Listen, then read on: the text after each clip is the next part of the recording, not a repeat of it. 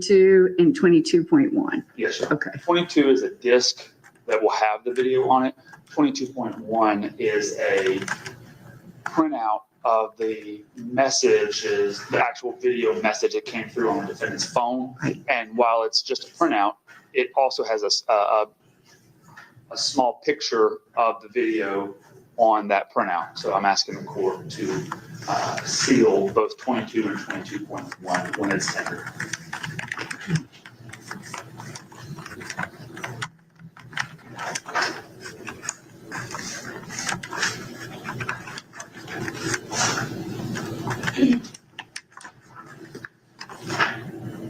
Okay. The next matter. Defense have any position on that? I anticipated, and I think that's a proper request. Okay. I will get that drafted and enter it as soon as it's tendered. Judge, I think Ms. Drake has already let your staff know via text message, including me this morning, about 2 other witnesses who are making a request to not have their faces filmed. I'll be clear, it's not the state's motion to obscure their faces, but the first witness, Ms. Tracy Bryant, has asked, I believe, Ms. Drake, if the court would order the media not to film her face. And the second witness, Ms. Zenobia Parks, has also made the same request. Those are not the state's motions, but I wanted to advise the court of their requests and leave it in whatever discretion the court sees on that. I will note that pursuant to my examination of Ms. Bryant is very brief. I do not have any questions for her related to any sexual testimony, anything remotely close to that. Also, Ms. Parks, pursuant to the court's order denying my motion to admit other acts evidence, I'm not asking her any of the questions related to any of those videos that we discussed at the motions hearing. And so because of that, I do not have any questions to ask her that I believe will elicit any sexual testimony from her as it relates to the defendant. Ms. Drake?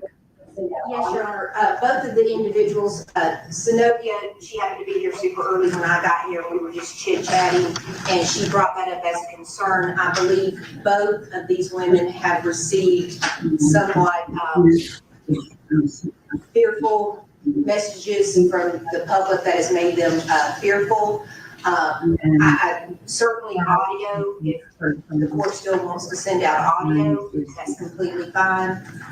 If their faces could be blurred so that the proceedings could still go. I just told them that I would bring their concerns to the court. Okay. What's the state's position on Ms. Bryant, which I shouldn't do this. I think that's the defendant's mother. Is that correct? Yes, sir. And Ms. Parks, which we've heard from before in motions hearings, is his ex-girlfriend or ex-girlfriend. Yes. So, Judge, I don't want to make any witness uncomfortable. That's not what my intention is ever. To the extent that any order, I don't know that one way or the other, if the court ordered the media not to film either one of their faces, that would be some kind of structural constitutional issue with an open courtroom or anything like that. The courtroom is open. There are members of the public here. Their faces cannot be obscured here in court, so people will see their faces. I don't have a position one way or the other. I'll leave it to the discretion of the court. I think the court has given sound discretion to control the environment here in the courtroom, and you could order that if you saw fit. I don't see it as necessary, and the state is not requesting that, but I'll leave it in your discretion. I do want to point out, and I should have mentioned a moment ago, when Ms. Drake contacted me in your office this morning about Ms. Bryant's request, she also made mention in that message that Ms. Bryant did not want her phone number published. I'm sorry, not Ms. Bryant, Ms. Parks. Oh, okay. Maybe I misunderstood the message then. Unfortunately, because of the nature of their testimony, which I believe focuses very strongly on their communications with the defendant on the evening that Ms. Morales was taken. I have to ask them their phone numbers because I need their verification of their numbers on the record for the jury. So I'm not trying to cause anybody to be threatened or have any sort of negative treatment because of it, but I do need to ask them those questions. Your Honor, for foundational purposes, I don't know if the court wanted to do it when the jury's in, we would be willing to stipulate that number that they're going to show her in some text messages is in fact her phone number. I don't believe that's enough. Judge, so For the record. legally, would it be sufficient to establish a fact? Yes, of course, a stipulation is. However, for purposes of the jury hearing and understanding which witness has which phone number and communications, I am going to respectfully reject the defendant's offer to stipulate to that and ask the witness their phone numbers. Okay. Would the state agree to the last 4 digits? I know there are many, many phone numbers in this case, and I know we're going to start having lots of evidence about phones coming in, probably today, but definitely next week. Well, Your Honor, the third witness I intend to call is Investigator Wilbanks. Right. He has a PowerPoint presentation that he has put together documenting phone records, and they are replete with the phone numbers. Okay. There's no escaping their phone numbers being published here in open court. Those exhibits have their phone numbers on them because it's how Investigator Wilbanks mapped the records. And so no matter what these witnesses say or don't say, or which numbers they give, or last 4 or full number, they're going to be published in open court. Okay. I'm going to grant the defense's motion that Ms. Tracy Bryant's face will not be filmed. And I'm going to direct the 2 press agencies here not to take photographs or video of Tracy Bryant's face. I'm going to grant the defense's request that Ms. Park's face will not be shown and disseminated. I'm going to direct the press not to take pictures of Ms. Park's face. You can take pictures or video from the neck down. I'm going to grant the state's motion to have Ms. Lainez, Lainez, Z, Your Honor. face not to, for the press not to show Ms. Lainez face, not to take photographs of her face or video. It can be from the neck down. I'm going to grant the state's request to prohibit any video or still shots of the video of exhibits 22 and 22.1. Yes. So, and that is going to be with witness. Do you expect that to be your second witness? No, Your Honor, that'll probably be the 4th or 5th witness. 4th or 5th witness. Okay. And press, I'm going to give you heads up when these witnesses are coming, because there are going to be graphic, as I understand it, graphic video played on the screen that you're not to take photographs or videos.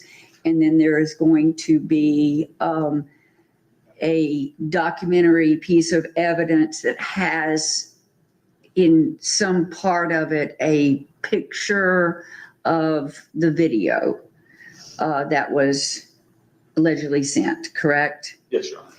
All right, I am going to deny the defendant's request to not have full phone numbers published or streamed, live streamed, or photographs of the live photograph of the the cell phone numbers because of I think they're very integral to this case and have to be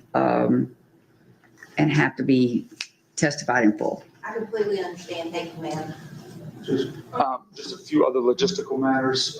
The state anticipates calling as its fourth witness this morning an inmate who is incarcerated currently at the Gwinnett County Detention Center, although he is housed and assigned to the state prison system. He is here in the courthouse. The sheriff's office has ensured that he has no contact with Mr. Bryant and is being housed somewhere else. But because of that, getting the logistics of getting him up here and into the courtroom will take a few minutes in order to effectuate. My intention this morning is to begin to call Ms. Bryant, to call Ms. Parks, and to call Investigator Wilbanks. I believe that with those three witnesses combined, we'll probably be over an hour and a half. We may have to take a break in Investigator Wilbanks' testimony. I don't know, depending on how long or how much of a cross there is. But if it's possible, I want to get those three witnesses done and then ask the court to take a morning recess so that the sheriff's office can navigate getting Mr. Jones up here. Okay. His name is Michael Ryan Jones. That will require, after talking to the sheriff's office, require them taking Mr. Bryant into the back, securing him, bringing Mr. Jones out. And so all of that cannot happen in the presence of the jury. Okay. I just wanted to put that I appreciate that. out there. After Mr. Jones, I intend to call the two 404B victims that I've mentioned, Ms. Bates and Ms. Lanez. Judge, Ms. Matucci had last night filed and served an addendum to the state's request to charge. Okay. In this case, that contained a single charge, which is a limiting instruction for 404B evidence. And to be quite frank with you, Your Honor, since we've been in trial all week, I'm not sure if the defendant, I've not read their request to charge yet. And so I don't know if there was one that Ms. Drake had requested on behalf of Mr. Bryant, but in review of the law and understanding the nature of the evidence in the court's order granting this evidence as 404B evidence, I believe that in an abundance of caution, that the court should read that limiting instruction to the jury prior to those witnesses being called, just so that there's no error in the trial. Yes, ma'am, that's correct. Okay. And did you receive a copy, Ms. Drake, of our request to charge? I'm sure I did, but I was soft out last night, but I'm sure it's appropriate. There's a standard one that pretty much, there's one, if it's from the pattern, that's fine. And that's what we submitted, Your Honor, was the pattern charge. The only change to the pattern charge is putting in the charge which counts are at issue, which in our request to charge are counts 1, 2, 3, and 4. Okay. We did not include count 5, which is the false report of a crime, as an offense for which this evidence is being offered to show intent, motive, and lack of mistake or accident. Okay. And that all your 404B witnesses are going to come after the break. Yes, Your Honor. Okay. And The frankly, first break. Yeah. Depending on how Maybe long all after this lunch. takes me, it could be into the afternoon. I lastly wanted to just discuss the remaining witnesses in the trial and what the state anticipates at this point. Dr. Carol Terry, who is the medical examiner, has been out of town, was out of town this week since we've been calling witnesses and has been unavailable to testify until this afternoon. So she anticipates being here by 2 p.m. From her travels in order to offer testimony to the court this afternoon, and that is the state's intention to call her at that time. The remaining witnesses, after we get through the ones that I've already mentioned this morning, or whether they're taking the afternoon, with the addition of Dr. Terry, the only remaining witnesses the state intends to call at this point are going to be Corporal Norman Howard. Corporal Howard is the individual with the police department who examined and forensically extracted the defendant's cellular phones and the defendant's computer that was police issued, his mobile data terminal, or MDT.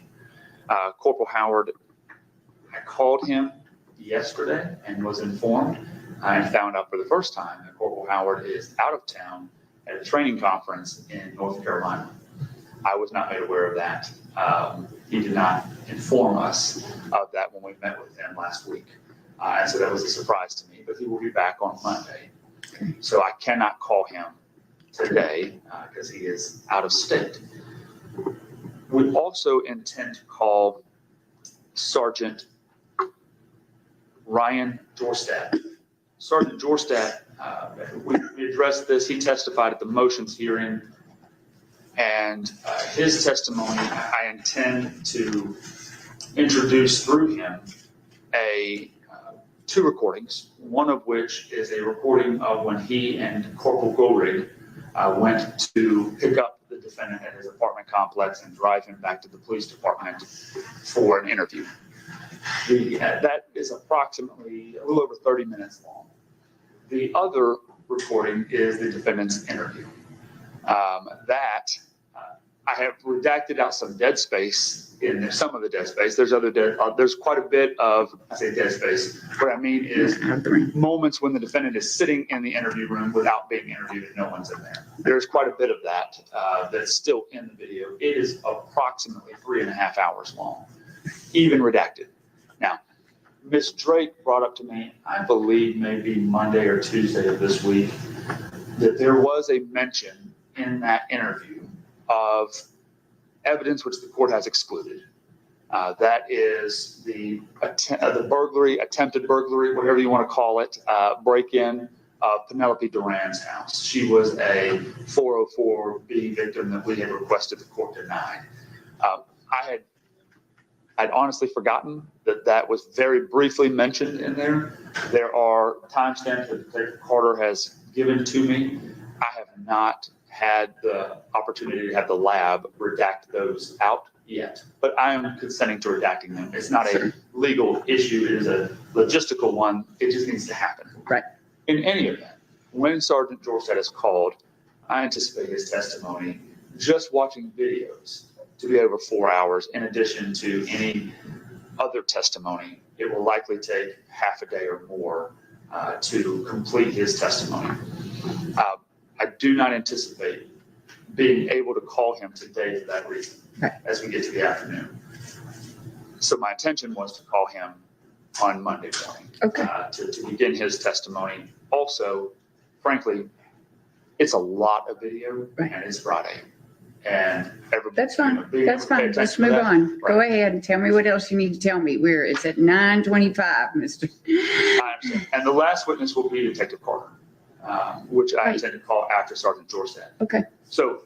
Monday or Tuesday. I get it. Correct. The remaining witness that we talked about yesterday was Ms. Nettinger, who is the crime scene specialist. She is currently taking an exam for command college this morning. And when are you going to call her? That's what I need to know. She has no idea how long it's going to take her. She texted me this morning. She's going to text me whenever that is done. The CSI department is attempting to get another CSI witness to be able to testify in her stead. So that may happen this afternoon. That's fine. I just want to let the court know, if we get through all the witnesses and to Dr. Terry, she may be the last witness I'm available to call today. I get it. Just letting everybody. Hopefully Nettinger can get here. I am hoping so. Yeah. And Your Honor, I understand that just from the presentation of this case, it makes sense to do it that way. Right. Yeah. It is what it is. Yes, It is what it is.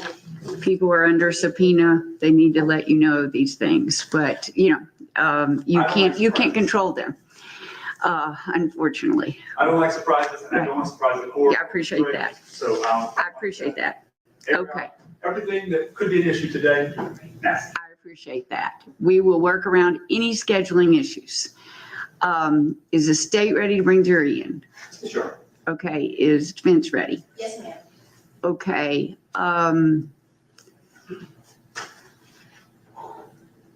Bring the jury in.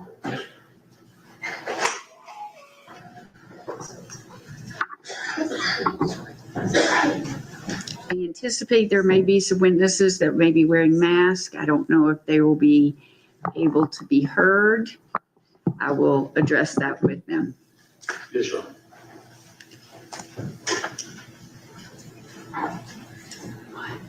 They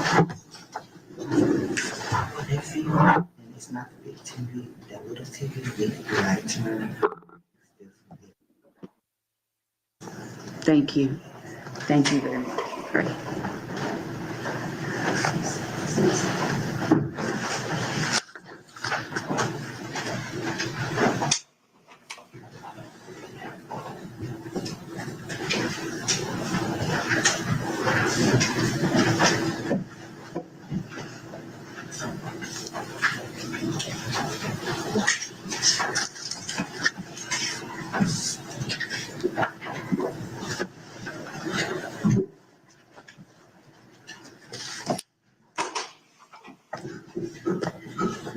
Good morning, ladies and gentlemen. I appreciate you being on time. I think everybody was early. I got notice of that. We all were here at 9, but we had a few legal issues that we had to take up. So sorry for the delay in getting started. And again, as always, appreciate your patience. State ready? We are, Your Honor. Is defense ready? Yes, ma'am. All right. I believe state's call its next witness. The state is going to call Tracy Bryant.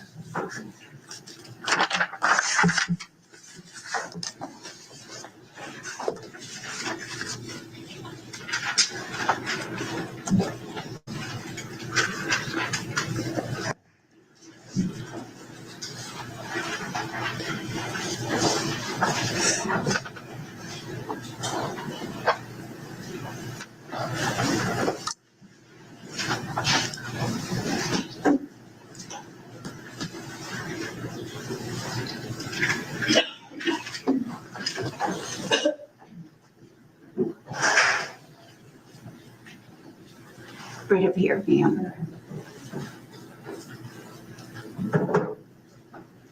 Right there.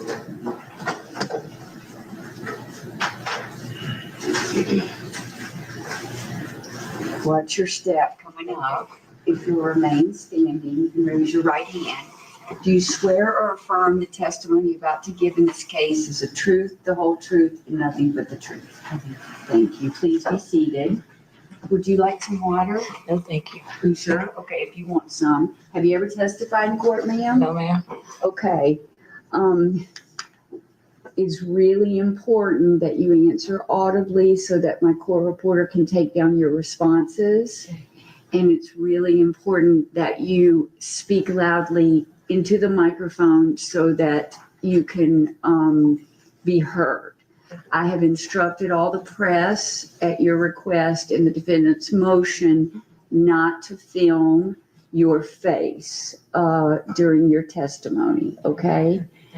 And just, the attorneys are gonna ask you questions. If you may anticipate what they're asking and wanna jump in there and answer, and then both of y'all talk at the same time, and then Sheila, my court reporter, can't take that down. Okay. Okay, Okay. and if you need any water, we can stop at any time. All right. Okay. Thank you. Good morning. How are you? I'm good. How are you? I'm well, thank you. If you would, introduce yourself to the jury and tell us your name. My name is Tracy Bryant. All right. And Ms. Bryant, would you mind please spelling your name for the court reporter? TRACEYBRYANT. All right. And Ms. Bryant, how are you related to the defendant, Miles Bryant? He's my son. Ms. Bryant, you don't have to give us your address, but can you tell us generally where you live? Across Georgia. All right. And did the defendant, did he grow up in your home? Yes. And at some point, did he move out of your home to an apartment over at the Sterling Glen Apartments? Yes. Do you recall approximately when he moved out and left your home? No. Okay. Now, when he moved out, did you ever visit him at that apartment complex? No. Okay. Had you ever met not any, let me be more specific. Had you ever met either girlfriend of your sons, Miss Avion Smyer or Miss Zenobia Parks? Yes. And you have both of them? Yes. Did you ever spend time with him? Yes. Would that be at your house or at the defendant's home? I've never been to his home. That makes sense. So was it at your house or somewhere else? Sometimes at my house, sometimes somewhere else. Okay. How many times do you think that let me ask it a different way. Did you spend time with either one of the young ladies and your son regularly? No. Ms. Bryant, there's going to take you back to the night of July 26th of 2022. Would you please tell the court what your phone number is? No. Well, I'm going to have to ask the court to instruct the witness to answer the question. You have to give your phone number, ma'am. And my whole phone number on Yes, your whole phone number. 770-256-0216. This seems like an obvious question, but I have to ask it. Did you ever call or text with your son? Yes. That do you regularly? Would you call and text and talk to your son regularly? Yes. How far from, if you know, how far from your home is it to the apartment where your son was living in? Maybe 3 to 5 miles. I'm not sure. How long do you think it would take to drive it? Maybe less than 2 minutes. Okay. Now, back on July 26th of 2022, do you recall getting a text message from the defendant at 11:51 p.m. where he said, "It's me"? No. Now, let me ask, you don't recall or you didn't get the text message? I don't recall, nor did I get it. Do I know if I got a text message? Okay. I'm going to share something to Ms. Drake here momentarily.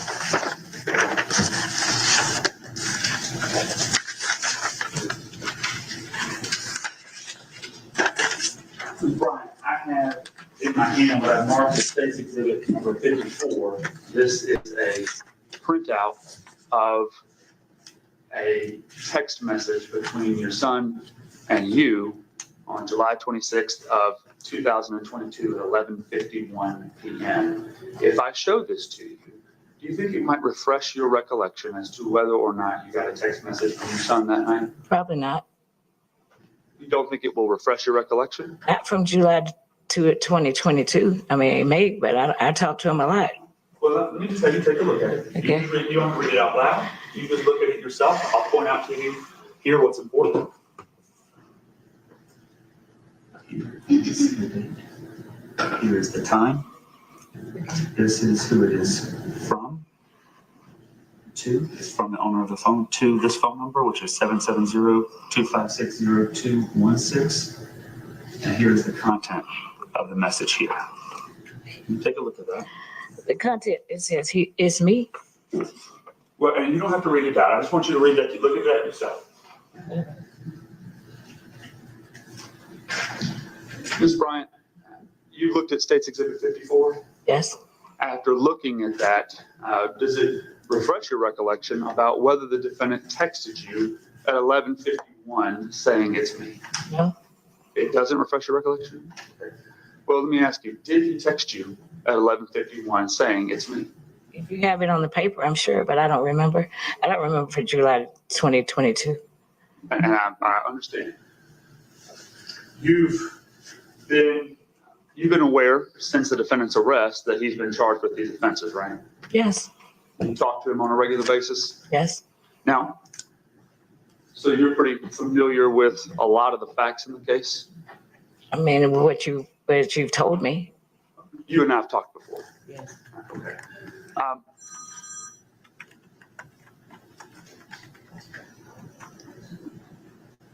All right, Deputy, would you take the phone? Yes. Hold on just a moment. Oh, is it your phone? Yeah, and I just dropped it on the thing. I'm sorry. I put it on the bench. All right, it's the witness's phone. No, it needs to be turned off. Right out. I'm sorry. Apologize. Turned off. No problem. We all forget. Thank you, Debbie. Are you aware that the day that we're talking about, July 26th of 2022, are you aware that's That's the night that Miss Morales, the victim in the case, went missing. You told me this about 2 weeks ago when you and I spoke on the phone, and I told you I had to go back through my pictures to see that date, but I don't recall. Let me ask you, that night, do you remember the defendant coming over to your house and knocking on the door or coming into your home in any way? That's it. Okay. Now, that same night, and I know it's been a long time ago, that same night, the defendant told Ms. Meyer that he was on the phone with you, said that he was talking to his mama, and around 10:58 p.m.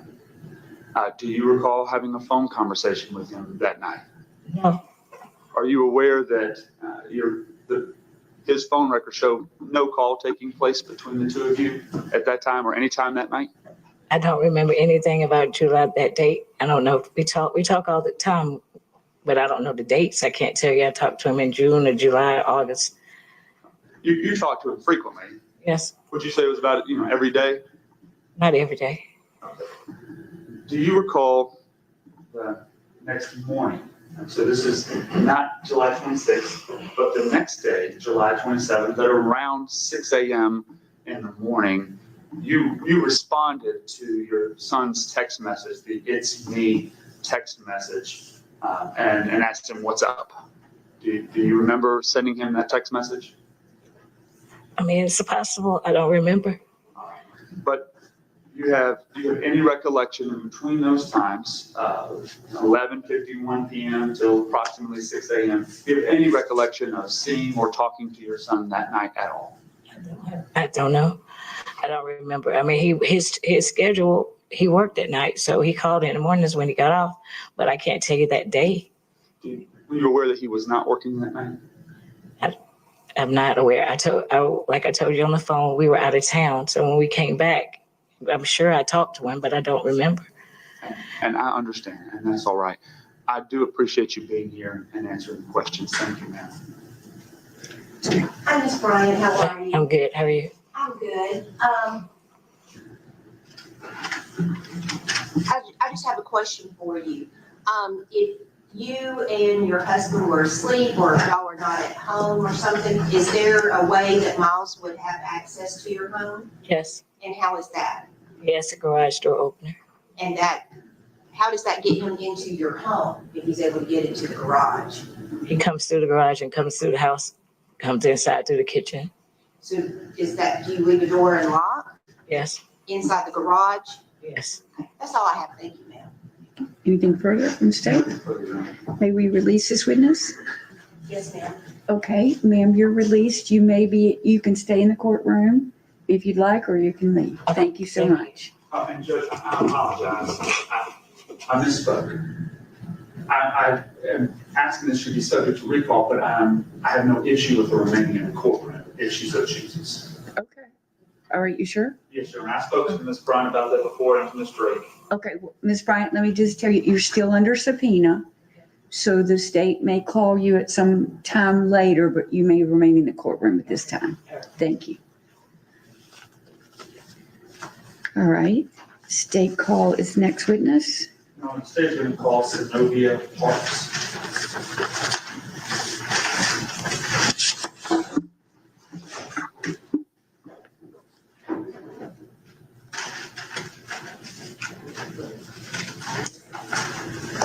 Okay, I want to just notify the press that this is one of the witnesses that you're not to show her face.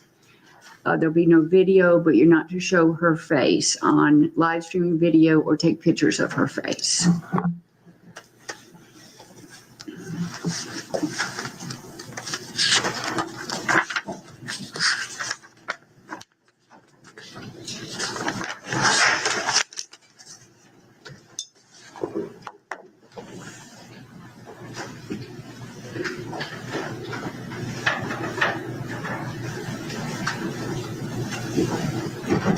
Good morning. If you remain standing and raise your right hand, do you swear or affirm the testimony you're about to give in this case is the truth, the whole truth, and nothing but the truth? I swear. Okay. Ma'am, I have instructed the press in the courtroom not to take any photographs or video of your face. I am concerned about you being able to be heard through the mask. We'll try it with that, and if you can't be heard, Let me just take it off. are you comfortable taking it off? Yeah, as long as I'm not Okay. recording. Okay, that'll be fine. Thank you very much. Would you like some water? Oh, no, thank you. Okay. And let me just remind you, my court reporter's taking everything down that you say, and so she can't tell if you're nodding or shaking your head, and she doesn't take down or because there might be a mistake. So we may say, is that a yes? Is that a no? And please just wait till the two attorneys ask their question before you start answering. We all have this instinct. We know what they're going to ask, and we're going to get the answer out. And then Sheila, I get in trouble with my court reporter because she can't take down two people at once. Okay? All right. Good morning. Good morning. Would you please introduce yourself to the court and tell us your name? Synovia Parks. All right, and Ms. Parks, if you could, would you mind spelling your name, please? SANOVIAPARKS. Thank you so much. Ms. Parks, how old are you? I'm 21. And where do you currently live? You don't have to give us the address. Oh, Just generally, where do you currently live? Norcross. And who do you live with? My parents. Now, do you know the defendant, Miles Bryant? Yes. And can you tell us how you know him? We grew up as kids. So, how old were you when you think you met him? Like elementary. I don't know how old. Okay. You've known him for a long time? Yes. At some point,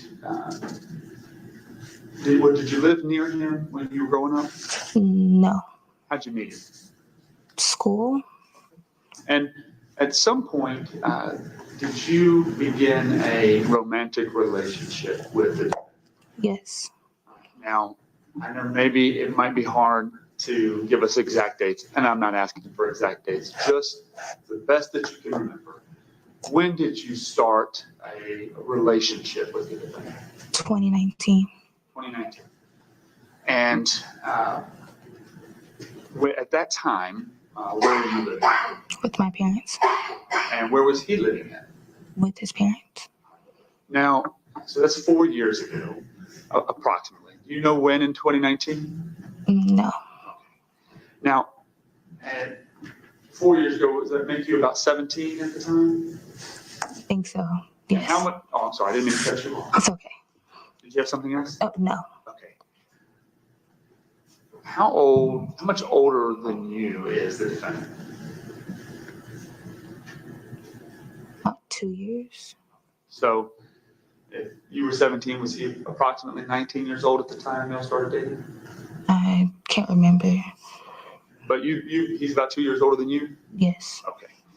Now, throughout the relationship that you had, at some point, did the defendant move out of his parents' home? Yes. Yes. And where did he move to? Sterling Glen Apartments. Were you in a relationship with him at the time that he moved? Yes.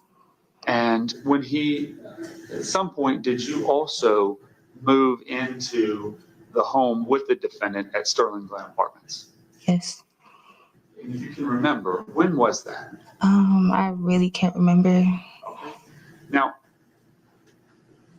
we're going to talk about some specific facts here on July 26th, and we've already talked about that before.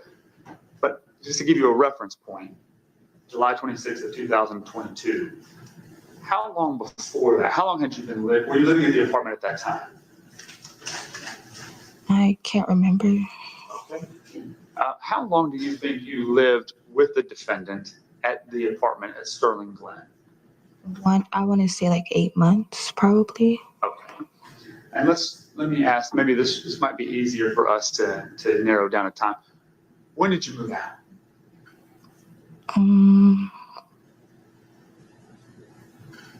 I can't remember. Okay, and that's all right. Let me ask, when the defendant was arrested, February 13th of 2023, were you still staying at the apartment at that time? No. Okay, so you had moved out and left sometime before then? Yes. How long before then do you think? And you can just give us, you don't have to give us exact days. Are we talking days, weeks, months? Do you have any idea? I can't remember. I know, as far as I know, I just moved out and I stayed with my parents from then. Okay. Now, I have come to learn that with many people, it's hard to define sometimes when a relationship starts and when it ends. Do you have the same experience that sometimes it's a little hard to define when a relationship starts and ends? Yes. In your relationship with Miles, you've told us about when it started, but when did it end for you? When, in your mind, when you said the relationship is over, when was that? Before my birthday. Before your birthday. Yes. And if you can, tell me when your birthday is? June 26th. June 26th. Right. So, and we're talking about a number of years here when the relationship went on. So what year was the relationship over? 2022. 2022. You had, so June 26th of 2022 was your birthday. How long before your birthday do you think that, in your mind, the relationship was over? I want to say like 3 days before. So right before. Yes. Okay. Now, at that time, when you ended the relationship, well, let me ask, did you end it or did the defendant end it? I ended it. Okay. And when you ended the relationship, were you living with him at the time at the Sterling Glen Apartments? Yes. Now, maybe some obvious questions here, but I have to ask. When you were living there before breaking up, did you share a room with the defendant? Yes. His apartment there that you were living at, how many bedrooms was it? One. One bedroom.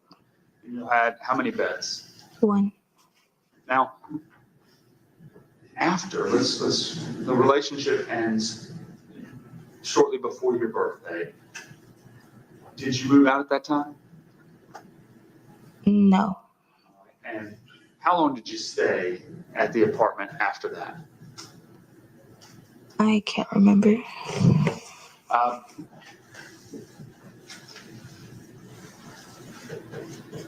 Let me ask some similar questions. Did you stay in the apartment at all after that? No. You never lived or stayed at the apartment after you ended the relationship in June of 2022? I remember packing some things, like half of my stuff, and staying at my parents' house. That's all I remember. That's all you remember. And do you remember when that happened? No. Okay. Now, Ms. Parks, I'm going to take you to February 13th of 2023, the day that the defendant was arrested. Do you recall two detectives, Detective Xavier Biggers, or I said Lieutenant Xavier Biggers, and Corporal Austin Gorig coming to your parents' house to talk to you about the night of July 26, 2022, the night that Susana Morales went missing? Yes. Do you recall your conversation that you had with them at that time? No. Do you recall them asking you about the night, though, that she went missing?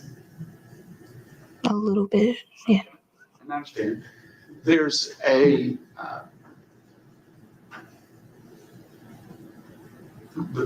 question that they were asking you in that day related to the night of, and you chasing, the allegation that the defendant had made of you chasing him around Norcross that night. Do you remember them asking you about that?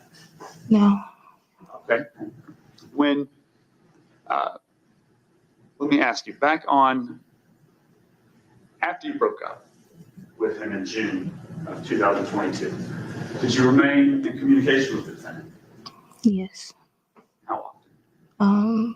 every other day. We remained as friends. And you remained as somewhat more than friends even after that, right? No.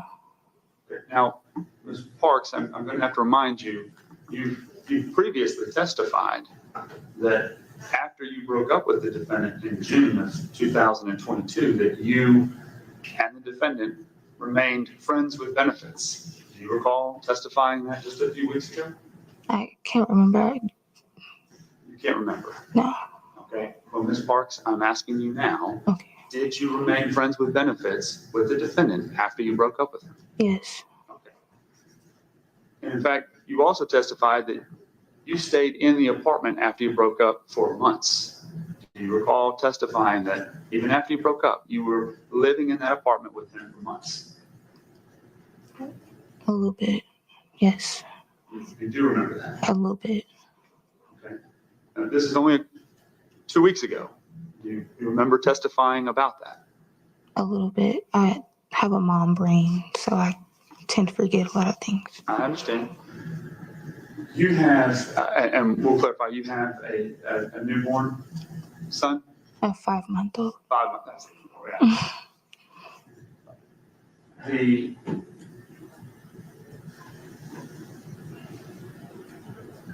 How often would you spend time romantically with the defendant? I say romantically, but you're saying friends with benefits, so we could also say sexually. How often were you?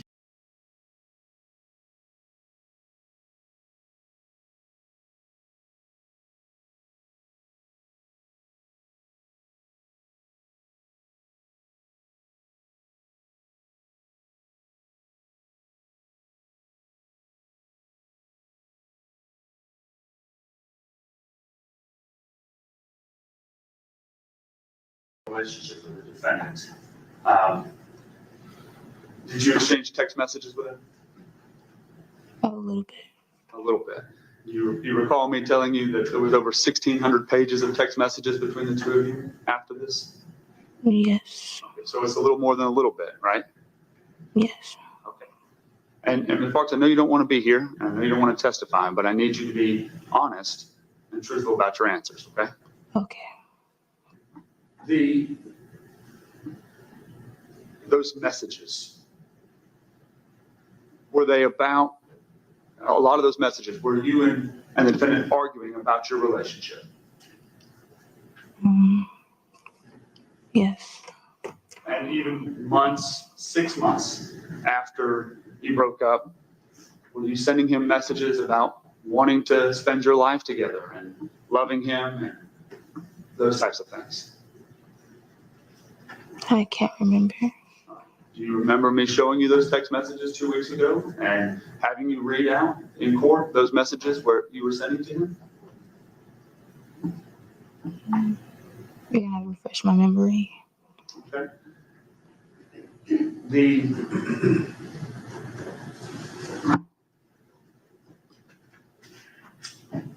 I'm going to take you to the night of July 26th, 2022. At that time, you were still living in the home with the defendant? I can't remember. Can't remember. No. You remember telling Lieutenant Biggers and Corporal Gorig that you were living in the apartment with him that night? I can't remember that far back. I'm not asking whether you can remember that far back. I'm asking if you remember telling Lieutenant Biggers and Corporal Gorig on February 13th, 2023, when they came to your home, that you were living with the defendant in the home that night. I can't remember. Okay. Ma'am, do you have any kind of medical issue that causes No, you I not to just- remember? No, I just don't remember. Okay, he's asking you questions from 2 weeks ago.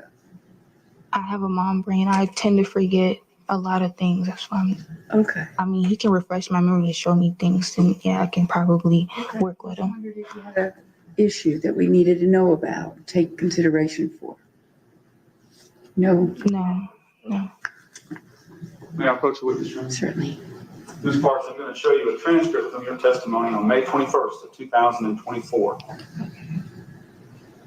And have you look here, and I'm going to direct you to what I'm talking about here. And I should have shown Ms. Drake first. Let me do that. I just want to make sure that she knows what I'm showing you. This is the transcript. That's Sign right there.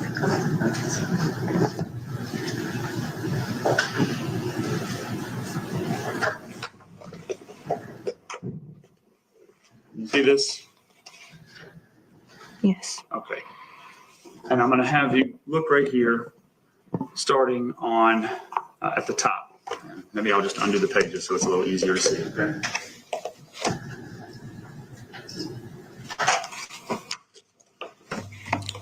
Up here at the top. One page back.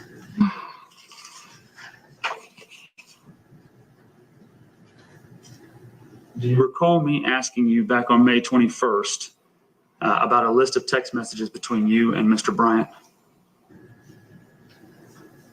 Where are you reading that at? I'm Right sorry. here, if you read them, the last two lines. Here? Yes, ma'am. You don't have to read it out loud. You can just read it to yourself.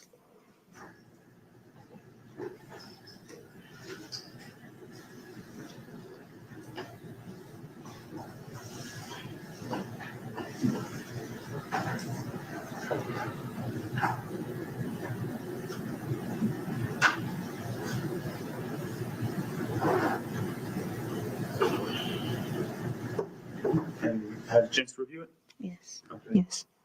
All right. Now, do you recall me asking you, as you view these next pages, about the text messages that you and the defendant exchanged after July 26th of 2022?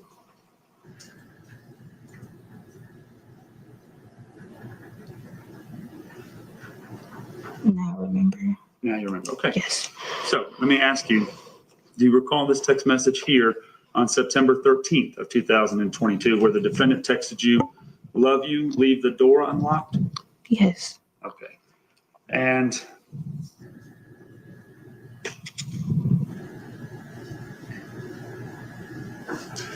on December 11th, and I'll show you this one down here, December 11th of 2022, do you recall sending a text message from you to the defendant where you said, "I want to continue a future with you. I love you, Miles Bryant"? Do you recall that? Yes. Okay.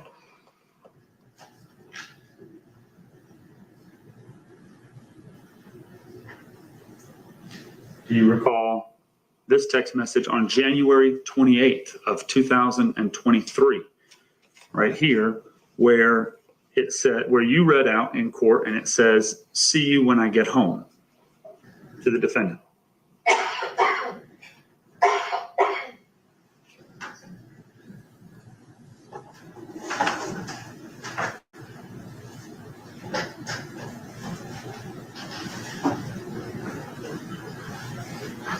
Yes. Yes. Okay. Ms. Parks, now that I have refreshed your recollection, do you remember or acknowledge sending those text messages? And I showed you in there over 1,400 pages of text messages between you and the defendant sent after July 26th of 2022. Yes. Yes. Okay. Now, those text messages, "I'll see you when I get home," "Love you," "Leave the door unlocked," reviewing those text messages, being honest before this court, you're under oath, you were still living with the defendant at his apartment at Sterling Glen Apartments after July 26th of 2022. Is that right? Yes. I'm going to take you to that night. You've given statements to my office. You've given statements to the police. You've testified in court about all of these things. So I'm going to ask you, what happened that night? Were you and the defendant arguing that night?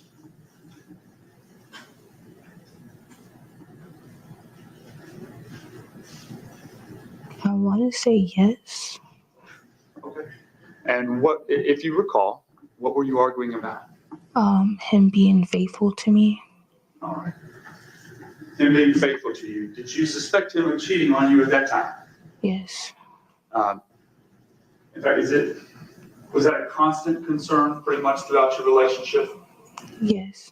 Did you know a specific person he had cheated on you with? Not really. Did you know somebody named Avion Smyer or who she was? Yes. Yes. Had you ever met her? No. But how did you know who she was? I was cleaning out a bin of clothes and I came across like a love letter from her, and it was a picture of them together.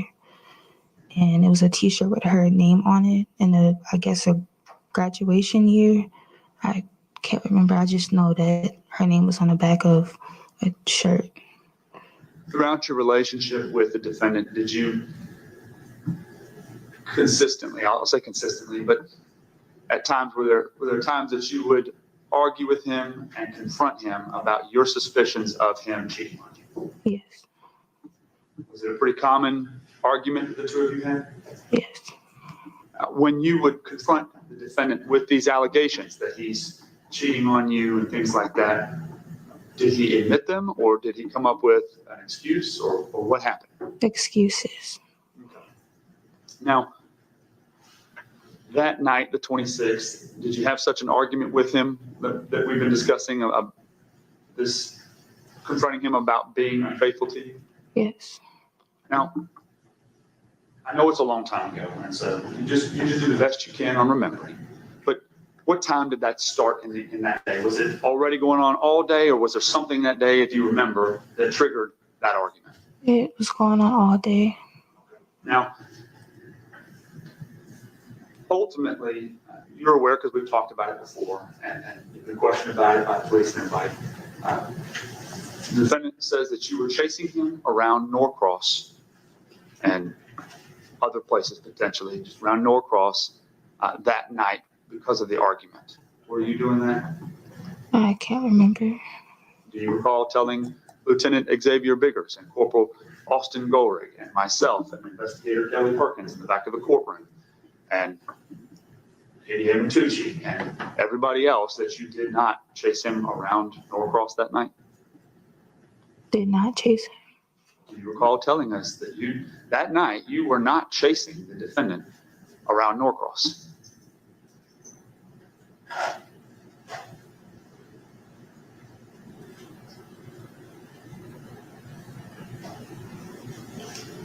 I'm sorry, repeat that question one more time. What last part? The last part. So the first question was, were you chasing the defendant around Norcross all night that night after that argument? No. Thank you. Now, I want to show you a photograph. I marked it as State Exhibit 53. I'm going to show this trick first.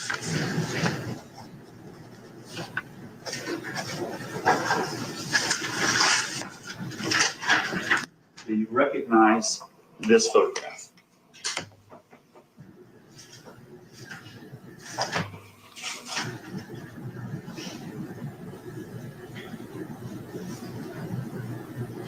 Yes. All right. And what is this a photograph of, Ms. Parks? Oakland townhomes, Oakland Trace Towns. And I can hear you because I'm standing really close to you, but it was you're speaking a little low. Could you say that again so that the court reporter and the jury can hear what you're saying? Oakland townhomes, Oakland Trace townhomes. Okay, so you're saying the Oak Knoll townhomes. Is that what you're saying? Yes. All right. I'm asking you, is this what is a photograph of in general? The street. I see houses, townhomes. All right. And does this appear, have you been to this area before off Steve Reynolds Boulevard, the Oak Knoll Trace and Oak Knoll townhomes area? No. I'm not saying you've been in the complex, I'm sorry, but down this road and around this area. I passed it a couple of times, yes. Okay. Is this an accurate description of that area? Yes. Okay. Judge, I move to admit State's Exhibit number 53. No objection. State's Exhibit 53 is admitted without objection. Would you, Judge, may I have permission to publish? Certainly. Would you please publish? All right. Now, Ms. Parks, you can see it on the screen to your right. You can also see it on the big monitor to your left here. And I'm going to make our lives a little easier here. You recall me showing this photograph to you before, a few times before you come into court? Yes, yes. All right. And again, you're gonna have to speak up just so that everybody can hear you, okay? If you pull the microphones together, they seem to project better. Thank you. Can you hear me? Yes. Okay. That night, did you confront the defendant? As you were arguing, did you confront the defendant somewhere about him possibly being cheating on you with somebody? Yes. All right. And where did you confront him at? Where did you, just tell us. Let me ask you this before you think. Is the location that you confronted him on the map here contained in Exhibit 53? Yes. Okay. Now, if you could, I'm going to ask you to, we have this pointer so that you don't have to reach too far. But if you can stand up and use this, if you show the jury where it was that you confronted the defendant that night. And you can stand up, you can get a little closer. Be careful of those steps. Yeah, be careful of those steps. Okay. So, thank you so much, Ms. Parks. I want to make sure I'm being correct. On State's Exhibit 53, you're pointing to this roadway here that's directly across Steve Reynolds Boulevard from Oak Lock Trace? Yes. Okay. Thank you. Describe for the jury, first of all, how did you come to find the defendant on that road? That night, I was just driving around as usual to clear my head, and I came across like a truck that looked like his, and I followed it from a distance, and I seen that he made a left from, he was coming from this way, and he made like a left turn into the complex that's right here. Okay, so, and I want to make sure that I understand you correctly. The defendant in his truck, was it the black F-150 that he owned and drove? Yes. All right, so he was heading on Steve Reynolds Boulevard on this photograph, State's Exhibit 53, kind of from right to left. Yes. All right. Now, is that back towards your apartment where you guys were living at? Yes. And as he's doing that, did you see him turn left onto the roadway that is across the street from Oak Lock Trace? Yes. All right, what did you do? I followed him from a distance, and as I seen that he made like another turn into like a parking area, he was backing up, and I blocked my car in so he couldn't get out, and that's when I confronted him. And I can imagine that you were probably pretty upset, were you? Yes. What'd you say? What happened? I was asking him, who did he know that lives here, and why are you here? He couldn't answer me, and he took off. Do you have any idea what time this was? No. And after you confronted him that night, well, let me ask you first, did you see anybody in the truck with him? No. And where were you at? Did you get out of your car? I got out. All right, where did you get? To the driver door. He cracked his window. So he cracked the window? Yes. And what you're asking him about whether he knows anybody there, did he say anything to you? No. Now, how long, and again, we don't have to get it, we're not talking exact seconds and minutes, but just the best that you can remember, how long did that encounter last? I want to say probably like a minute or two. And what ended it? I gave up. I was tired of asking questions, and I left him alone. So did you get back in your car? Yes. And where'd you go? I went to the apartment and packed up a couple things. What was your intention that night when you went back to the apartment to pack up some things?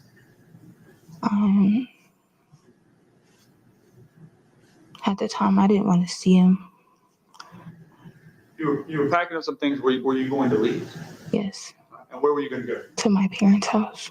And you don't have to give us an address, but just generally, where do your parents live at? In Norcross. Okay. How far from this apartment, from where you were living at the Sterling Glen, is your parents' home? Probably like 5 or 6 minutes. 5 to 6. That's if you're driving? Yes. Ultimately, that night, after that, do you recall talking to the defendant? Maybe. And maybe another way of saying this is that throughout the night, were you guys calling back and forth, you calling him calling you back, talking on the phone to each other, kind of the continuation of the argument? Yes. When you saw him there near the Oak Lock Trace, did you see anybody in the vehicle with him? No. Did you get in the car? No. And outside that time of day, was it light outside or was it dark outside? It was dark. So was it nighttime? Yes. When you went back to the apartment, how long do you think it took you to pack up stuff there at the apartment? I want to say like a good 10, 20 minutes. I had a lot of stuff. I understand. Now, once you packed up, did you leave the apartment that night? I might have. I And can't remember. it's all right. That's no problem. You don't recall. Even though your intention might have been to go stay with your parents that night, you didn't actually move out and stop staying in his apartment after that? No.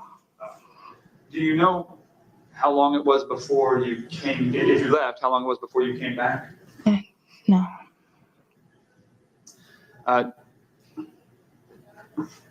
Because you stayed at the apartment longer, living there, and you and the defendant, when you look at the text messages, still had some level of relationship. Did you ever confront him about this later? What's going on? Why are you there? Who are you with? Anything like that? Any other conversations after that? I can't remember. Well, let me ask you a kind of similar question. Did the defendant ever tell you that he was with somebody or confess to you that he had, some kind of, he was cheating on you with somebody there? No. Did the defendant give you excuses about things that night? I can't remember. That's okay.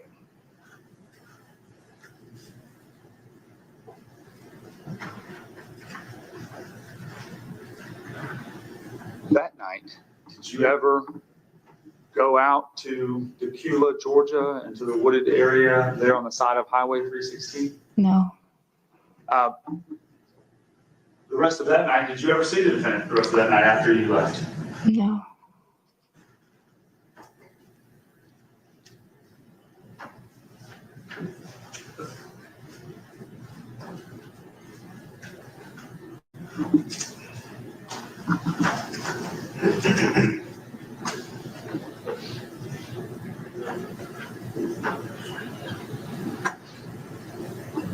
Now, I showed you a moment ago when we were going through the transcript and refreshing your memory, a text on January 28th of 2023 about see you when I get home, or I'm coming home to the house, to the apartment there. At that time, were you still staying at times there at the apartment with him in January 28th of 2023? No. Now, up until his arrest, February 13th of 2023, were there times that you would stay over at his house? No. Okay. So texting him that you're coming home or that you're going to see him at home, things like that. What home are you referring to? My parents' house. Was he coming over to your parents' home?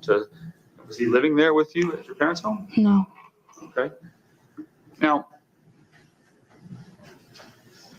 even on the day that he was arrested, do you recall the defendant calling you and telling you that he was going up to the Gwinnett County Police Department to talk to the police about Susana Morales' death? Yes. So on the day of when he was arrested, he called you to let you know where he was at and what he was doing? Yes.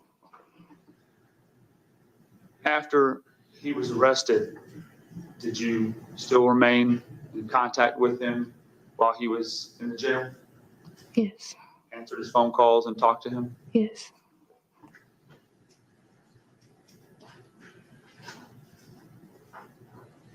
At some point, did you stop talking to him? Yes. Just give us an idea of when that was.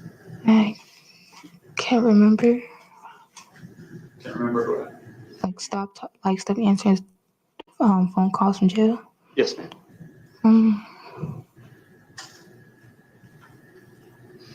And maybe I can ask it in another way that might be more helpful. How long after his arrest did you know? Are we days, weeks, months? It was probably some months. Months, okay. Did you move on into another relationship? Yes. Just 1 minute, Ms. Parks.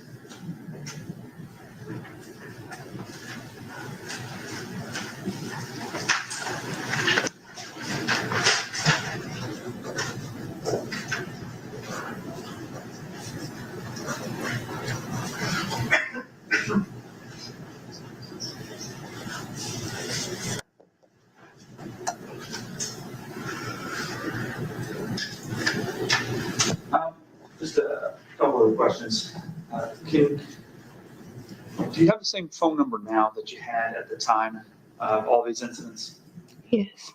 Tell us your phone number, please. I don't want to expose my phone number. You have to testify to your phone number, Ms. Parks. 44226-2429. Okay, thank you. I'm not trying to embarrass you. Now, before you, and I want to revisit, because I skipped over something I should have asked you. At some point in that evening, you testified about finding and confronting the defendant in this photograph here on State's Exhibit 53. How long, if you know, how long before that, how long have you been driving around, kind of clearing your head? Probably for 10 minutes. And so did you leave the apartment and then start driving around for the 15 minutes, or were you somewhere else? I was around Norcross. Wait, can you repeat that? Sure, I can repeat it. You said you started driving and maybe you drove around for 15 minutes or so. Where were you before you started driving around? I was at the apartment. And how long before you left did the defendant leave? I can't remember. Was it before you though? Yes. So he left before you, and then at some point you left to go clear your head. Yes. Had he been at the apartment with you that night? He was gone all day. So Okay. So with the argument that you two got into that night, was it all over phone calls and text messages, or was any part of that before you saw him at that apartment or that neighborhood? Was any part of it in person? If you remember. I can't remember. I understand. Ms. Parks, I think those are all the questions I have for you. Ms. Drake? Thank you. I'm just going to have a few questions for you. So you saw what you thought was his truck, and you followed him a certain distance, Yes. and then he pulled into an apartment complex, correct? Yes. Do you remember telling Sergeant Biggers and another officer that you met back up with Mr. Bryant at a QT on Beaver Ruin Road and Indian Trail later that evening or the next morning or something? I can't remember. You don't remember saying that? No. Did you meet up with him again after that initial confrontation? I can't remember. I probably have. Did you go back home to the apartment that night? Did you go back to your apartment that night? The one where you and Miles were staying? Yes. Ma'am, just 1 moment, please.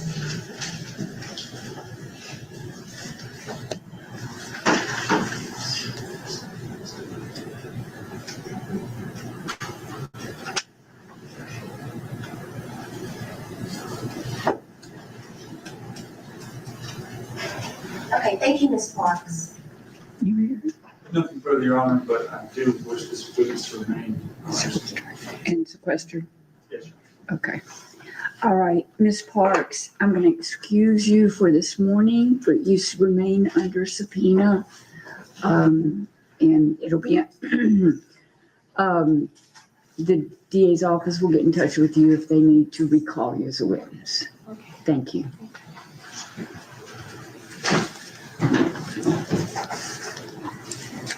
State call its next witness.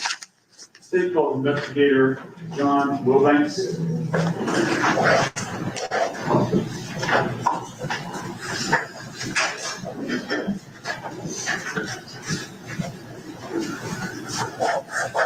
And Judge, just for the court's information, next witness might be a little bit, so just. We'll see. Yeah. But we'll see if we need a break during that. I'd like to get through Investigator Wilbanks if we can. But if anybody needs a comfort break, raise your hand. We didn't get started till 9:30, so we've only been going a little less than an hour.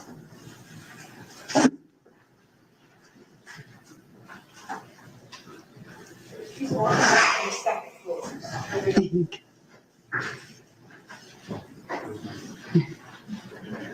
Of course.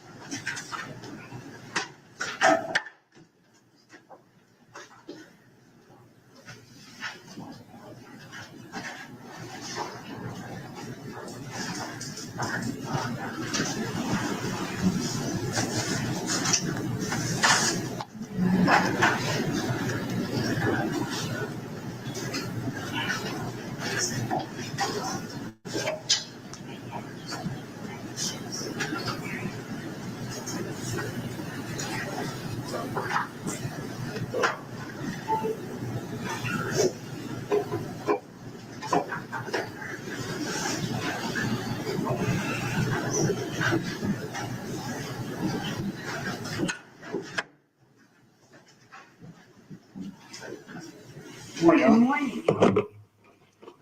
Do you swear or affirm the testimony you're about to give in this case is the truth, the whole truth, and nothing but the truth? I do.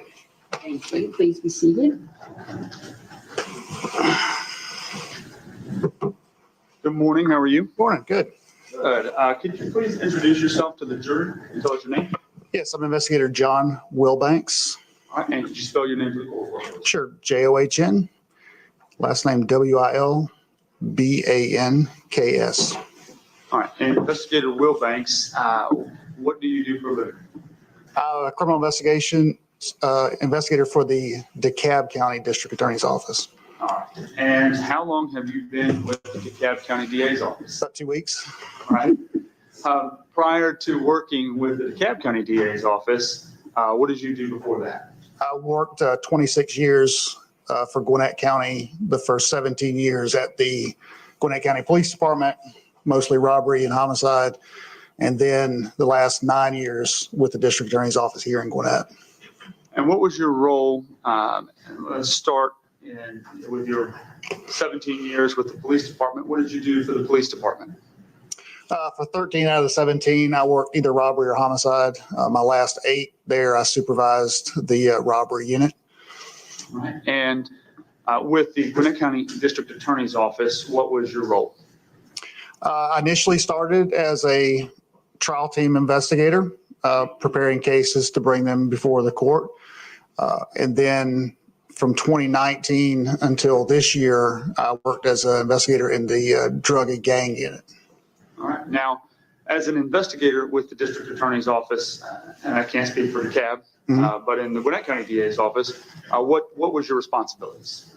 So as an investigator with a district attorney's office, you begin working on a file when you're notified that a warrant has been served and someone has been charged with a crime generally. And then once that happens, a file is created, it's sent to the investigator, and then we begin pulling the information needed in order to prosecute the case or make a charging decision about the case. Not every case gets prosecuted, some don't. So we gather up the facts and the evidence to present to an assistant district attorney for them to make a decision initially about how they want to handle the case. And then after that, we continue to work on the case as needed up until trial and sometimes during trial. As both with Gwinnett County, I guess with all three, Gwinnett County Police Department, the Gwinnett County District Attorney's Office, and the DeKalb County District Attorney's Office now, are you post-certified law enforcement officer with powers of arrest in the state of Georgia? Yes. So while you work as an investigator in the District Attorney's Office, you are a law enforcement officer like any other police officer? Yes, I have powers of arrest and powers to seek search warrants and arrest warrants. Prior to your employment in law enforcement, starting with the Gwinnett County Police Department, do you have any other experience in law enforcement? Prior to that, I was a 5 years Army military police soldier. Okay. And so you served in the Army as a military police officer for the full 5 years? Yes. Okay. As a part of your job, and you can tell us kind of when this started, but have you had the opportunity or had any experience in looking at and analyzing cellular records and mapping cellular records through cell towers? Yes. Okay. And tell us just very generally what your experience has been in that. Cell phone technology has been around for most of my career, really all of my career. So I started very early in my time as a detective in the early 2000s, getting records and beginning to look at them. But really, since 2019 till now has been the focus of my analyzing records. So for about the last 4 to 5 years, I've done a lot more of it. And that involves looking at records that the phone companies provide in order to make determinations about what those records might show. Now, when it comes to being able to analyze cell phone records, do you have any kind of training that you went through in order to do that? Yes. Can you tell us what kinds of training you have gone through?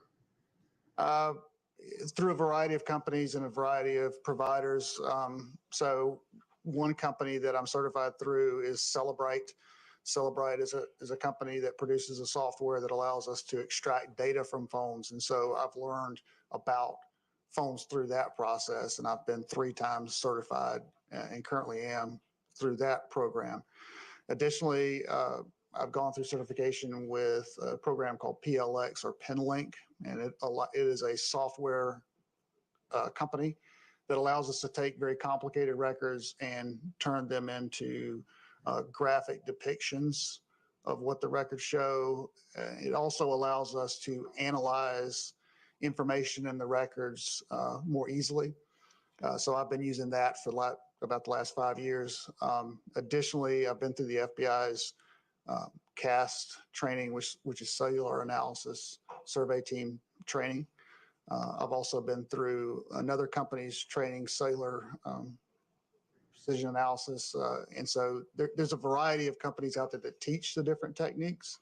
And so I've been through those. And then it's an ongoing study process as well, as far as reading material on updated technology and information that's coming out from the different providers.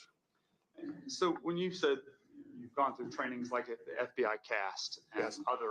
other private software companies that offer training, those trainings, are they formalized trainings that you go and sit in a classroom for? Yes. Okay. And for like the FBI CAST training, how long is that training? I believe that one was 2 days. All right. Other trainings that you've been to that you've mentioned, how long Are you sitting in trainings? I believe PLX was a full week. So Precision Sailor, I believe, was 3 days. So, yeah. Okay. Now, in addition to having the formalized training on those records, have you ever actually implemented those trainings and analyzed cellular phone records? Oh, yeah, many times. And unless you kept account, just give us a ballpark. How many times do you think you have analyzed cellular phone records? It would be hard for me to give you a number. If we talk about individualized cases, it's under 100. But when you talk about records, I mean, you can spend quite a long time analyzing records because it's not simply saying, hey, here's a record, let's create a map and we're done. It's a process of verifying information and rechecking, and not just assuming the software is correct, but checking up on it. So on some cases, I have spent close to a full week just looking at the records, mapping, and making sure that it's correct. All right. So even though the individualized cases, 100 or less or something like that, the amount of days and man hours that you put into it are significantly more than that. Yes. Understood. So Much more. have you ever appeared in any court, either in the state of Georgia, another state, or a federal circuit, and testified about cellular phone records and cellular tower mapping before? Yes. And do you have any idea how many times that has occurred? Probably a few dozen. And in any of those times that you have testified, have you ever been qualified as an expert in cellular tower mapping? Yes. And how many times, if you know, has that occurred? It's 5 or 6 times. All right. Your Honor, I'm moving at this point to qualify Investigative Wilbanks as an expert in cellular tower mapping. Any idea? Or, I've known him a long time, no ma'am, I don't know. Investigator Wilbanks is so qualified as an expert in cellular Thank you. analysis. Sorry, cellular data analysis. I just dropped off there. Sorry, Mr. Duffin. Thank you, Judge. Could you give us, some people are more technologically aware than me, but for people like me, would you give us an idea of how cellular towers work and how the networks work with cellular towers? Sure. And I'll talk more specifically about Gwinnett County, since the records I looked at in this case were in Gwinnett County. And the phone companies in particular in a metro area like this maintain what I call a very robust network. In other words, there's lots of access points for your phone to communicate with the network. And that's because if every time you picked up your phone to make a call, you couldn't find a way to get in through the network, you'd be very upset with your phone company and you'd say, well, I want a different company. And you may have experienced that in your lifetime. So in Gwinnett County in particular, like I say, there's lots of access points through cell towers. And I'll use this as an example. You've probably driven down the road and seen the very large towers along the highways out there. And you probably understood that that's a cell phone tower. But generally the way that those towers, which are called macro towers, work is they're divided with radio frequency panels on them, and they point out in specific directions. And the engineers for the phone companies make records of these access points and where they're at on the tower and the way they point out into a particular area. So they keep those records, and those records are provided to us when we request them. And so on those big towers, the way it's broken down is there's 360 degrees of coverage around the tower, but those panels are facing out in specific directions. And if you'll notice, they look like it kind of resembles a triangle on the top of the tower a lot of times when you look up at it. And those triangles point out in a specific direction. And so that 360 degrees around that tower gets broken down into 3 sectors of 120 degrees. So phone companies also record what we call the azimuth. And what the azimuth is it's a direction off of the tower out of 360 degrees. So if the phone company recorded that there was a access point on this tower that was pointed at 90 degrees, then if this was true north, I would expect it to be pointed in this direction, if that makes sense. And so they record that information to us, and that gives us some understanding of how a device might have communicated with the network. Because if it hit off, if the phone communicated with a tower through a sector that was at 60 or 90 degrees, I wouldn't expect the phone to be on this side of the tower. I would expect it to be over here on this side of the tower facing out. So that's generally how those towers work. And your phone is constantly monitoring the network to see how it might access the network if it needs to. So it's taking, your phone is in the background measuring signal to towers and access points to see where it might access the network if it needs to make a call. In a related question to that, what kind of activity on a cellular device will cause the phone to communicate with a cellular tower? It's something being done on the device itself, or somebody calling the device. So it could be data activity, running an application on the phone, or it could be making a phone call, receiving a phone call, making a text, receiving a text. Okay, so calls and texts will cause a phone to communicate with a tower? Yes. And then sometimes internet activity or data activity on the phone can also do that? Yes. Are there things that somebody could do on a phone that wouldn't cause the phone to communicate with a tower? And I'll be more specific. If I open my calculator application and start using the calculator, maybe that wouldn't. But right. Are there types of communication that can occur on a phone that wouldn't communicate with a tower? Not if it's accessing the network and doing something through the network, it's going to record that. But now all the phone companies don't all record information in the same way. They have different ways of recording that. And when I say the phone companies, we're in Metro Atlanta. We know we've got Verizon, AT&T, and T-Mobile. Those are our big three networks. And now they have some what we call virtual network carriers that you may have heard of out there, but all of those different virtual networks all run off of one of those three large companies' phone systems. Okay, so those other virtual carriers are those things like Boost or Cricket or right. Any of the other advertisers that you hear advertising phone service? Right. Patriot Mobile, I hear a lot on the radio and things like that. They're going to be riding on one of the large networks. Okay. Now, what happens in terms of communication with a cellular tower if a phone is also connected to a Wi-Fi signal?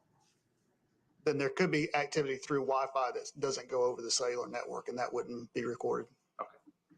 Now, in your business of mapping records and looking at cellular records, how are you able to determine somebody's actual positioning or location, geolocation, based off of a phone call or text?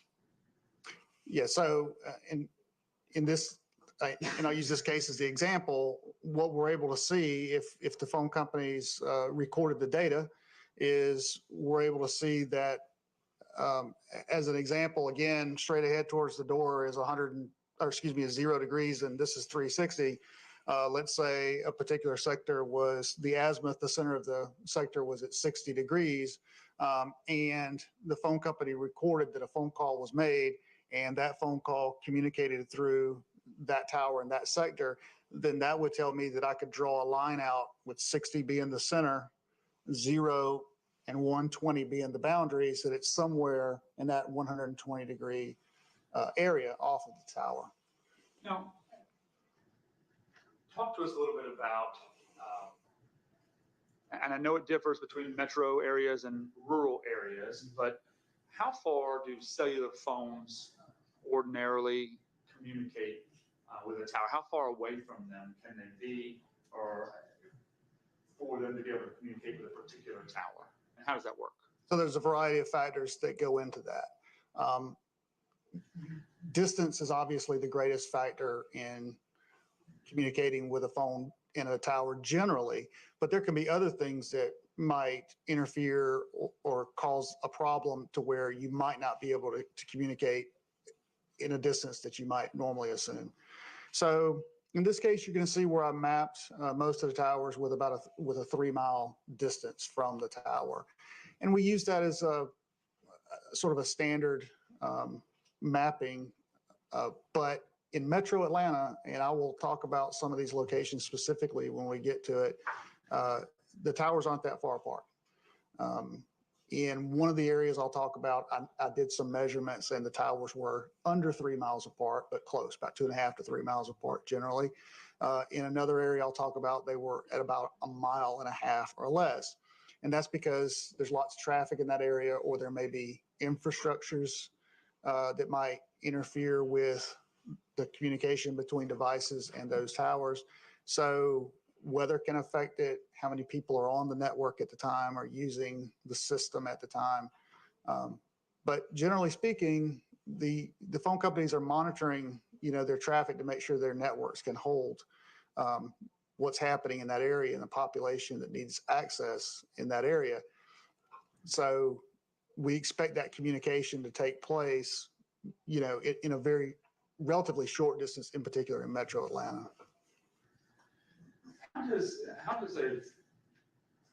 if I pick up my phone and I make a phone call and I'm standing still, I can imagine my phone communicating with the tower, but what happens if I move and I get in a car and I start traveling down the road and I start getting further away from the tower that my phone is communicating with? So what's going to happen is the phone is going to communicate with the network, and the network is going to hand off that call to the next best signal for the call to continue. I mentioned that distance is a great factor. Your phone has to have a strong communication with the network generally to make those calls. So the further I get away, if I started a communication right here at the Gwinnett County Courthouse and my phone was communicating with a tower, let's say it's in the parking lot, and I drive 2 miles out, my phone is probably already going to be handed off to a different tower in a different sector because the signal would probably have gotten better at a different location. So that process happens in the background. You don't know about it, but it takes place. So, and that was going to be my next question. When you are traveling or moving and your cellular signal goes from one tower to another, is there any indication given to the user that that's happening? No. So the phone call doesn't drop off and you have to pick it back up and redial the number or anything like that?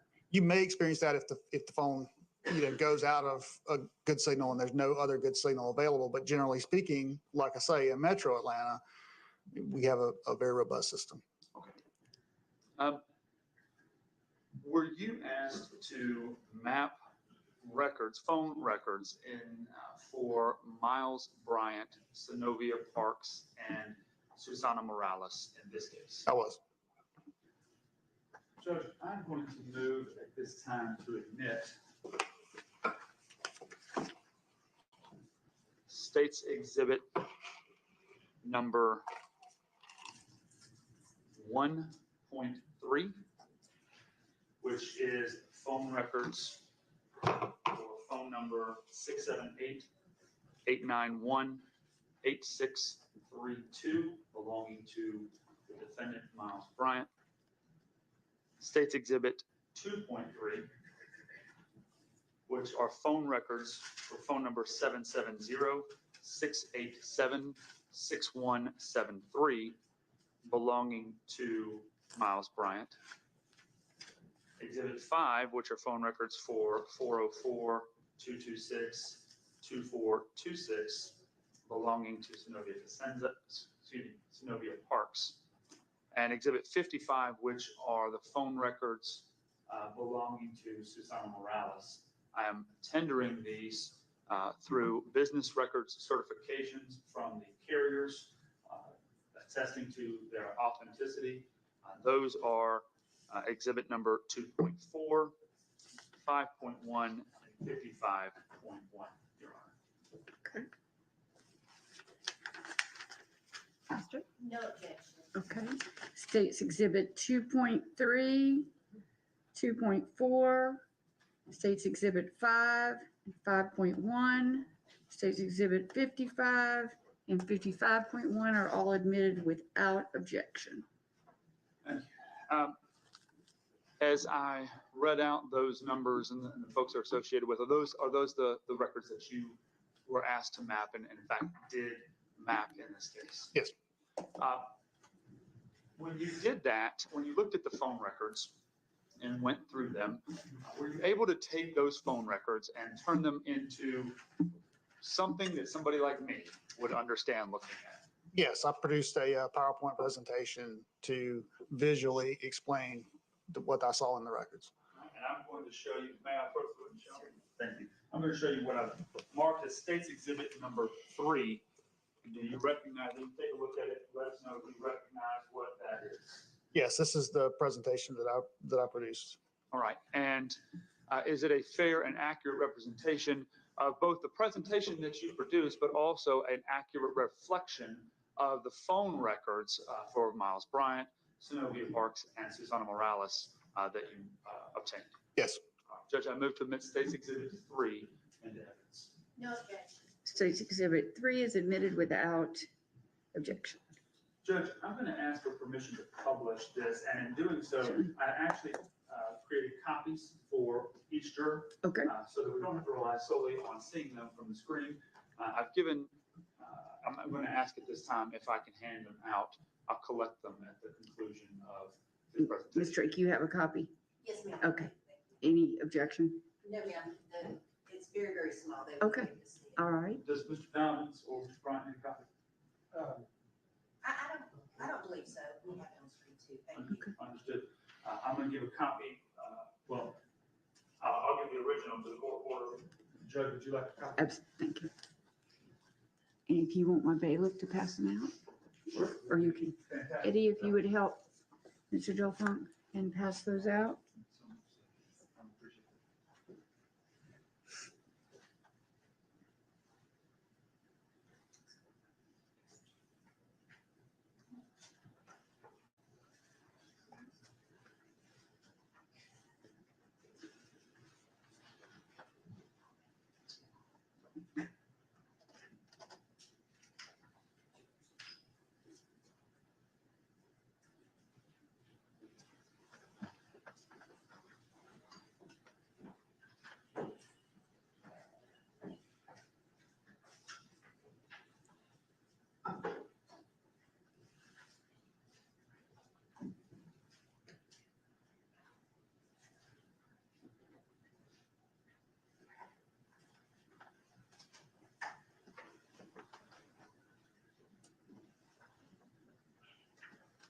Were there enough copies for everybody?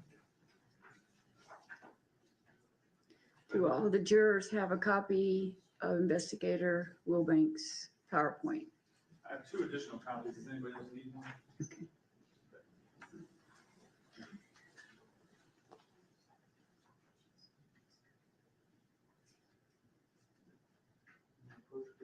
Yes. Like we just approached. Certainly.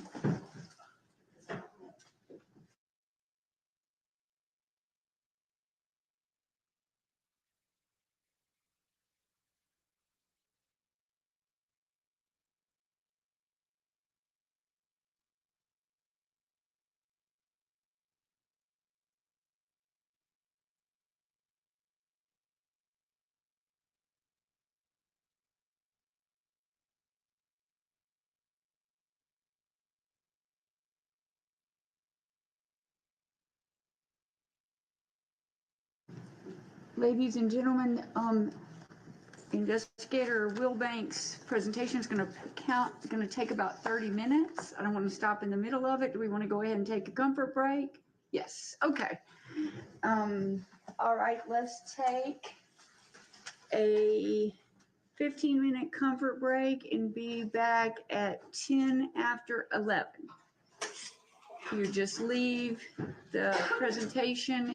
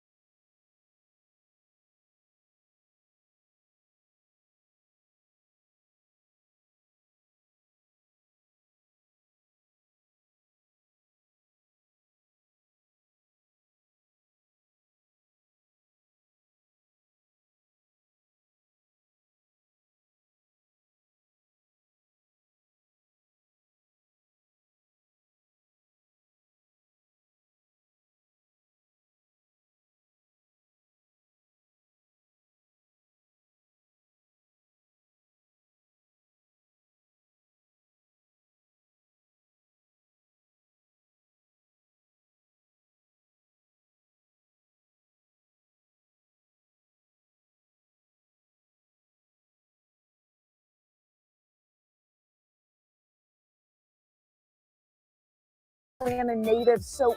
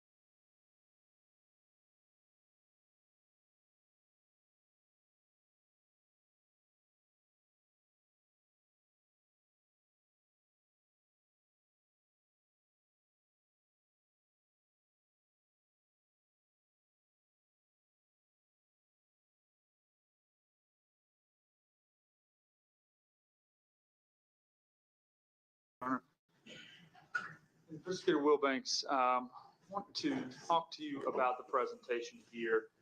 And here, the first slide that is up here, and just so we can be clear, what we're seeing on the screen is the same thing that is contained in State's Exhibit 3.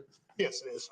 And so you have the screen to your right, you have the large screen there to your left, and you have the original paper copy of this State's Exhibit 3. Just want to confirm that all the jurors have copies and do not have copies. Okay. And here's that everybody does. So can you tell us here, just kind of walk us through this first slide? Okay, well, this is just setting up for the mapping that will follow, showing that this first series of maps will be directly related to devices I understood to be associated with Mr. Miles Bryant, that being a T-Mobile account, the 678-891-8632, and the Verizon 770-687-6173, which was his work phone. And so the following slides will address that mapping. You'll see there that it says Miles Bryant CSLI. That stands for cell site location information. The phone companies provide a variety of data to us when we request it, and this data was requested with search warrants. And so that gives us the authority to get that information. And this data contained cell site location information, which directly relates to not just the date and the time of an event, but also that tower information that we talked about. So I'm able to take that event, which is the call detail record, and relate it to a location, a geographic location based on that cell site location information. And ultimately, as you do that, is the goal here to be able to pinpoint to some degree of accuracy where someone is located at when they send or receive a phone call or send or receive a text message or otherwise utilize their phone that connects to a tower? Yes, this helps us define a geographic area. It doesn't define a specific point definitive to all others. What it gives us is a geographic area to look at and to expect that device to have been in. All right, the first slide here, just kind of explain, just generally for the jury, what we are looking at here. Okay, can I stand? Absolutely. Okay, and I'll try to speak up so everybody can hear me. But what we have here is, this is a map, a very simple map of that cell site location information for a specific call. And here I've pulled out the call detail record for you. This is an outgoing phone call from Mr. Bryant's device to a 9777 number. And what's important about it is, with this outgoing call, T-Mobile registered that the call was communicated through a tower at this latitude and this longitude. And that azimuth that we talked about was 160 degrees. And so we've set the beam width here to 120 degrees, you'll see. So that breaks our, what we talked about, our 360 degree coverage down to one sector of only 120 degrees. And so that is what this map depicts. Now, I want to orient you to the outer band here at 3 miles. That doesn't mean that it was all the way out at 3 miles. In fact, this area is in Norcross, and I pulled up a master map of all the towers within about a 3 mile radius of this location, and there were over 20. I think it was about 26 access points through towers. So that tells you that, and the furthest I saw was about 1.5 miles. So in reality, we've got towers all over the place here. So the fact that this phone, while making this phone call, communicated with this tower means that it's somewhere, likely somewhere within close proximity to the tower within this coverage area. I've also given you reference points here of Mr. Bryant's apartment on the left here with this point, and then I've given you a reference here to Miss Kelly, and I'm going to mess up the last name. Pagoda. Okay, and that's her apartment here on the right. So this is all Windscape Village Lane within that coverage area of this tower. Right, and the tower that you're actually referencing there, where is that tower located? It's actually physically located off of Singleton Road, just outside of this neighborhood where these folks live. It's very close to the All right. Now, what is on this particular first slide, the call that you're referencing here, this call detail record, what is the time of, or what time range, if you will, does this map depict? This is starting at 21:15 hours, which is 9:15 p.m. Okay, so that call that was made to the number there that's listed, the 9777 number, occurred at 9:15 p.m. on July 26th of 2022. That's correct. All right, and the area in which that call was made, it covers the defendant's apartment. It does. So if the defendant were at his apartment, it would be consistent with this map, Yes. with this tower mapping. Yes, because his apartment is so close to this tower. I mean, it's very close walking distance. It doesn't surprise me at all that he would hit that tower, that sector, if he was at home. All right, in fact, we're going to go to the next slide here, give us a little bit better detail of what you're talking about when it comes to the proximity of the tower to Mr. Bryant's home. Yeah, so this is a continuation of the last slide. The only thing I've done here is zoom in so that you can see it a little better. And here's the base of the tower. Here's that sector that we talked about, the left and right sides of the sector, Mr. Bryant's apartment and Ms. Kelly's apartment. And I actually went there in preparation for this and GPS these two locations to give you an accurate location for these apartments. And so both of these apartments are within the coverage area of that sector. Okay, now so the almost the entirety of the Sterling Glen Apartments, is it wholly contained within this sector? Yes, pretty much the entire apartment complex. I mean, it goes a little bit out over here, close to Singleton Road. I would expect that if someone was over here, it might go to this sector north. But the majority of the complex is within that sector. Talk to us about, as we're looking at this second slide here, I think technically third slide here, we've got the beam width here that you said is 120 degrees, and there's a kind of hard lines there, right, that separate this sector on the tower from the other ones. What happens if somebody is on the phone and gets close to the border of this sector, right?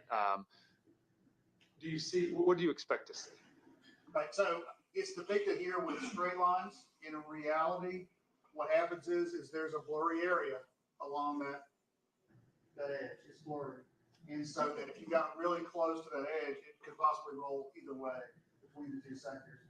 So you would take, in order to come up with exactly how this was laid out, you have to have an engineer there at the time that it happened testing that area, which we would never have. So this is the best representation we can give you, understanding that if somebody was really close to the line, it could roll away. Okay. It still hit off the same tower, but just a different side of that triangle that you described on the top of the tower, a different sector on the tower. Right. Okay. The next slide here, describe to us what is going on here. Okay, so in this slide, I've looked at the next event that occurred on Mr. Bryant's T-Mobile number 8632. And our next event is at 2140, which is 9:40 p.m. And it is an outgoing phone call again to the 9777 number. And you will see on this one, it has rolled to that other sector that we talked about. So we're on exactly the same tower that we were on in the previous slides, but instead of being on the sector more south, we're on this sector here with that center azimuth down the middle being 40 degrees. Right. Now, I want to ask you, in your expert opinion, when you compare this slide, this call detail record to the previous one that was made at 9:15 p.m., does it appear that the phone, the defendant's phone, has moved locations in order to have this call? I would believe so. Again, with the caveat that if somebody was, right along that edge there, it could roll either way and be stationary. But generally speaking, when we see a change in sector, or in particular change in tower and sector, we think of movement as a potential possibility. Now, in this one, you still have on this slide his apartment located or identified there. Given his location of his apartment and where the sector of this tower is pointing, is it possible he's in his apartment when this call is made? No. All right. So even though could be close to the line or whatever, you can exclude him being in his apartment by 9:40 p.m. I would never expect him to physically be inside of his apartment and hit this side of the tower. I'm going to go to the next slide. We're showing here, and can you describe to the jury what's going on in this? Yeah, so from 9:40 p.m. until 10:27 p.m., I saw very consistent activity with all of these calls here. 1, 2, 3, 4, 5, 6, 7, 8 voice calls, all taking place with communication through the tower sector. That's exactly the same tower sector from the previous slide. It's just a little more distant. And I want to ask you a few things about this. So the numbers over here on this chart that you have up here next to the map, you have identified the 2429 number there as Synovia Parks's number. Right now, just kind of walk us through with that grid, what's occurring here in each one of these lines. Right. So what I've done with this document here, the spreadsheet here, this graph, is I've taken the very complex call detail records and cell site location information that we get from the phone company and put it into a format that's more easily viewable, and associated that number as I understood it from the reports on this case. All right. Now so here there's obviously the time frame here runs from 9:40 to 10:27. Right. That you put on the slide, but the actual individual time of each call, is that documented on that chart? Yes, the chart demonstrates all the different times that we're talking about and whether it was an outgoing or incoming phone call, and who the other party was, and just shows you that all of these calls occurred with this tower sector. Now the tower in the sector that we're looking at here, is that the same tower, the same sector that we were looking at in the previous slide? Yes, it is. All right. Now, here I want to go through a few things. The very top call here to the 9777 number, that one occurred at 9:40 p.m. and I think it says 9:40 and 35 seconds. Right. Is that an outgoing or incoming call? That's an outgoing call. Now, all the remaining calls that occurred from 10:12 until 10:27 p.m., are they outgoing or incoming calls? The remainder are all incoming calls. Now, there's a column listed as duration. Would you explain to the jury what that means? Right, so in the records, we're given from the phone companies a duration of how long the communication took place, and that's just a demonstration of it. So the ones with zero, obviously, there's no connection made. The ones where there's a seconds of time delineated, I would expect that some communication or transaction took place. All right. And was there, do you see those seconds appear like a voicemail picks up or things like that, or does it require an answer on the phone when you see something like 2 seconds long? Right, it could be rolling over voicemail. Okay. The 0216 number that's there, you aware that that was his mother's phone number? I don't know that I was, no. Okay. There's a location there in the graph that you have, not the graph, the map, excuse me. You have another location icon there that indicates Susana's phone's final location. Where is that location at? Yes, so here in the map with this red dot, and it's I think about here, so final location. I obtained this information from looking at the investigative report as well. Now I'm going to go to the next slide, which explains to us what we're looking at here. This was the graphic image in the bottom right corner that I pulled out of the report regarding where Susana's phone was seen on Life 360 by witness. And so I've simply mapped that for you here. This is a more close-in view than the previous slide. And again, we're still on the exact same tower that we've been talking about the entire time. We've not moved off that tower. We're still in the exact same sectors in the previous slides. All right. And is this the same time frame as the previous slide, the 9:40 to 10:27? Yes, that frame's exactly the same. This is a drilled-in view from the previous slide. Right. Now, obviously, I know you told us we can't tell exact location of a phone, but is this slide consistent with the defendant's phone being at the same location as Susana's phone's final location for that entire period of time, 9:40 to 10:27? Yes. Okay. The next slide here, explain to us what we're looking at here. So I'm just continuing in time with the T-Mobile device for Mr. Bryant, and on this one at 10:42, I saw two different calls, outgoing and outgoing at 10:42 and no seconds, and at 10:42 and 9 seconds. And now we've seen something different than we've seen before. This will be the first time that you've seen his device leave that tower that's close to his neighborhood, and it's now moved over to these two towers here. Now we have the latitude and longitude. They're not the same towers. So the fact that it changed towers in such a short duration of time could be an indication of movement.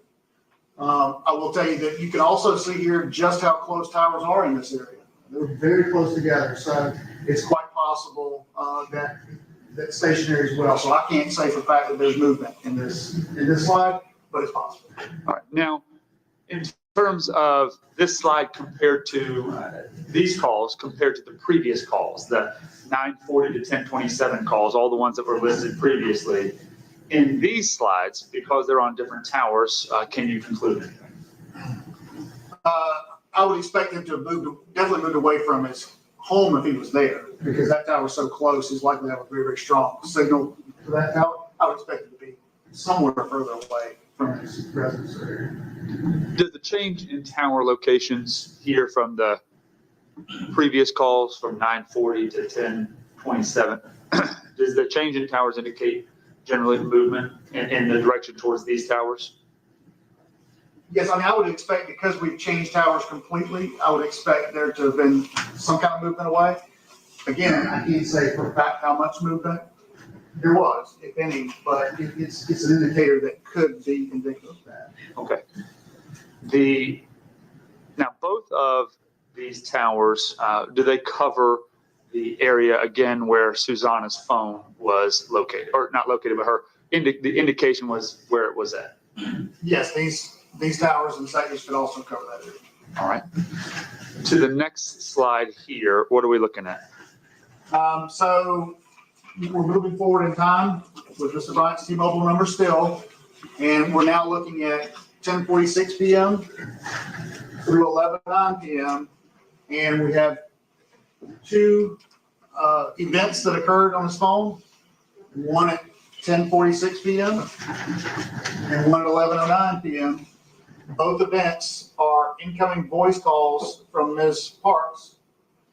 And both events registered at this tower here, which is off of near Pleasant Hill Road, near Club Drive. So we've now passed the tower that's very close to his residence. We've passed the two previous towers that we talked about in the previous slide, and now it's gone to a tower on the other side. So to me, this very much looks like movement. All right. The next slide here, can you explain, please, what's going on? Now we're looking at 11:09 to 11:41 with the T-Mobile account. And once again, we have, we're not on the tower from the previous call. The tower from the previous call was here. But what we've done is we've changed sectors. And so we're now on a sector with a 40-degree azimuth for two events at 11:09 and 35 seconds and 11:41 and 13 seconds. Both are outgoing phone calls to two different people, one to Ms. Parks and one to another person. But we've changed sectors.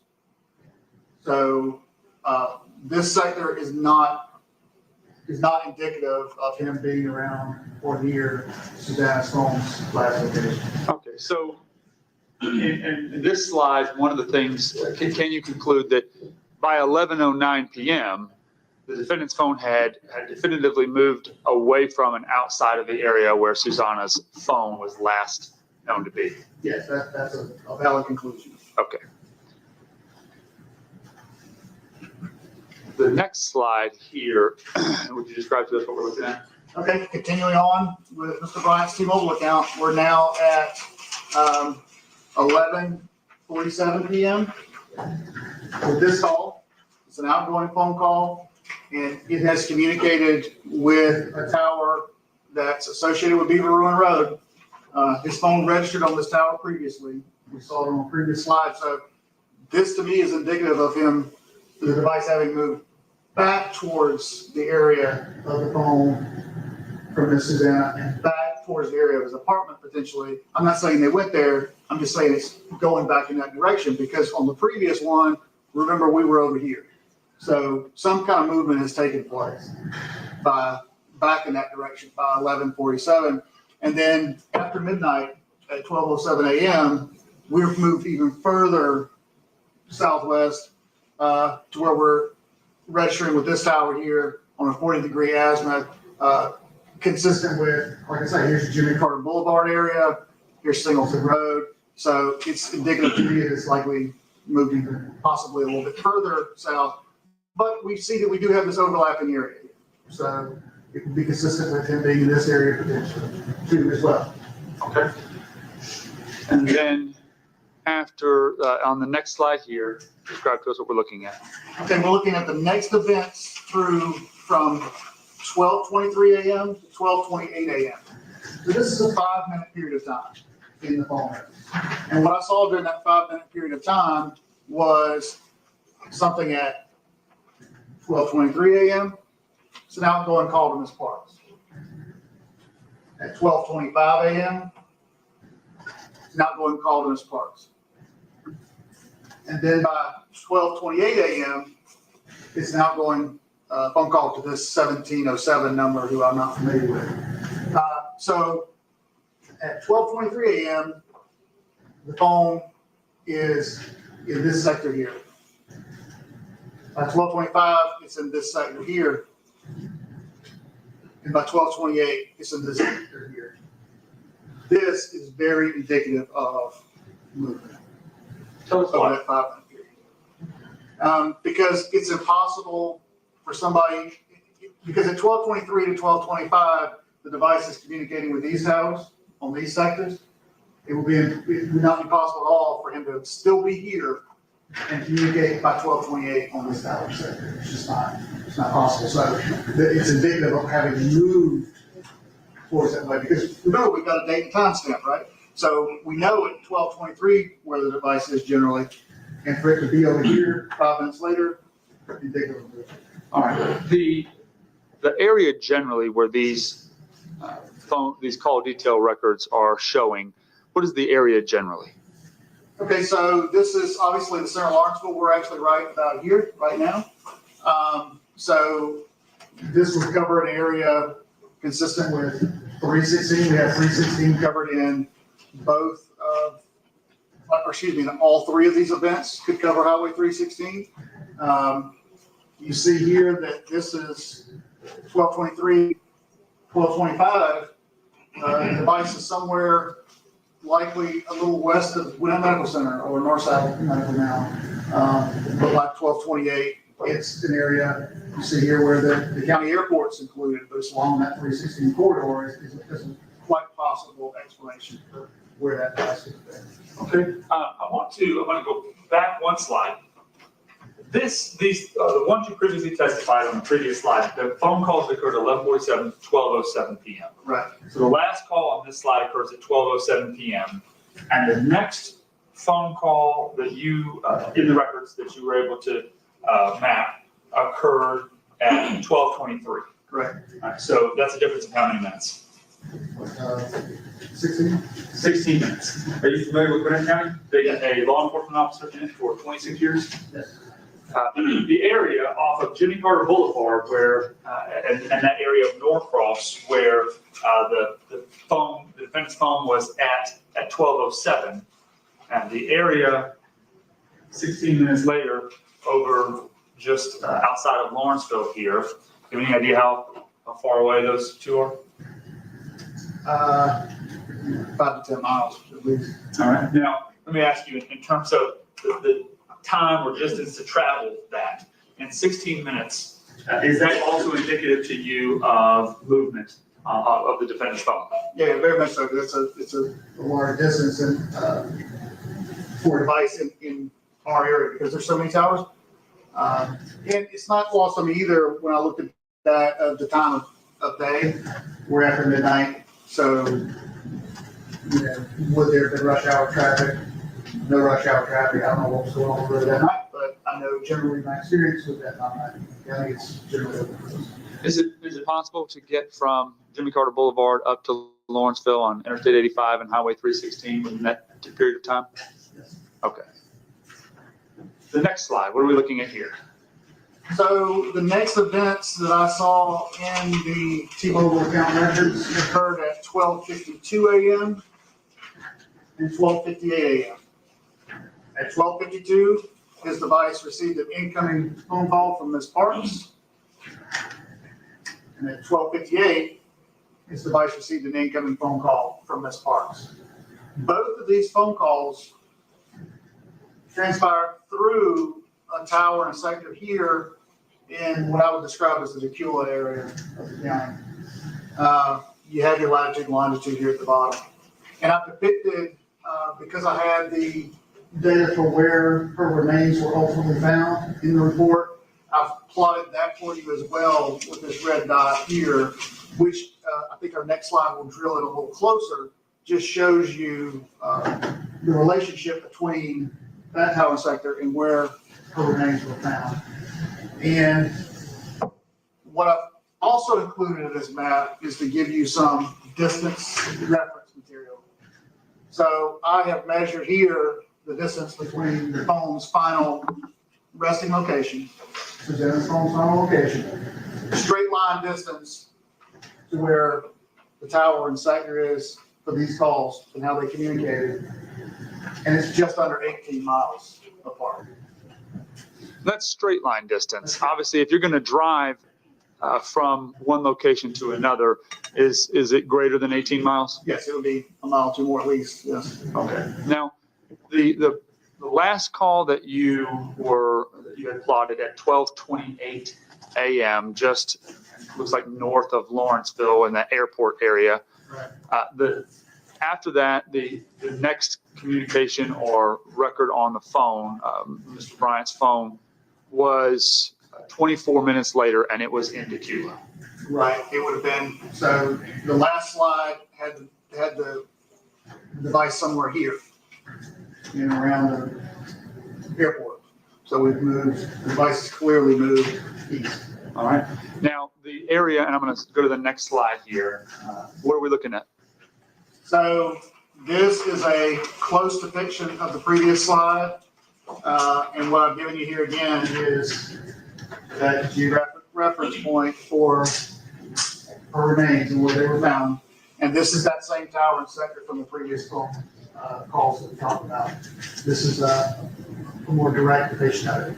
What I've also shown here is how close the remains are to that tower and sector. So if the device had been in or around where the remains were found, that's very consistent with the data in the phone. Okay. And the area there that we're looking at, and give a bigger overview here, this area, I went back one slide for the record, but this area here that we're looking at, they're right near the tower. Is that an area that's right on Highway 316? Yes. Okay. And in terms of the slide, the coordinates that you've already mapped, the records that you've already mapped, are these records consistent with the defendant's phone having traveled down Highway 316 all the way into Tequila to this location? Yes, the records are consistent with that scenario. Okay. Could we go here to the next slide? What are we looking at here? And so going forward, we're continuing to look at Mr. Bryant's T-Mobile phone. And after the previous calls, the only thing we see, there's about a 2-hour time frame where on this device, we don't see any more activity, but the next activity is at 2:42 a.m.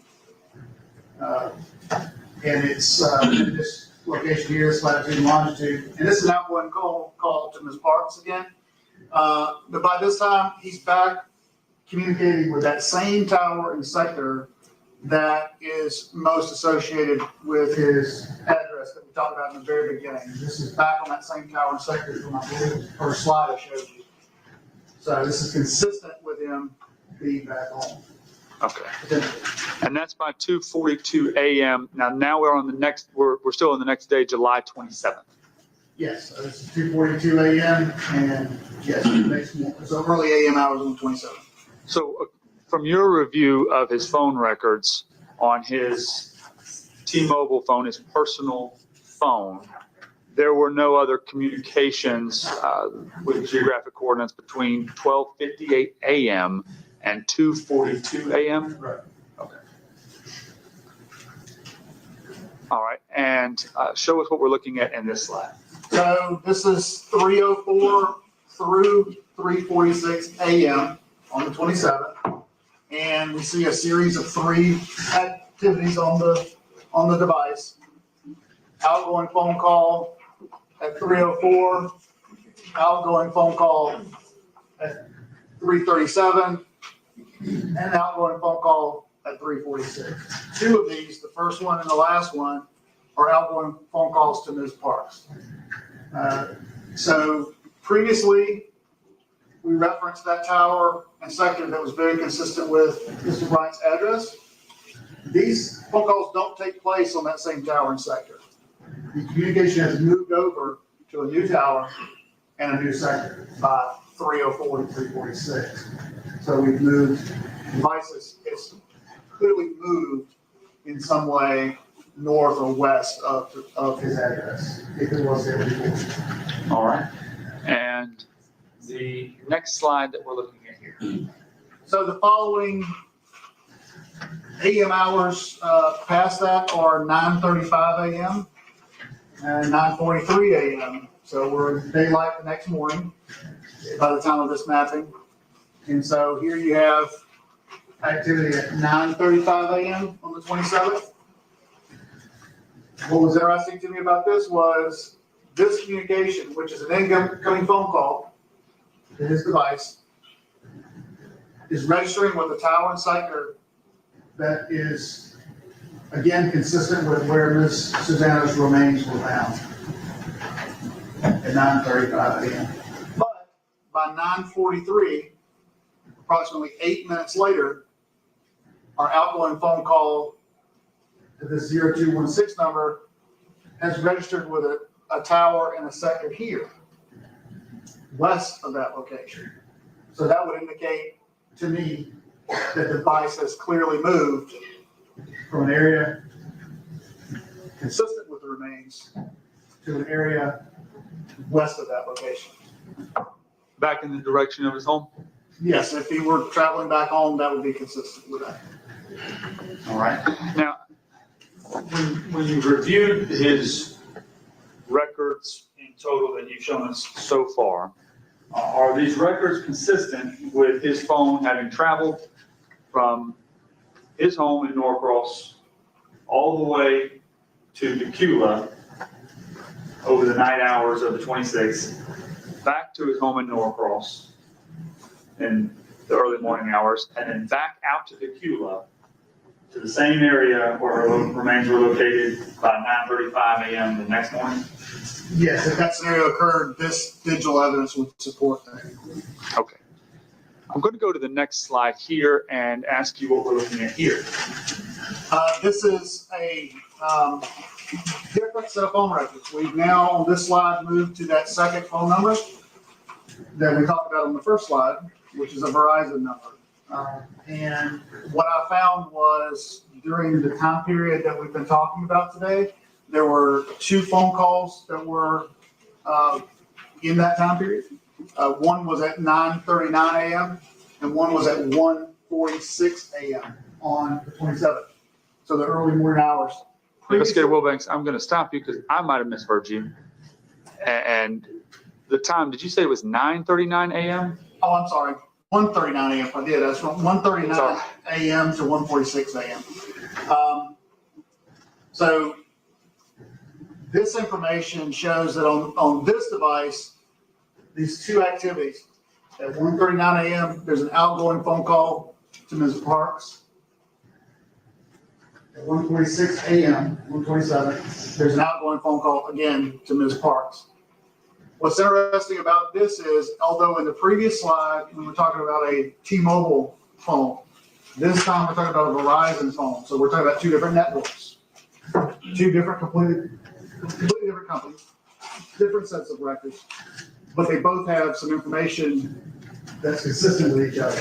In the previous one, I think we were just shy of about 1 a.m. when his T-Mobile records placed it on this tower and sector. And the Verizon records do the same thing.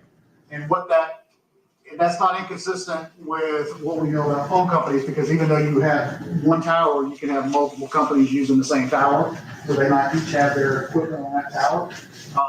So even though the records are different, it again is a geographical area consistent with where Susana's remains is. So, and I'm going to go to the next slide. Go to the next slide. There we go. The next slide here.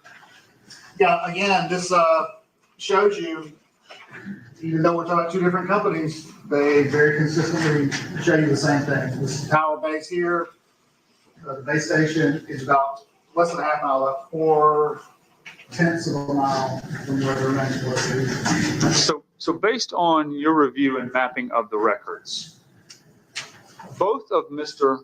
Bryant's personal phone was located in this area at 12:52 a.m. and 12:58 a.m. on July 27th, Yes. where covering the area where Susana's body was found. Yes. And then his work phone was at 1:39 and 1:46 a.m. was in the same area still as the previous calls. Yes. Okay. All right.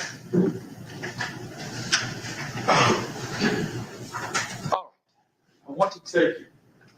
There we go. All right. I kind of change gears here. Show us what we're looking at here. Okay, so the next set of slides after this one will be graphic depictions of Ms. Parks' cell site location information for her 2429 number, which is an AT&T number. So I pulled those records up to see what I could tell about where she would have been that time. All right, and show us what we're looking at here.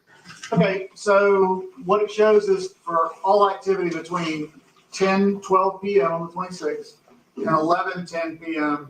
on the 26th, all activity on that device transpired on these towers here, in these sectors here, which are in and around the area of Mr. Bryant's apartment, with the first event occurring at 10:12 p.m., outgoing phone call to Mr. Bryant, and ending with an 11:10 p.m. incoming phone call from Mr. Bryant. All right.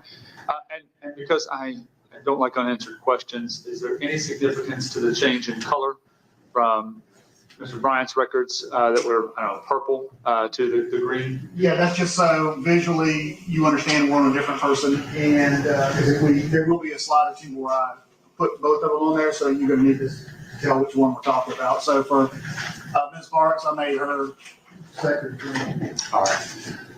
The next slide here, what are we looking at? Okay, so now we're going to go from 12:52 to 12:58 a.m. You will remember that at the time these calls were made, we talked about these previously in Mr. Bryant's records. At the time these calls were made, you'll remember that this phone was in the area of this tower and sector consistent with the remains where they would be found. But at the time those calls were made, Ms. Parks was communicating with these towers and these sectors here, more towards the Norcross Duluth area. So what we have here is 12:52 a.m. Device started on this tower, this sector here, this lower one. It ended, that call ended at 12:53 a.m. and then moved over to the new tower sector here. And by 12:58 a.m., it had moved to a different tower in a different sector, a little northeast of there. This is consistent with that device also having moved, but is not at all consistent with Ms. Park's device being in or around the scene where the body would have been, or where the remains were ultimately found. The next slide. So we're continuing with her device now. You will remember also, we talked about these calls as well. These are the calls to Mr. Bryant's Verizon account. And so I've simply put these in graphic depiction for you because we know that event took place in his records. We confirm now it also registered with her records. And so we have the 1:39 a.m. call, registering this tower and sector and here, which is consistent with the Doraville area, which is nowhere near where the remains would ultimately be found. And we have the next event at 1:55 a.m. It has moved to a different tower and sector. Again, that's consistent with the movement of her device, but in no way consistent with being at or around the area where the remains. All right. And lastly, to switch gears here to Susana Morales. Go ahead. Okay, so Ms. Morales, she had the 5839 number, which is through T-Mobile. And so these slides will show what we can tell about her phone. And so again, we've changed colors. We've assigned her a blue. You will see here, this is at 5:31 p.m. on July 26th. We're back on that exact same tower that we saw in the first slide with Mr. Bryant. And so the T-Mobile tower location, but we're on a sector that's more consistent with her home at 1218 Santa Ana Drive. Again, 5:31 p.m. It's an outgoing phone call. And this is a close-up view of the previous slide to help you see the consistency between where the tower and sector is and the coverage area of that tower and sector encompassing her residence. Okay. And the next slide here. So this is by 7:17 p.m. We are still on the exact same tower that we talked about before. You'll see we changed sectors. So this could be very consistent with movement. By 7:17 p.m., an incoming phone call from the 6730 number So our azimuth is 40 degrees. We've seen this tower in sector in previous records, but you see her device communicated with it as well. So this is a close-up version of the previous slide to show you the relationship between Miss Kelly's apartment and where that tower in sector is. And just previously, we would have shown you her residence, which is here. It was all in close proximity, but the phone by this time would have had to have been somewhere northeast of the residence, somewhere consistent with Singleton Road, Indian Trail Road, somewhere in this area, maybe a little north. If Ms. Morales was walking from her home to the Sterling Glen Apartments at this time, on Singleton Road, would this be consistent with receiving a phone call, being there on Singleton Road, walking to the Sterling Glen Apartments? Yes, I mean, if somebody was in this area, walking down Singleton Road here, this is the apartment complex. If someone was walking in this area, I would absolutely expect a T-Mobile account to communicate with that tower because it's so close. Okay. And the next call here, for the next slide, excuse me. So I looked at everything else that occurred on the phone, and between 5:36, between 10:17 p.m. on the 26th and 5:36 a.m. on the 27th, there were a total of 76 events that took place on the phone calls. Most of it was just these incoming phone calls from other people. Every one of those transactions took place with the tower and sector. It's exactly the same tower and sector that we talked about previously. Even though it's later in time that night, starting, because we put forward at around 7 p.m., we're now at about 10 p.m., so there's a gap in time where we don't have any information. We don't know what the phone was doing during that time. But our next event is at 10:17 p.m., and every event transpired through this tower and this thing. Now, so that was going to be, and you may have just answered some of my question. The previous call, 7:17 p.m., that Susana's phone logged, there were, in the records that you were provided that were obtained for her phone, were there any other calls or texts that were able to be, that you saw in the records between 7:17 p.m. and 10:17 p.m.? Well, for T-Mobile, we don't get location information for text messaging. So the only information in her phone with location information were the phone calls. So yeah, there's nothing that time that I could determine any location information. Now, so let's go to the next slide and we'll get there. And what are we looking at here? So this is a view of the records, a partial view of the records from T-Mobile for Susana's phone. This is how they look when we get them from the phone company. So there is some additional information over here, but we don't need it to show what to show you here, which is that you'll see that they give us the data in a spreadsheet.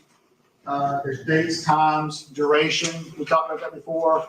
There's a call type, numbers dialed, who's calling, and you'll see that in that time period, we have some additional information over here. We have some service code information. We have what's called a switch name, and then we have the LTE site, right, and sector. That's what this is. So when you see LTE and site, think tower. When you see sector, think about that 120-degree coverage area, or that area that could be within 120 degrees. And so what I saw here was something happened in the records that indicated an event to me. Go ahead and explain what that is that you observed. So I see here the time column. Now, if you're looking at the time column, you may be very confused about these times because this event, the first event at the very top is at 9:10 a.m. And I'm going to pick up on this event right here at 9:36 a.m. And you say, well, how is that relevant? That's because some of the phone companies do something called keeping time in UTC time. Universal Time Coordinated. It's a standard for time that T-Mobile uses, that AT&T uses. And what that does is they don't give us the records in our time zone. We have to convert the records to our time zone. UTC is the standard. So yeah, you can go anywhere in the world. If you know where you are and you know what the UTC time of the record is, you can determine the time where you are. And so in our Eastern Standard Time Zone, when we change times during the year, we spring forward or fall back, that we have to adjust for that as well. So at this time of the year, summertime, we would subtract 4 hours from this number to get our Eastern Standard Time because it's a UTC. And we know that from the phone company because they tell us up at the top that they're giving it to us in UTC time. So we do that conversion and we find that 9:36 a.m. in the records really means 5:36 a.m. in the records. And that's the beauty of the software that I talked about in the beginning. Some of the software we use to look at this stuff is it does those conversions for us, but we don't always just trust it to be right. We then go in and manually look at the records and see if we can find manually in the records what we saw in that. So at 5:36 a.m., something happened. At 5:36 a.m. and every call before that, the phone company was able to log a tower location and a sector. But after 5:36 a.m., the next event occurs at 6:25 a.m. 5:36 a.m., we have a location. By 6:25 a.m., we have no location information for these transactions. That tells me that this device, by 6:25 a.m., is no longer in communication with that. So something had to have been done with the device to make that happen. And there's a couple possibilities. One is phone battery died, or somebody took a SIM out and disconnected it from the network. Let's put it on airplane mode. If something happened at that time, it's consistent with the battery having died. Somewhat of an inverse question. Before 5:36 a.m., because towers are being notated on all of the calls, and I think you said you documented 76 calls in that time period from 10:17 p.m. until 5:36 a.m. But in that period of time, those 76 calls, all of those were documented with tower locations. Right. Does that indicate that that entire time the phone had battery and was powered on? Yeah, that's the only way that could have happened. There's no way for the phone company to have registered that information without communication with the device. So impossible for the phone to have died at 10:30 p.m. or midnight or 2 a.m. or anything like that for it to be logging those towers. Yeah, that's not possible. Okay. Now, all of the calls from 10:16 p.m. until 5:36, the 76 calls that you observed in the records, were you able to observe whether Susana answered any of them? No, I don't believe so. In fact, and to be fair, when we say that there's events happening, you'll see in there some outgoing data, but when you look over here at the service code, what you find is that it's rolling out the voicemail. So even though it shows on the records as outgoing, it's just rolling out. So it's rolling, the call's coming into the phone and then rolling out the voicemail. So after 10, you have the phone calls at 7:17 p.m. that we looked at on a slide a few slides ago. Then from 10:17 p.m. all the way until the phone dies at 5:36 or sometime right after 5:36 a.m., she doesn't answer a single phone call from anybody. Well, that's correct. And doesn't make a single phone call to anyone. I mean, let's say you'll see the outgoing, but that's not indicative of making a phone call because that's good. Okay. I want to, and you can have a seat, sir. Just very briefly ask you, are you familiar with Live 360? Yes, How are you familiar with it? I use it. You use it? Yes. Okay.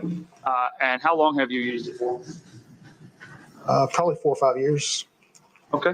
And in terms of Live 360, when you use it, I don't use it, so I get a little understanding. Do you use it for its ability to show you locations of other people or to show your location to other people? Yeah, it's a method of location sharing and movement sharing. Okay. And I want to show you State's Exhibit 18.1. It's already been admitted into evidence. Would you take the video evidence down? Yes, I'm actually about to put this up on the screen if I can. Absolutely, yes. 18.1. 18.1. Yes.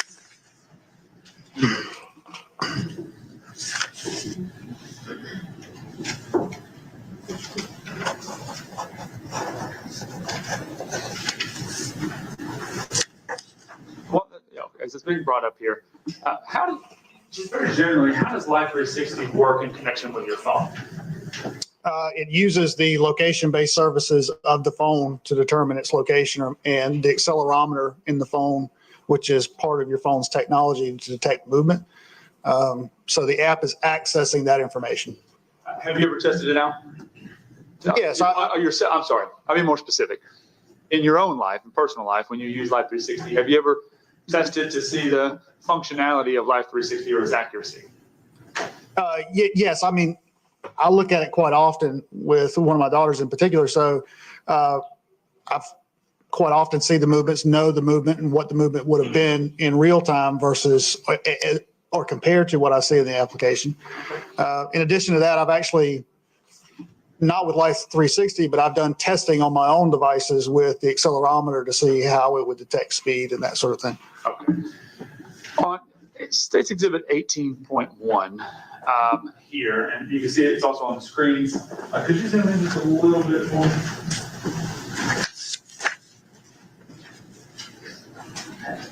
And I'm going to ask you, because I look at this image and I get confused because when I look at this trip that this exhibit documents, it seems impossible that somebody could walk in those particular straight lines that are depicted in State's Exhibit 18.1. Have you ever seen anything like this? Yes, I've seen similar. Yeah. Yeah, I mean, this exact representation, but and what, in your experience, what is the cause of something like this happening? Well, the application is accessing the location services of the device. So how often it's doing that, when the application chooses to access that, I can't tell you. What I can tell is that the application accessed 4 pieces of location information, and it's drawing a route based on those 4 pieces of information. Had the phone drawn more data points, it probably would look different. And I often see, this is on the worst side of it, but I often see in trips, there will be very consistent tracking, and then all of a sudden there'll be a lack of tracking, and then the phone pops up some distance away, and the application just simply draws a straight line because there's no data in between. So, had the application pulled more data from location services, you'd probably have a different map. Understood. So something like this image that gets created by Life 360 can be a result of the phone essentially, the application Life 360 not really pulling location information consistently enough to draw a nice straight or a nice curve tracking the entire route. Right. All right. In this one, the 18.1, in your experience, and you're familiar with the application, I'm only learning about it really through this case, but the white dot there, the starting location, and then there's the location icon, which indicates the ending location on this, is the other 2 points here of reference, the one that's here on Singleton Road, and I'll just point it out to you, one here on Singleton Road, and then the one on Santa Ana Drive here. When you look at that, what does that tell you? That at those 2 I mean, you can sort of trace the line that the application registered the first location, it registered a location off of Singleton Road, it registered a location at or about Santa Ana Drive, and then it finally registered a location back over on Windscape Village Lane. Okay. And so based on the times at which the application recognized those, it drew a line from the starting point up to Singleton Road, over to Santa Ana, and then back over to Windscape Village. Right. That's what that appears to me. Okay.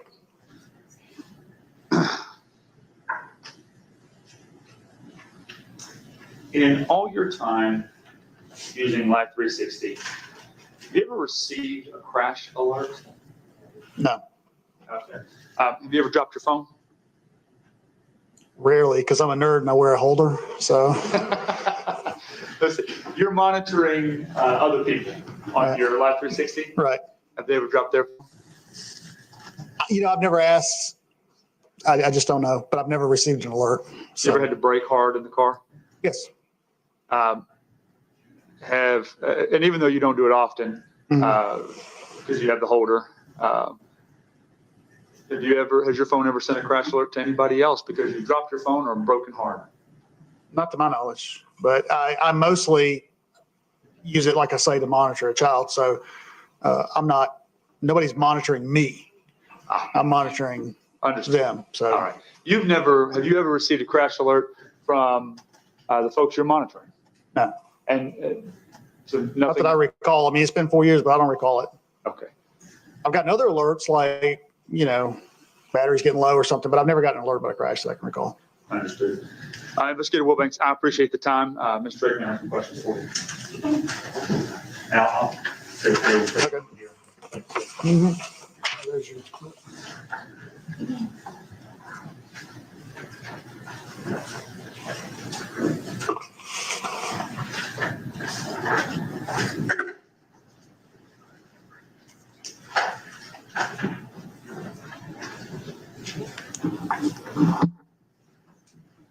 Hello. Hello, how are you? We always meet like this. First off, congratulations on your new job. Thank you. Very sad you left us, but I'm still going to call you when I can't figure out these phone records. Okay. All Just right. be ready for it. I just have a couple of questions for you. Now, the towers, I think in general, if there is a stronger tower, your phone may hit off it and not necessarily the closest tower. Is that a fair statement? That's true. If there's something that makes the closest tower not the strongest signal, it's possible that it may go to a different tower. And I call them pizza slices. Right. All these little pizza slices. So the phone itself can be anywhere within that particular pizza slice, for lack of a better word. Right. And yes, I mean, I'm giving you a basic graphic depiction. So I can't say that it's a mile away. It's a half mile away. It's a quarter mile. I can't tell you. I just know that it's consistent with somewhere in that area. Okay. Can there be movement that's not picked up if your phone is cut off? Like if I'm traveling and I don't have my phone on, it's not going to hit off of any cell towers, or is it? No, it wouldn't. I mean, if you disconnect the phone from the network, it has the network is not registering any activity. Therefore, the network's not keeping any records if it's been disconnected from the network. What about if you don't have any phone calls or apps running? Could I be moving, but my phone not necessarily hit on a tower? So this gets into a technical area of what the phone companies have and what the phones do. It depends. Okay. So let me make sure I understand your question. Your question is, you're moving, your phone is on. Is there any data being collected? Is that your question generally? Well, basically, with my phone, if I'm moving but my phone's on, I don't get any phone calls, I don't have any apps open or anything like that, is it going to possibly pick up on a tower? The networks can have data for that time period. The problem is that we didn't have any of that in this case because of the time period. The networks only keep something called timing advanced data. AT&T calls it something different, but they only keep that type of data for a very short period of time generally. As an example, Verizon is 7 days they keep it. So this investigation took place outside of a time period. The warrant wouldn't have gotten us any of that data. So yes, it's possible. What didn't exist in this case? Okay. I wanted to talk about, may I approach the witness? Certainly. And I'm just going to show you this so you'll know which slide. The one that you did for Synovia. Sure. From 10:12 to 11:10 is what you've marked on these others as Susanna's phone's final resting place. Right. Is it within those areas? It is within 2 of them, yes. Okay. Yes. And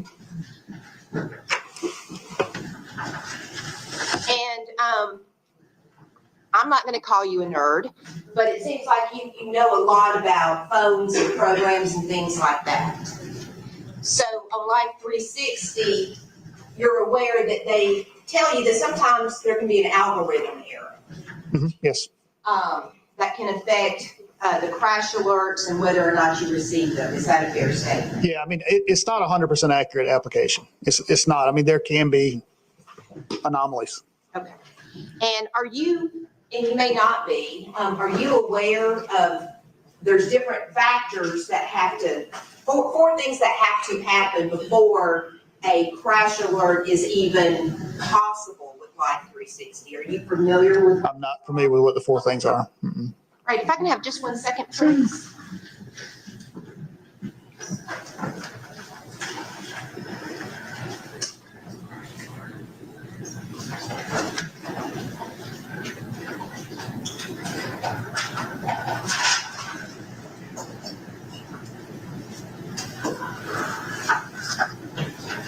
Thank you, sir. Sure. Thank you. You too.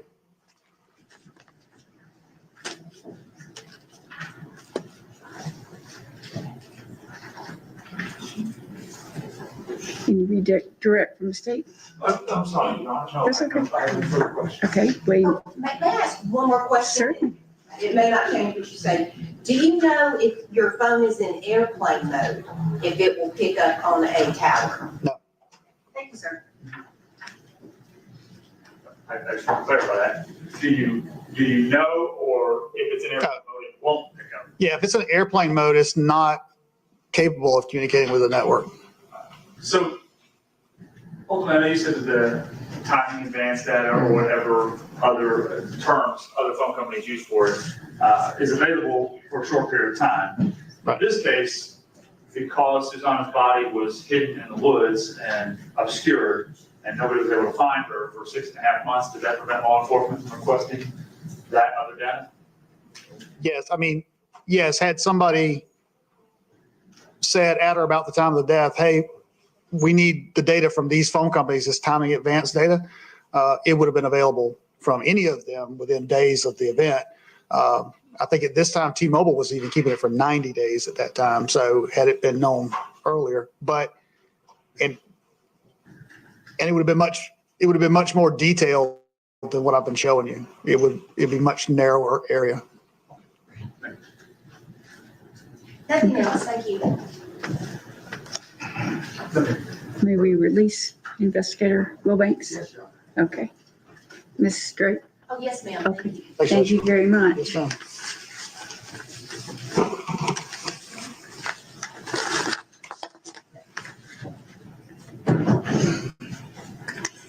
Ladies and gentlemen of the jury, at this time, we're going to adjourn for lunch. Again, Gwinnett County's going to buy your lunch and you're going to eat in the juror cafeteria and stay together. Let's resume at 1:30.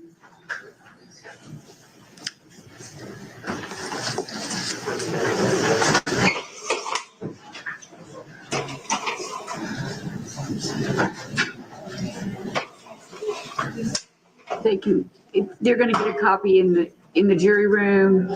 Do either one of you object that they keep the PowerPoint, or you want it? I would ask that they be collected. Okay. All right. We'll collect it after that. If you'll just leave it in your chair. You can just leave it in your chair and we'll collect them during lunch.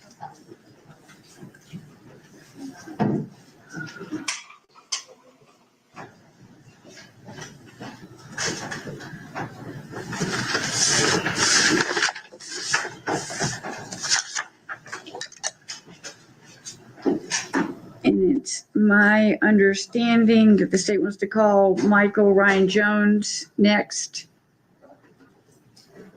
That probably might be the best course because just Logistics. logistically, I also have Ms. Nettinger here.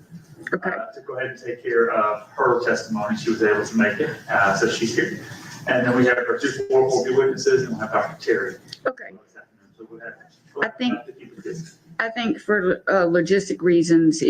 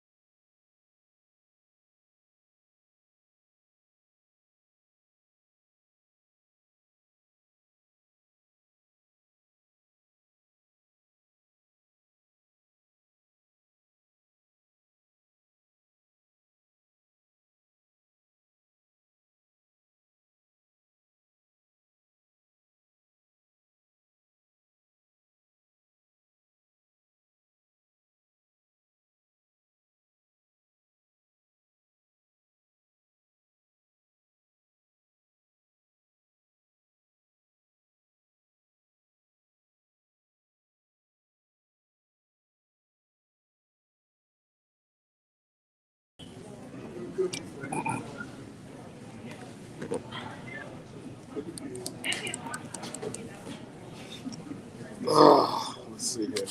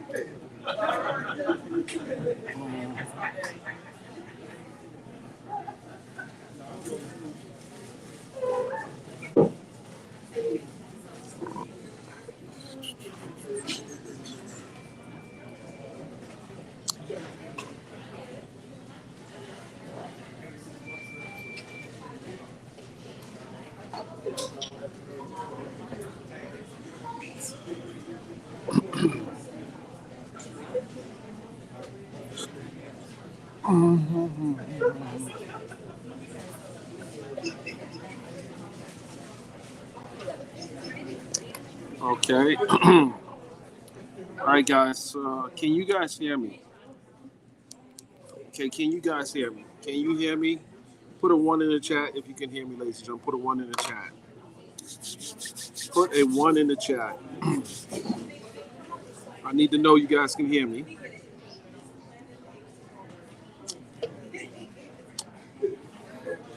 All right.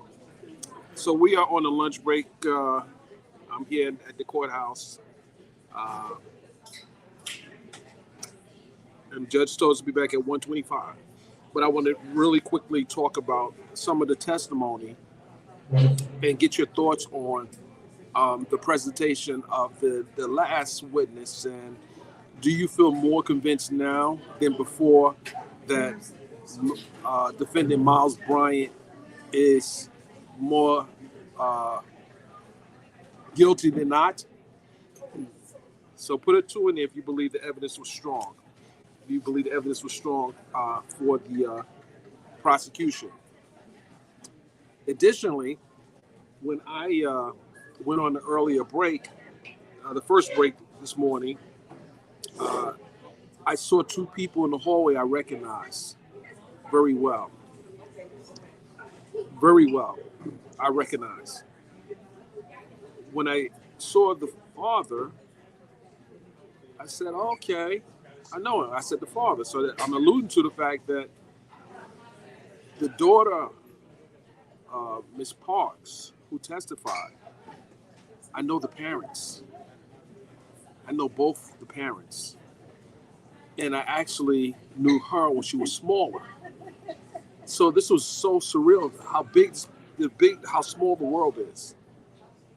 Mind you, I'm in Gwinnett County. I'm not in Fulton County. I'm not in Clayton County. I'm not in Cobb County. I'm in Gwinnett County. And out of all the people that I run into the parents of the daughter who dated Miles Bryant. And we had an interesting exchange about this whole situation, but I can't talk about it now because the daughter is still under subpoena. She's sequestered. And I haven't really spoken. I haven't talked to the daughter about the case at all. But what do you guys think of the likelihood of me running into someone that closely connected to the case? Because it blew my mind when the father said we was.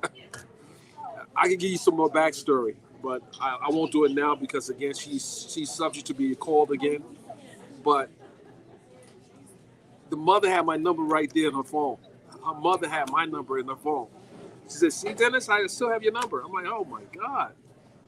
Of all the people. With that said, her testimony, towards the beginning, it was, she didn't really want to talk, or maybe she really did have a memory lapse because her child is here in the court today. She had just had a baby. Beautiful, beautiful baby. Beautiful, beautiful baby. And this has to be very uncomfortable for her. I mean, she's dated a guy who is accused of murdering another young lady. And some of the testimony that you'll hear later on today is going to be very, very disturbing.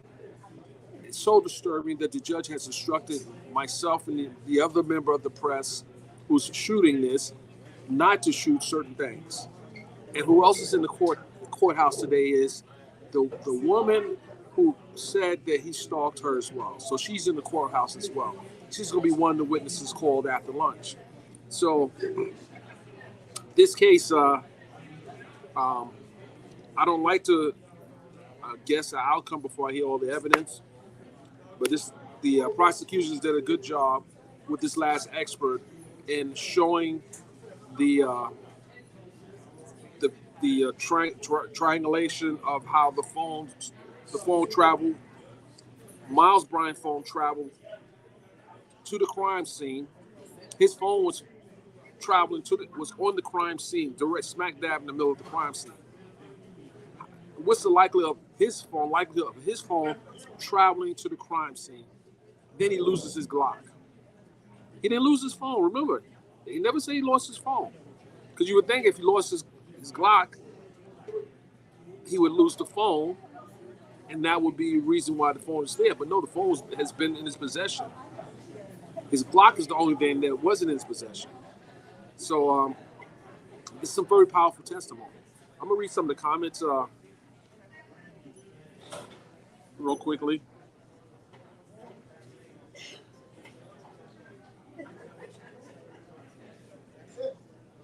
No, this was, when I tell you, D, when the father walked up to me and said, you know, that's my daughter, understand. What? She was smaller then.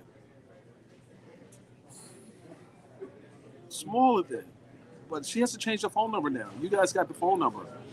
And the reason why the judge allowed the number in, and I don't know if anyone could guess why the judge allowed the numbers in, but the reason why the judge allowed the numbers in is because the evidence that was shown with this last witness showed the exact phone number. They had to show the phone. So they're going to have to change their phone numbers, clearly. But that's why the judge allowed the numbers to be shown, and she had to say it out loud because it is a part of the evidence, and it shows that she communicated with him the night of the murder, and what she did and what he did during the, I don't know, maybe he was calling her right after this murder, but the close proximity to the crime scene and him communicating with her, it was necessary for them to show the number. I didn't get it initially, but now I understand.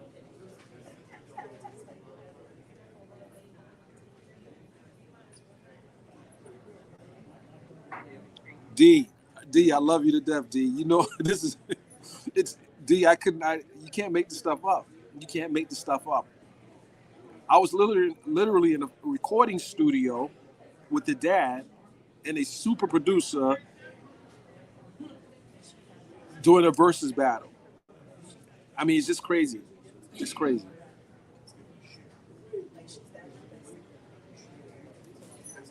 My sound went off. Someone said the sound went off. I don't think the sound went off. I don't think my sound went off.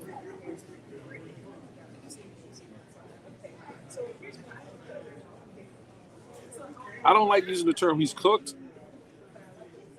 I won't use that term yet.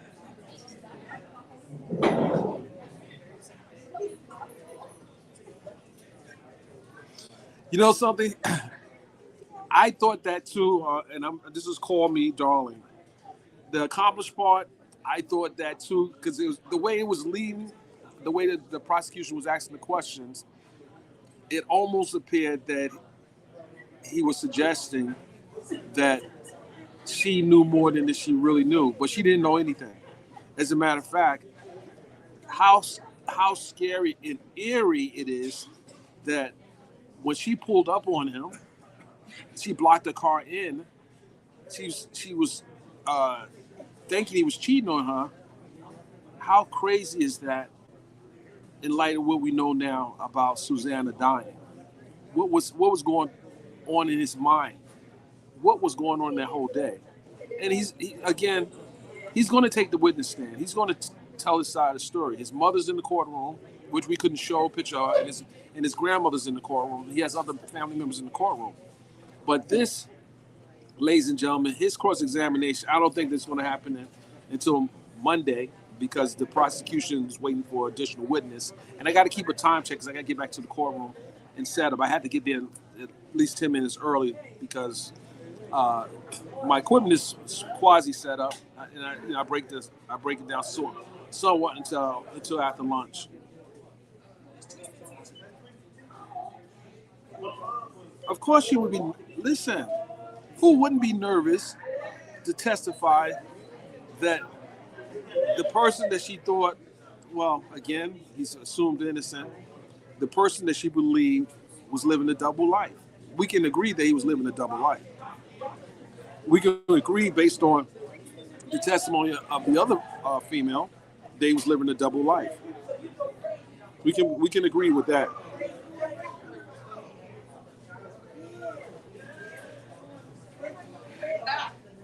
And he had the opportunity to plead. He's facing life without. That could be 200 years, 300 years in jail. Don't really matter. He's not gonna live. He wouldn't live past, I don't know.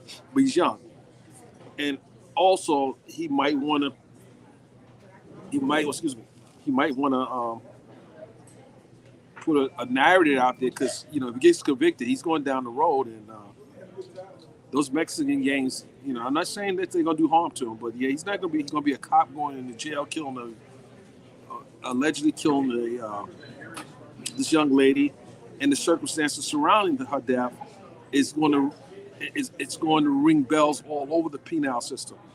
So he doesn't want to go ahead and just cop a plea right away. He wants to say at least he tried to fight, and maybe, and this is my speculation, he's going to put up a defense, and hopefully, if he's convicted, there'll be some people that, not hopefully, there'll be some people that will think he didn't do it. Not many, the way this case is going.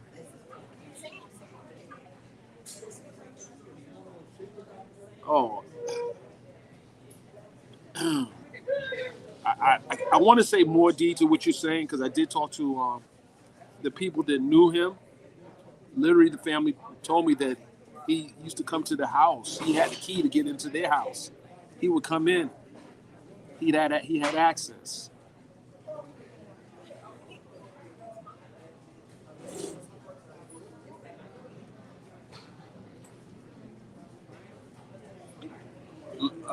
Laskia Elder, and that person is here in court today. She's going to be testifying. You will hear testimony, and I'm going to upload some shots onto the stream later during the testimony. So you'll see shots popping up on the screen. These are shots that I took inside of some of the reactions to some of the testimony.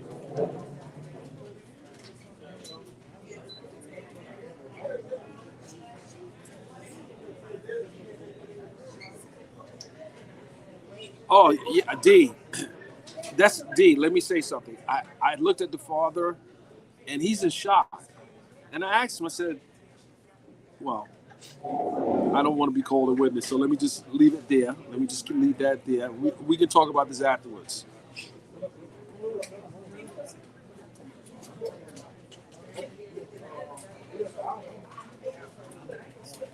All right, guys, I got to get back to the courtroom. Funky Page, Funky Pops. Pops, be nice to Miss Betty. Be nice to Miss Betty. I'm watching the comment section as I'm in the court. Sometimes I have to go on screen. Sometimes I have to pull up on the screen when I see you acting. I'm watching you, Funky Pops. I'm watching you.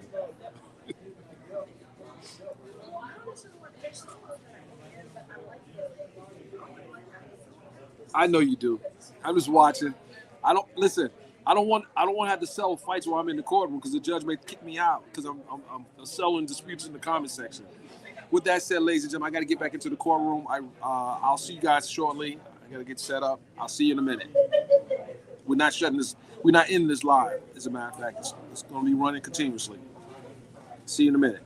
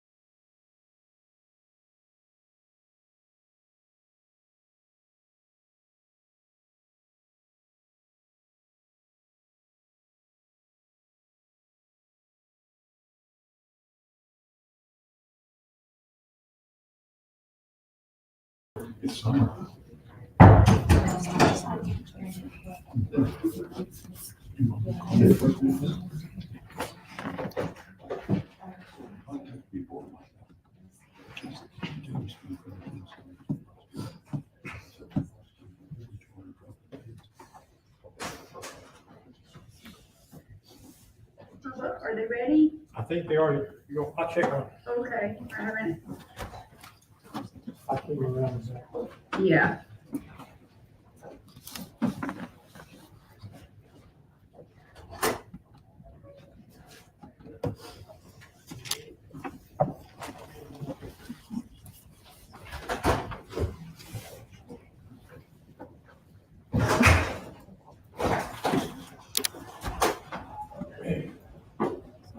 There you go.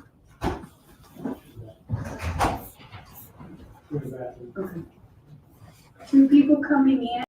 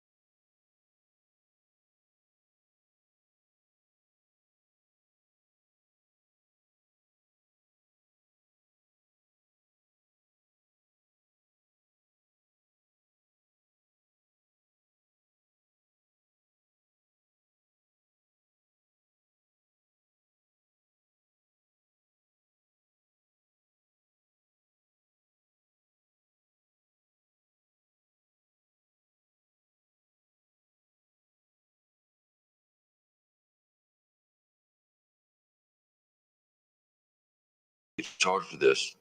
They ain't got nothing against me. There's no, it says right here, plain, he says, it says right here, plain, there's no blood, no semen, no nothing. They can't, they ain't got nothing against me. So did he indicate to you that he was not going to be linked to the young girl's body because there was no blood or semen on her? Yes. Is that what he said? So there's no way this case can be put on me. Doesn't show that I was anywhere around her. It doesn't show me no blood, no semen, no nothing. Okay. At some point, did the defendant talk to you about, at the time that you were at Gwinnett County Detention Center, had you been to prison before? Yes. I was in prison at the time. Okay. I was just coming back from court. But you were just back in Gwinnett County to handle that case? Right. Did he ever talk to you about what prison was like? Everybody's never been that has the possibility of going, they're always going to ask that question. Okay. What specifically did he ask you? He said, when and if I ever get charged, or when and if I have to go to prison, what is it like? And I told him. Okay. And y'all, was that a one-time thing, or did he talk to you, ask you other times about what it was like? It got brought up more than once. Okay. Obviously, at some point, I'm sure everybody kind of wonders what might happen to them with their case. Was there ever a time that the defendant talked to you about the death penalty? Your Honor, I'm going to object. I don't know how discussions about the death penalty, when this is not a death penalty case, are relevant. His answer will be very relevant, Your Honor. Okay, I'm going to give state Your latitude. Honor, I have not received any statements about anything involving a death penalty. Your Honor, Mr. Jones has been on the witness list. Ms. Drake has known about him. He's been at the Gwinnett County Detention Center. I can't control whether she interviews him or not, but But he still has to turn over any statements of my client. I have to turn over written statements of her client. There's nothing written, Judge. I'm going to overrule the objection. Did you ever have a conversation with him where the defendant brought up the death penalty? There was a conversation brought up one time. He said, someone could get the death penalty for something like this. I said, no, you got to do something more brutal than that. He said, well, so far they only got me charged for this one. Okay. He said, so far I'm only charged with one. Okay. I don't think killing one person I don't think somebody doing something, you're going to get no death penalty from something like that. I understand. How long do you think that you were in the same pod with the defendant? Maybe a year. No, about 9 months. Okay. And throughout that time, I know you've talked to us about a few different conversations. Well, in total, did you talk to him often about his case, or were those kind of some of the exceptions?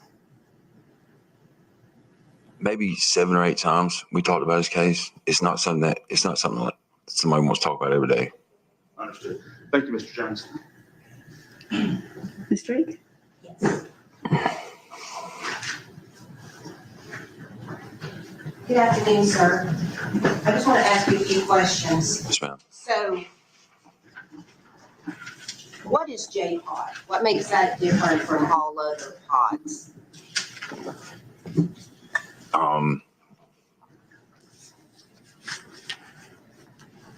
Mental health. Isn't it sometimes where people go when they're having issues with them? What do you mean? Why were you in J-Pod? I'm fine. I was just there. I was an inmate worker, and since I have an active escape on me, there's only certain places they can work me. J-Pod, I can't work in the kitchen because I guess I got too many accesses to escape again, I guess. And J-Pod is one of those where pretty much everybody stays in their cell and you can come out usually just one at a time, right? Yes. PCs come out by themselves. Suicides come out one at a time, maybe 2 or 3 at a time sometimes. Okay, so just one at a time if they're in PC, that's protective custody? Yeah. And these conversations happened with other people being around? Yeah. Through the door. I was able to talk to people through the door. You would have to do a door on your rec yard. Okay.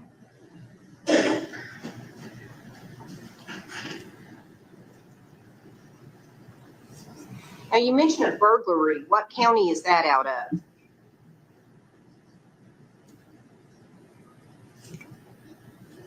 Gwinnett.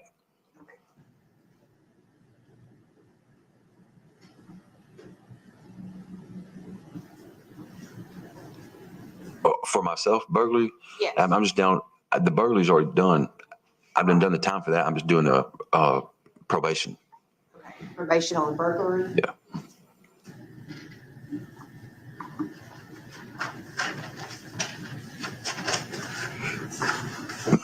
And you said it was normal for people that are potentially facing prison to ask about how prison is, right?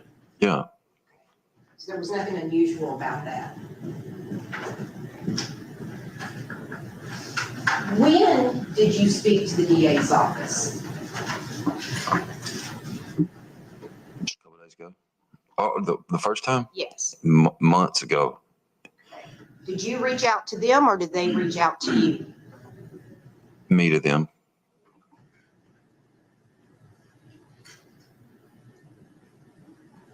Do you remember when specifically? Was it before you went to court or after you went to court? For your charges here? No, after I went to court. And we're going to talk about, but on your escape charge that you've already been sentenced on, you've already filed one motion to reconsider that sentence and it was denied, correct? Right.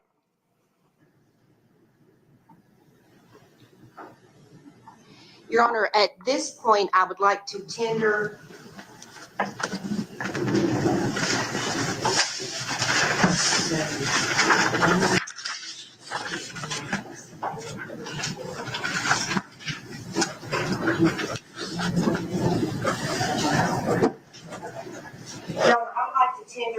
into evidence certified copies of some of the prior convictions from our clerk's office and also White County. Defendant's Exhibit 1 is the sentence for Mr. Jones. I lost my glasses again. I'm bad at getting old. Defendant's Exhibit 1 is a sentence for Mr. Jones, 12B 3337-3, where he was sentenced on 1 count of burglary, 1 count of theft by taking, second burglary, possession of a firearm or knife was dismissed, and 1 count of theft by receiving stolen property, a third burglary, a second theft by receiving stolen property, and 1 charge of possession of a firearm by a convicted felon. That's your case that you had your probation revoked on recently. Is that a correct statement, Yes, ma'am. sir? Defendant's Exhibit 2 is 20B-00847-3, which charges him with 1 count of escape, which you got 2 years for. Is that correct? 5 to 2, yeah. And the escape, I'm assuming, if you look at the sentences, you were supposed to do work release. Is that where you escaped from? Yes, ma'am. That's basically you just didn't go back. Yeah. How long were you out, I guess? After I didn't go back, Yes, before you got caught. 5 months. Defendant's Exhibit 3 is from White County, Georgia. That is 2019 CR 455. 1 count of criminal attempt to commit an escape was dismissed, and interference with government property was guilty. That is you, correct? Yes. And Defendant's Exhibit 4, again from White County, is 2019 CR 454, where these charges were dismissed: theft by taking, possession of methamphetamine, interference with government property, fleeing or attempting to elude a police officer ×2, reckless driving and speeding. And sir, did you in fact enter a guilty plea to aggravated assault on a police officer? Yes, ma'am. And is that part of the sentence that you're currently serving? Or do you know? Yeah. I think I maxed out on that. Okay. I think I maxed out on that. I think I'm only serving my 522 right now. So you're only serving the escape charge? Yeah, I maxed out May 5th, 2025. I think, I don't know if the other charges are still going yet. I don't know. Now that, that's the only sentence that you're serving, Your Honor, may I approach just to place these up? Are you tendering those? Yes, I am. Yes. Those. Mr. Johnson? No objection, Your Honor. Okay. Defense Exhibit 1, 2, 3, and 4 are admitted without objection. I'm trying to think of how to phrase this question. Have you developed an opinion that you're going to receive some help in trying to get some consideration on that servitude sentence? No, ain't nobody gonna help me. Okay, so you did not tell my client that now that Mr. Delphine is no longer in the DA's office, that he can help you get that sentence reduced? No, Mr. Delphine he's never told me he could help me or anything. Did you tell my client that? No. That's all I have. Thank you. Can you redirect? Just to confirm that, we've talked twice before. Yes, sir. You've never asked for me to do anything for you. I've never offered to help you out in any way with any of your cases. Right. Have I? No. Okay. You're here to testify because it's the right thing to do. Yes. Thank you. Ms. Drake? Oh, nothing else. Thank you. Okay. May we release this witness? Yes, Your Honor. All right. Thank you, sir. Come with you.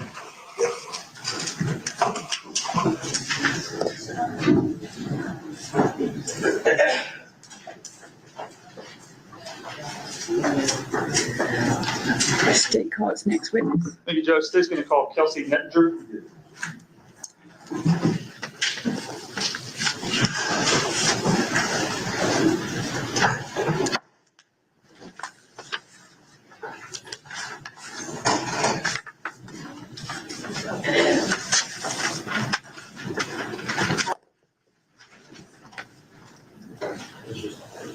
So these need to stay.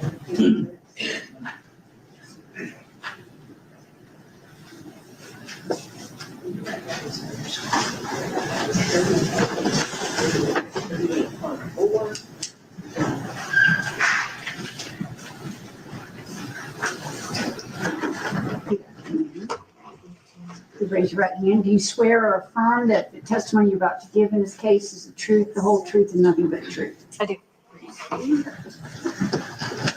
Hi. Good afternoon. How are you? Good afternoon. Good. Would you do me a favor and introduce yourself to the jury? Tell us your name. Sure. I'm Kelsey Nettinger. I'm a crime scene specialist for the Gwinnett County Police Department. All right. And Ms. Nettinger, how long have you been employed with Gwinnett County Police? I'm going on 9 years. And prior to working with Gwinnett Police, did you have any prior law enforcement experience? I was an intern with the Gwinnett County Crime Scene Unit, and then I also did volunteer work with code enforcement here. All right. Now, in order to have your job as a crime scene specialist, have you had to go through any kind of training? Yes. So I have a bachelor's of science in criminal justice, and then I was hired on. You do a field training program. After that, I've been certified by the state, post-certified, to be a crime scene technician. And then also I've been certified by the International Association of Identification at the highest level of crime scene. Okay. Now, if you can, ballpark for us, unless you know the exact answer. How many cases have you been a part of investigating since being a member, a full crime scene specialist member with the Gwinnett County Police? I've responded to over 400 crime scenes. Okay. Now, in the 9 years of those, do you know how many that you were the lead investigator on? No, I don't know the exact number. Okay. And I say lead investigator, I guess is lead crime scene specialist, or how do you refer to it? The lead crime scene specialist, and out of those 400, the majority of them are me as lead. So you respond a lot to crime scenes individually. Yeah. Understood. Now, in general, as a crime scene specialist, when you respond to a scene, what are kind of the procedures of how you get there and what you do once you get there? So I get dispatched by detectives or by communications, the E911 center. Then after that, I respond to the crime scene. I'll take photographs or videos or measurements, sketches, videos, whatever a scene might dictate. And then after that, in the lab, I'll process any kind of evidence, any vehicles or anything like that. And then I'll write a report and then submit my evidence to the evidence unit. Now, how are you, I can imagine if you know, for instance, if you show up, and we're going to talk about a search of an apartment here in a minute, but when you show up to somebody's apartment or to somebody's home and all of their life's belongings and possessions are there, how do you know what you're looking for when you go in to document things? Typically, if I'm doing an apartment, it's usually with the assistance of a detective. That detective will have a search warrant, which denotes different things that they're looking for. But also there's usually a detective or more than one, and they help conduct the search while I take photographs of the process. So in somewhat of a team effort when you're there on scene? Most definitely. All right. Now, obviously, there may be times when you directly observe a piece of evidence that you can immediately recognize is relevant. Mm-hmm. But oftentimes are the detectives who are with you essentially getting your attention and telling you, hey, come look at this. Yes, both of those, yes. Okay. In this particular case, I'm going to take you back to, we'll start with February 6th of 2023. Were you working with Gwinnett County Police at that time? I was. And were you on shift that night of February 6th, 2023? Yes, I was on shift. Okay. Yes. I can't remember if I was on call, but yes, I was on shift. Okay. And I guess there's a difference. You could be on call and be the one that has to respond even if you're at home? Yes. Okay. But that day, did you respond to a crime scene out in Decula off of Highway 316 near Drowning Creek Road? Yes, I did. And just tell us very generally what was going on when you got there. Police had cordoned off an area within the woods at this point where there had allegedly been some bones located. So after that, I'll take some photographs of the area outside near the highway, and then I would take photographs leading into the woods, and then we would help do a search for additional bones. Now, at this particular evening, who was kind of heading up the search for the remains and the recovery of the remains? It was a team effort. So we had the area cordoned off, and then officers, detectives, and crime scene were all doing like a line search, trying to look for more bones. And then eventually we called out the medical examiners to come and help us look and identify what was actually human bone versus animal bone. And is that because the medical examiner has a specialty in that? And yes, that is correct. Okay. Now, that evening, just tell us kind of what generally you did there at the crime scene. So I arrived and I took photographs of the highway, the area leading up to the actual crime scene in the woods. And then after locating the skull of the decedent, I put rebar in the ground to indicate where that was located so that after the bones are collected, we could return to that location. And I documented all the pictures, and we put flags down as we were doing the search. So then in my photographs, you'll see flags that indicate where an additional bone might be located. And then after that, I've left, and we decided that we were going to do an additional search during the daytime just to make sure that we've caught everything that was in daylight. All right.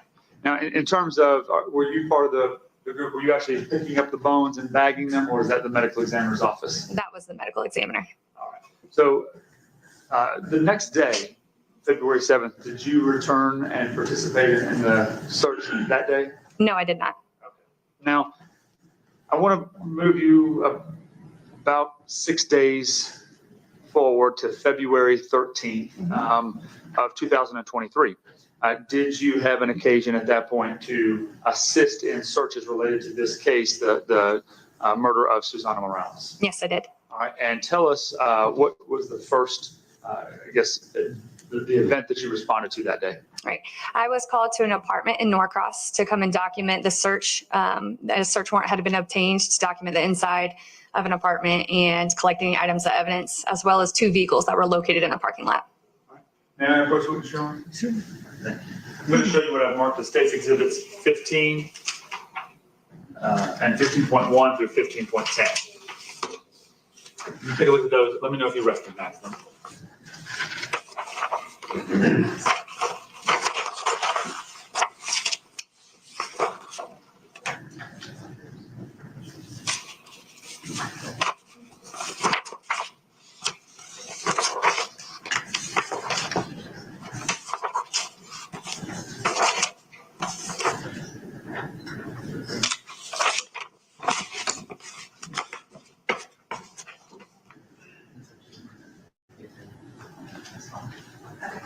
Your Honor, I was just talking with the state. I know he's going to be showing her 2 sets and then a couple of other single photographs. We're not going to have any objection, so he doesn't have to go through the foundation questions. Okay, so you're stipulating to State's Exhibit 15 and State's Exhibit 15.1 through 15.10 coming in. Yes, that will also apply to all photographs that he's going to use with this witness. Okay. And Judge, I can read those out to you, since we're talking about it on the record, that when we get there, the exhibits will be also State's Exhibit 17 and 17.1 through 17.19, and State's Exhibit 38, 38.1 through 38.4. Okay, so. With those being admitted by stipulation, Your Honor, may I publish them to the jury? Yes. Okay. And let me just, I just want to make sure, State's Exhibit 15, 15.1 through 15.10, State's Exhibit 17, 17.1, 17.19, and State's Exhibit 38, 38.1 through 38.4 are all admitted and stipulated to. Yes, without objection. And just pursuant to the stipulation, State's Exhibit 15 and 15.1 through 15.10 are photographs of a search of the defendant's apartment.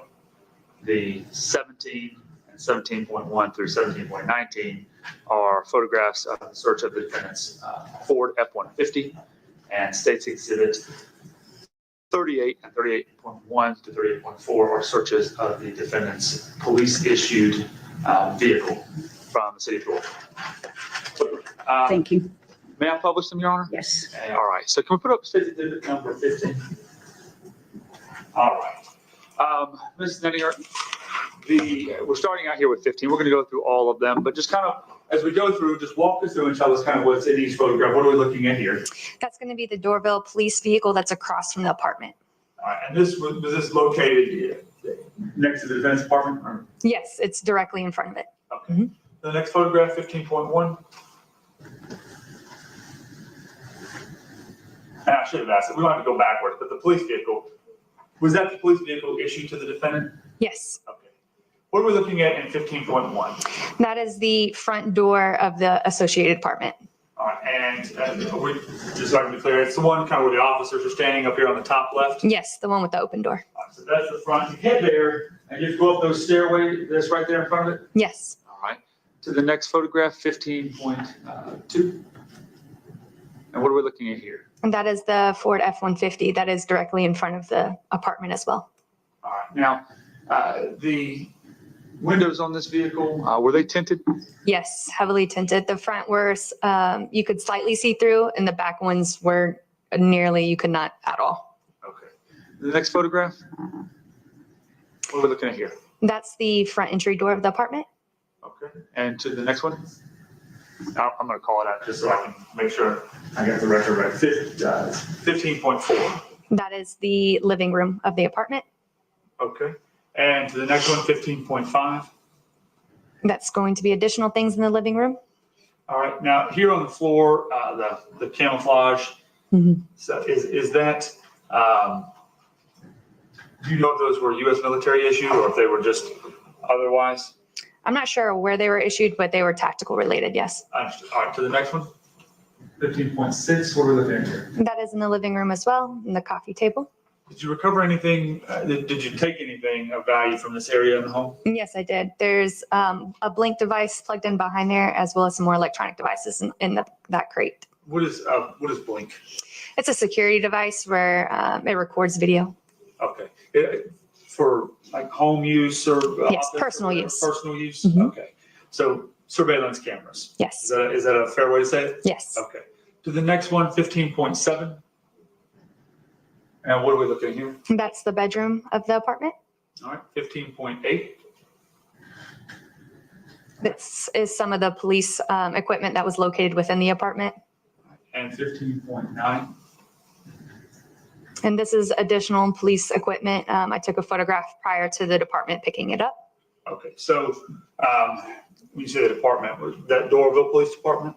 Yes. Okay, and did they come to retrieve all of their police issued gear and things like that? Yes, they did. Okay, so none of this stuff you took into evidence, you just took a picture of it before they took it away? Right. They wanted it right then and there. So I just took this photograph. So there's documentation of what they took. Understood. To the next photograph, 15.10. And what are we looking at here? That's a sweatshirt that was located within the bedroom. All right. Thank you, Ms. Meninger. I want to show you a few items here.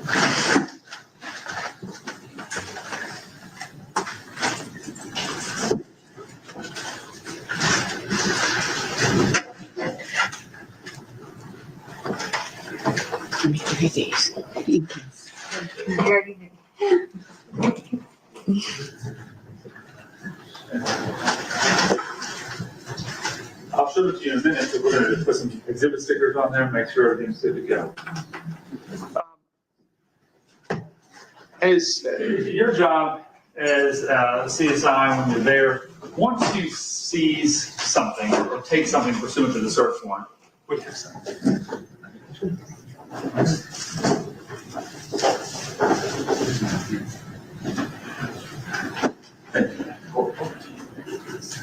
Once you take something, when you're there and you find something that's of interest to you, what do you do with it? I'll take a photograph of it and then collect that item. Once you collect it, where does it go? It goes to crime scene. We secure it within our own unit. And then if I need to process it further, then I'll process it within the lab. After that, it'll be submitted to the evidence unit and, for safekeeping, basically. All right. Now, and did you do so with the things that you seized from the defendant's apartment? I did. Okay. Now, I'm going to show you what I've marked as state exhibit number 50.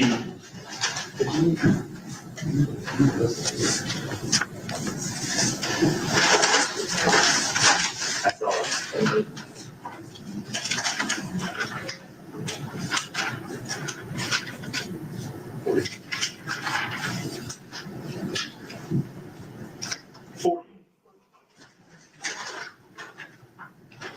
Do you recognize what is in state exhibit number 40? Yes, I do. And what is it? It's the clothing items that I collected from the apartment. All right, and what we're looking at here in state exhibit 15.10, this gray hooded sweatshirt. Mm-hmm. Did you collect that? Yes, and it is in here. Okay, and that's what's in this bag? Yes. Okay. Does it appear that anybody's tampered with this in any way? No, it's still sealed and has my initials. All right, and Judge, I move to admit state exhibit number 48. No objection. State Exhibit 48 is admitted without objection. All right. Your Honor, Ms. Nuttinger has a pair of scissors. I just gave them to you. Fantastic. Going to be my next request. I didn't know how they got there. I thought maybe she had them. But is it okay with you if she can open this bag? Certainly. All right, thank you so much. I don't want, go ahead.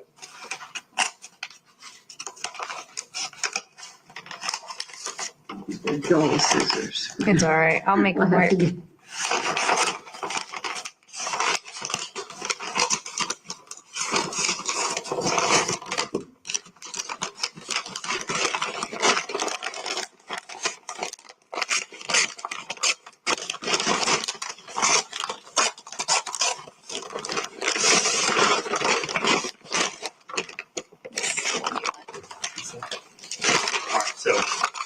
The shorts. This is here. You can open this bag now.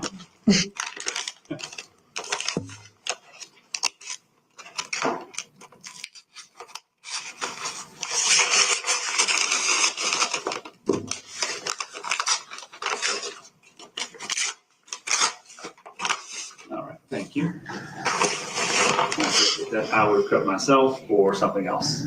All right, so what I'm holding here and displaying here in front of the jury is a gray hooded sweatshirt contained in State's Exhibit number 48. Is this the same hooded sweatshirt that you took a picture of in this exhibit displayed in 15.10? Yes. Okay. And where did you locate this? This was in the bedroom closet. Okay, thank you.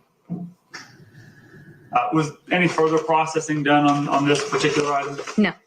So you just took it into evidence and it went into the Gwinnett County Police Department evidence log? Yes. I can now do my best.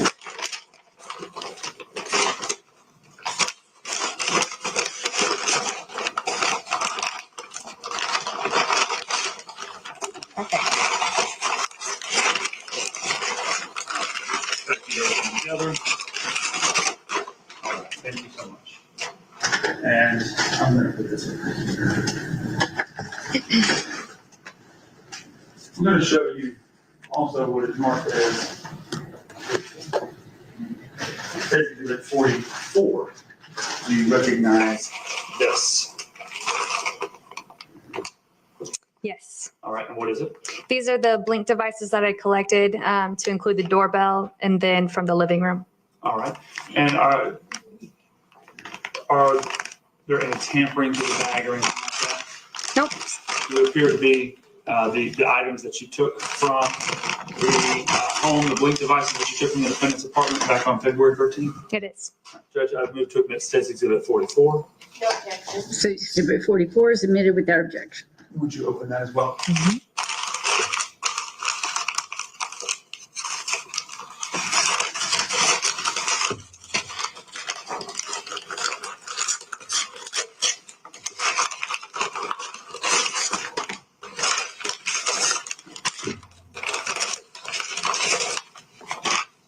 All right, so there's 3 other bags inside of there that are sealed. Yes, I label everything. Okay, and so we've got, this is the doorbell here? From outside? Yes. All right, and this is is it dining room, coffee table? Yeah, or the living room. Living room. I Yes, apologize. living room. Very good. And then what is this one? This is the living room as well, underneath the TV. Okay. And are these cameras or what kind of devices are these? I think they're just associated devices with Blink. I'm not really sure Okay, so you what don't- their function is. you're not sure what the function is on them, but they're related to the video recording. Yes. Just let's open this one right here, the one that says the coffee table, living room coffee table.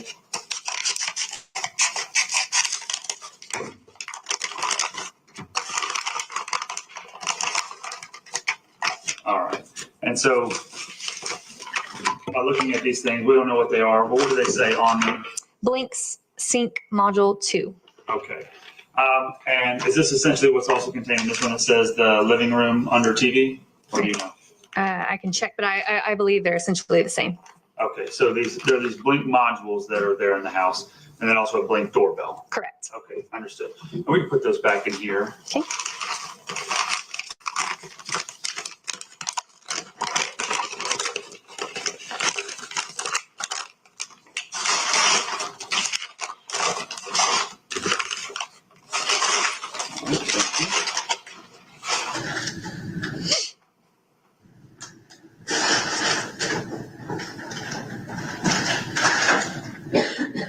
Okay, so after searching the defendant's apartment, when we looked at photographs there of the 2 vehicles, the black Ford F-150 and the police issued vehicle, I'm not sure what that was, what type of vehicle it was, I'm sure you'll tell us here in a minute, but were those vehicles taken back to the Gwinnett County Police Department headquarters? Yes, they were. And what was the purpose of that? It's to further document them so we could photograph them, search them, and do any kind of processing necessary at a later time. Did ultimately you end up searching both those vehicles? Yes, I did. Let's start first with the black Ford F-150 vehicle. When did you search that vehicle? That was on the 15th. Okay. And I've got the photographs here. They've already been admitted. I'm going to display them. I'll put these up here just in case you need to reference the actual photograph itself. Can we, you said that was on February 15th? Yes. Okay. And where did that search take place at? The crime scene unit. Okay. I'm showing you here on the screen, State's Exhibit number 17. And just kind of tell us what we're looking at here for the record. That's the front of the vehicle within the crime scene unit garage bay. All right. And State's Exhibit 17.1.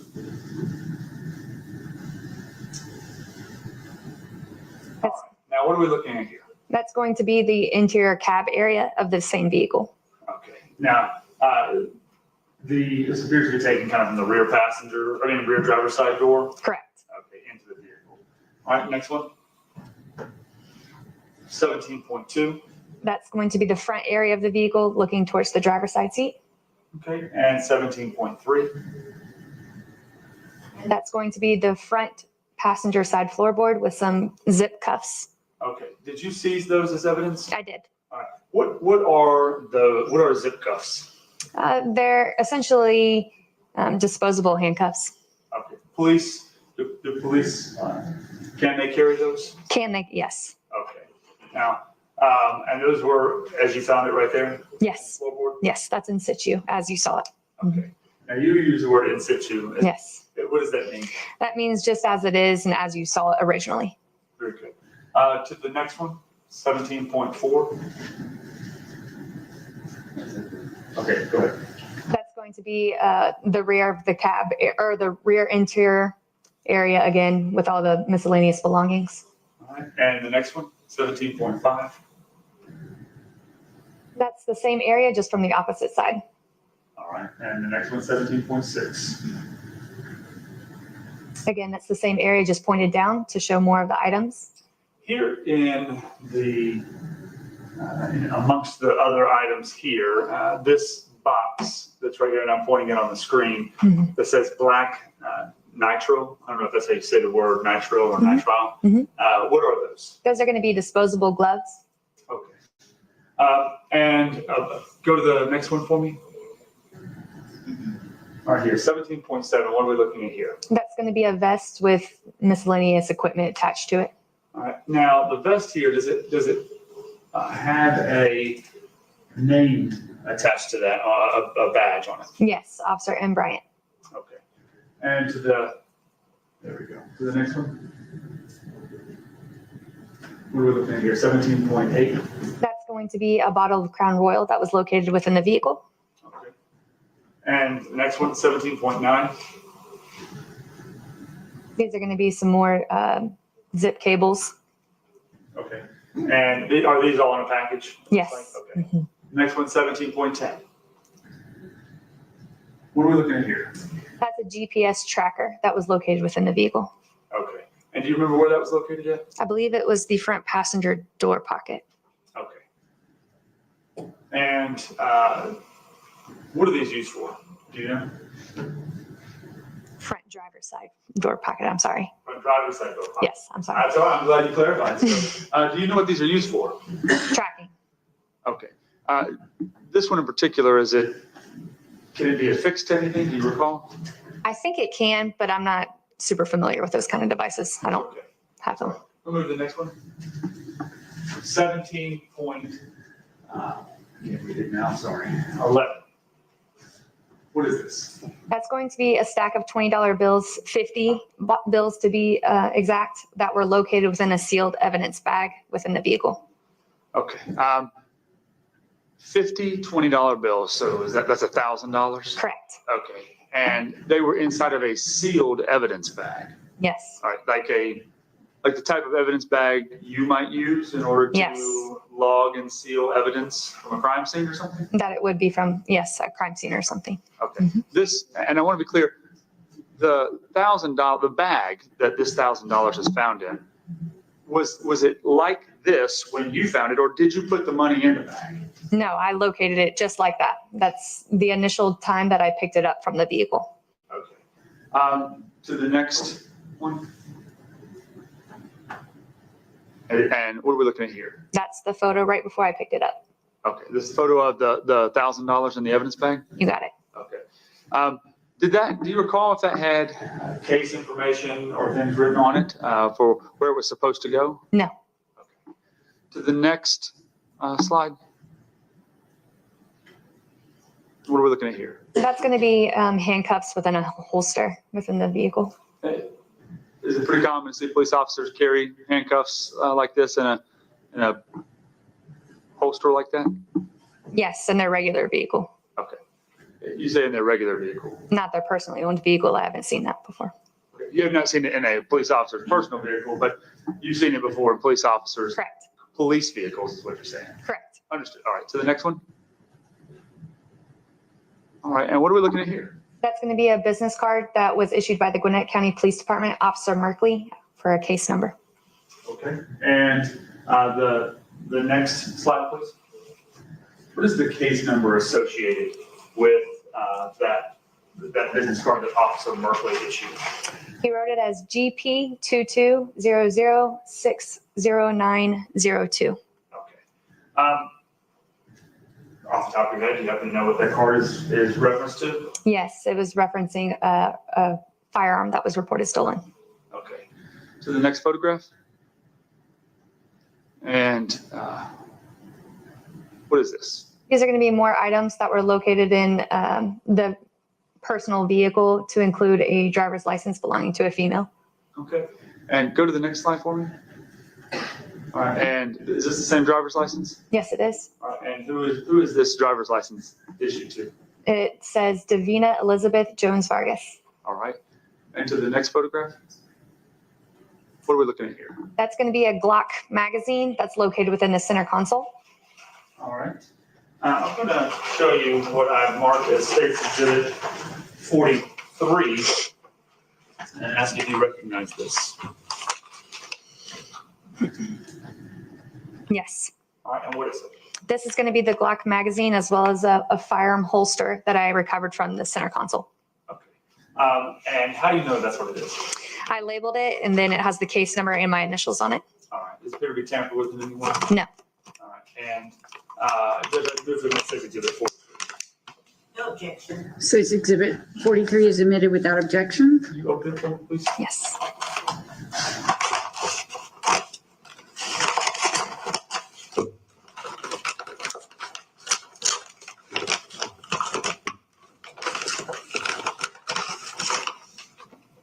Okay, so you have here in this bag, this holster, and can you tell me who issued or who made the manufacturer of the holster? It says "We the People" on it, so I'm not really quite sure who makes it, but it says "We the People." Okay, that's fair enough. I'll take that. And this magazine here, what kind of firearm was this magazine associated with? It's labeled with Glock as well as 9mm on the back. All right, so it is a magazine that is capable of holding 9mm ammunition? Yes. Okay. Now, in the photograph we're looking at here, 17.18, is that exactly how you found it? Yes. All right. In that one, does it appear to have ammunition in it? Yes, it does have live cartridges in it. All right, live cartridges, that's what you Or call it. ammunition, yes. Okay. There's probably so many terms. Real bullets ready to fire in the magazine. Is that a fair way to say it? Yes. Okay. I'm going to show you State's Exhibit 43.1. Can you tell me what that is? Yes. Or if you recognize it? Yes, these are going to be the live cartridges that I removed from the magazine. All right. Could anybody tamper with those? No. All right. And Judge, I move to admit State's Exhibit 43.1. No objection. State's Exhibit 43.1 is admitted without objection. All right. And we're not going to worry about opening it. It's a whole bunch. How many were in there? 15? Yes. 15. So 15 9mm rounds inside of this Glock magazine that was in there? Yes. Are you familiar with guns at all? Yes. All right. And that magazine, would it fit inside of a Glock 19 semi-automatic 9mm pistol? I believe so. Okay. And can we go to the next photograph? And what are we looking at here? That's going to be the rear area of the truck. It has 4 trash bags in it. All right. Did you go through all of the trash bags that were in there? I did. Okay. Now, again, same procedures once you searched the truck. Did you take everything that you seized and logged it into evidence in the crime scene unit? Yes, I did.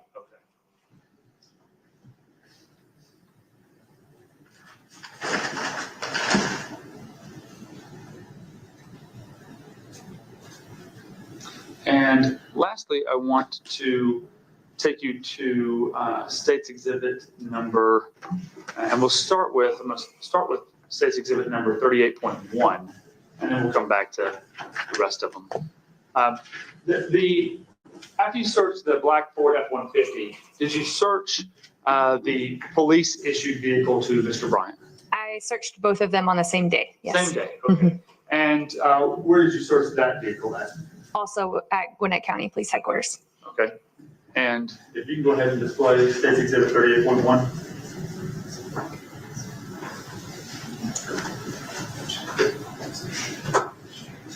All right. And Ms. Nanger, what we're looking at here? That's going to be the crime scene unit garage bay again with the vehicle in the back. Okay. And what kind of, is this, it looks like a Ford Explorer to me. Is that what it is? Or a Ford Police Interceptor, or what is it? I'd have to see the back photo, but yes, that's what they typically are. All right. And can we go to the next one? State's Exhibit 38.2.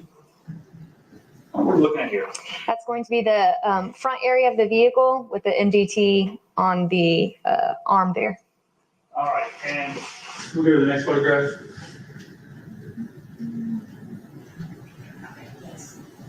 That photograph, what are we looking at? That's going to be the same area from the opposing side, so it's looking towards the MDT. What is you're using the word MDT, or the initials, what is that? That's a mobile data terminal. Police use it for communicating while on calls. Okay, so police issued laptop? Yes. Okay. Yeah. Is that fair to say? Yes. All right, I'm going to show you State's Exhibit number 47. Can you tell us what this is? Yes, this is the MDT that I collected from the vehicle. And from the image, this is the same one that we're looking at here in State's Exhibit 38.3? Yes. And how can you tell that? It has the case number written on it, as well as my initials. Does it appear that anyone has tampered with it in any way? No. Okay. And Your Honor, I move to admit State's Exhibit number 47. No objection. State's Exhibit 47 is admitted without objection. Ms. Nettinger, would you open this for me, please?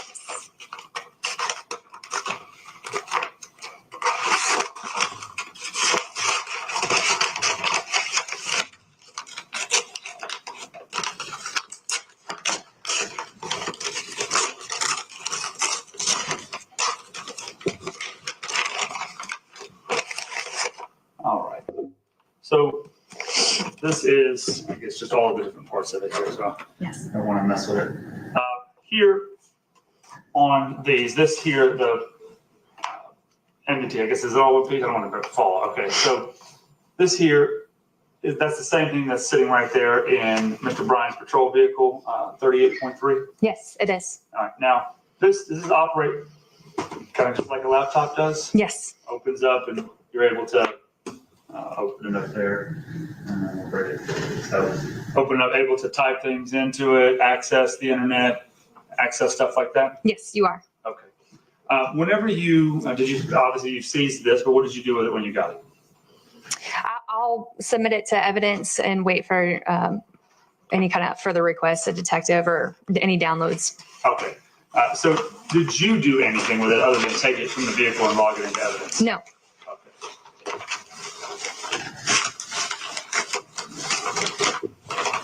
All right. And if we could go to the next photograph. All right, what are we looking at here? That's going to be the same police vehicle. That's going to be the rear trunk. All right, and After I removed the vest and some other large items, there was a ballistic, bulletproof police issued vest? Yes. Okay. And also over here on the right, what were those on the right? These two larger, longer bags here. Those are going to be rifle bags. Okay. Were rifles in them? I don't believe so. Okay. And to the next photograph, 38.5. What are we looking at here? That's after I've removed the vest and some other large items. There was an empty vodka bottle sitting in the trunk. Okay. You can go ahead and turn the display off. After you search the defendant's police issued vehicle, did you turn those items into evidence as well, like we talked about? Yes.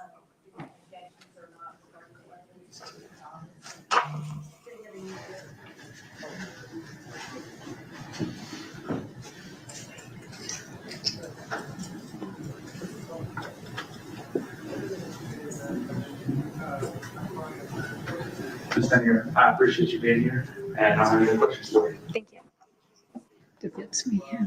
Ms. Drake? Your Honor, even though I was handling the objections are not regarding the evidence, may Mr. Dobbins do cross? Still have any objection? Oh, No, okay. No objection. So, Good afternoon. Afternoon. Just a couple questions.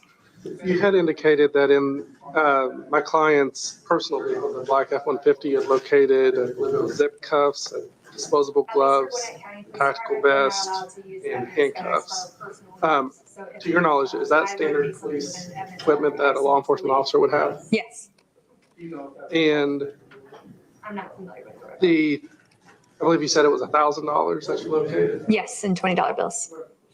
You say there was no case information on that bag. To your knowledge, was that actual evidence in any type of an ongoing case? At least for Gwinnett County Police Department, we're not allowed to use evidence bags for our personal use. So if I locate something within an evidence bag, I assume it's related to a case. Do you know if that's the policy of the Doraville Police? I'm not familiar with Doraville. And what was the date of the search? Let me ask you this first. Were all three searches on both vehicles and the apartment done on the same day? No, I believe the vehicles were done 2 days later. Okay, and what were the dates for the searches? The apartment was on the 13th, and then the vehicles were on the 15th. One moment. I have no further questions. Thank you.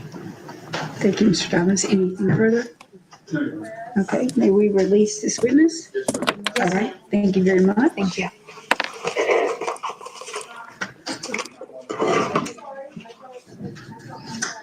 Oh, yeah, thank you so much.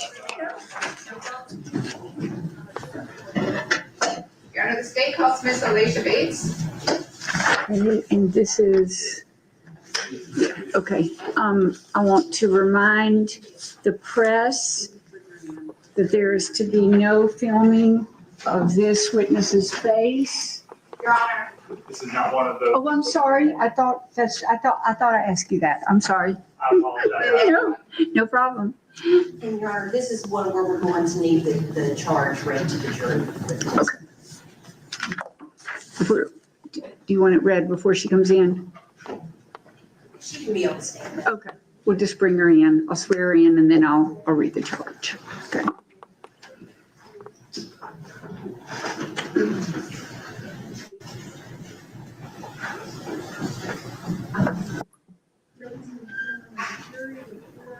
Ms. Bates, I'm gonna have you go right up to that stand, okay?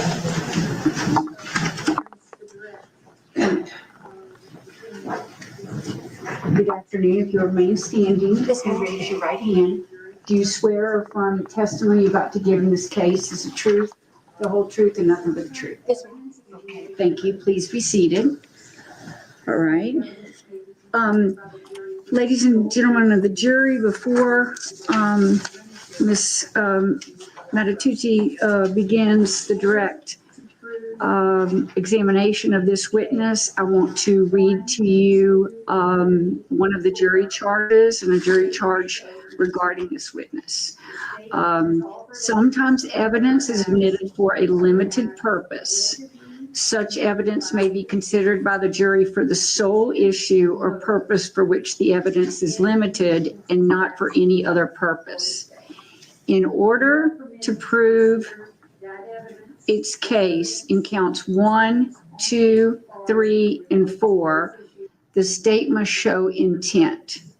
The state has offered evidence of other acts allegedly committed by the accused to prove intent and motive, and to negate any defenses of accident or mistake. You are permitted to consider this evidence of this witness only insofar as it may relate to those issues and not for any other purpose. You may not infer from this evidence, this testimony, that the defendant is of a character that would commit such crimes. The evidence may be considered only to the extent that it may show the elements that the state is required to prove in the crimes charged in the case now on trial. Such evidence, if any, may not be considered by you for any other purpose. The defendant is on trial for the offenses charged in this bill of indictment only and not for any other acts, even though such acts may incidentally be criminal. Before you may consider any other alleged acts for the limited purposes stated, you must first determine whether it is more likely than not that the accused committed the other alleged acts. If so, you must then determine whether the act shed any light on the elements of the offenses for which the acts were admitted in the crimes charged in this indictment in this trial. Remember to keep in mind the limited use and the prohibited use of this evidence about other acts of the defendant. By giving you this limiting instruction, the court in no way suggests to you that the defendant has or has not committed any other acts, nor whether such acts, if committed, prove anything. This is solely a matter for your determination. All right. Ma'am, have you ever testified? No. Okay. I'm going to ask you to kind of come forward. This is Sheila. She's taken down everything that's said in the courtroom by law. And so she's going to be taking down your responses. She can't see if you nod your head, or if you say or then she won't know exactly what you're saying. So we may say, is that a yes or is that a no? And everybody needs to be able to hear you. If you pull those two microphones together and speak directly into them, that's usually the best way, okay?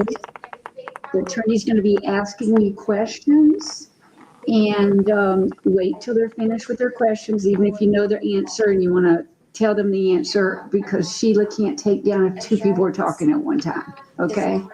Thanks. Good afternoon, ma'am. Can you state your name?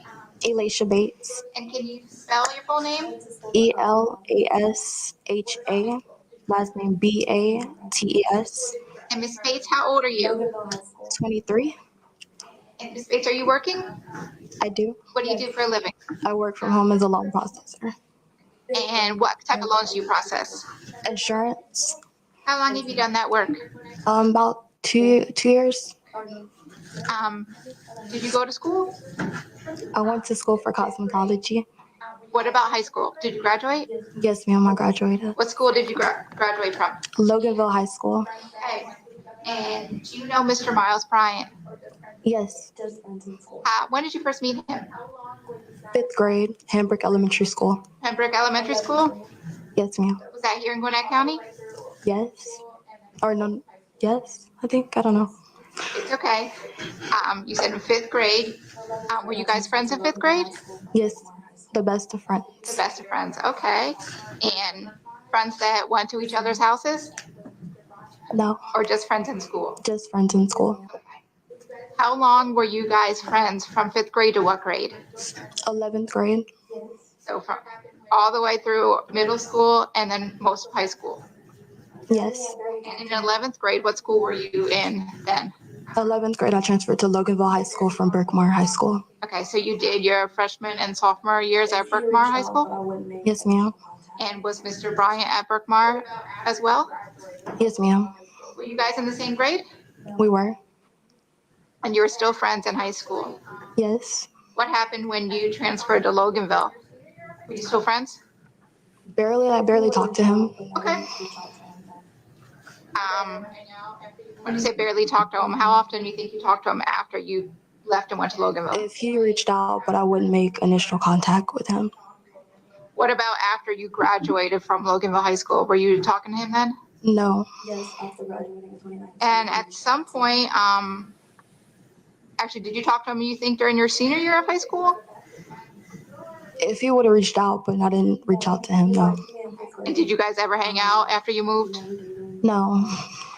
And at some point, after you graduated and had moved on to Loganville, did you hear from Mr. Bryant again? Yes, after graduating in 2019, he reached out to me. Okay. What grade? And I know you said you were the best of friends. Did you all ever date? No, he liked me in 5th grade. We never dated. He dated my best friend, Kishana. You dated your best friend, Kishana? What's Kishana's last name? Phillips. And was Kishana Phillips, did she go to Berkmar with you all too? Yes, until she moved to Archer. Okay. Do you know what grades Mr. Bryant dated Kishana? I believe it was freshman year, and they probably were still dating up until senior year. Okay. But you never hung out with Mr. Bryant outside of school? Not unless Kishana was there. We did a movie double date. To the movies, I brought my own date, and he brought her, and we all hung out, and after I went back to her house.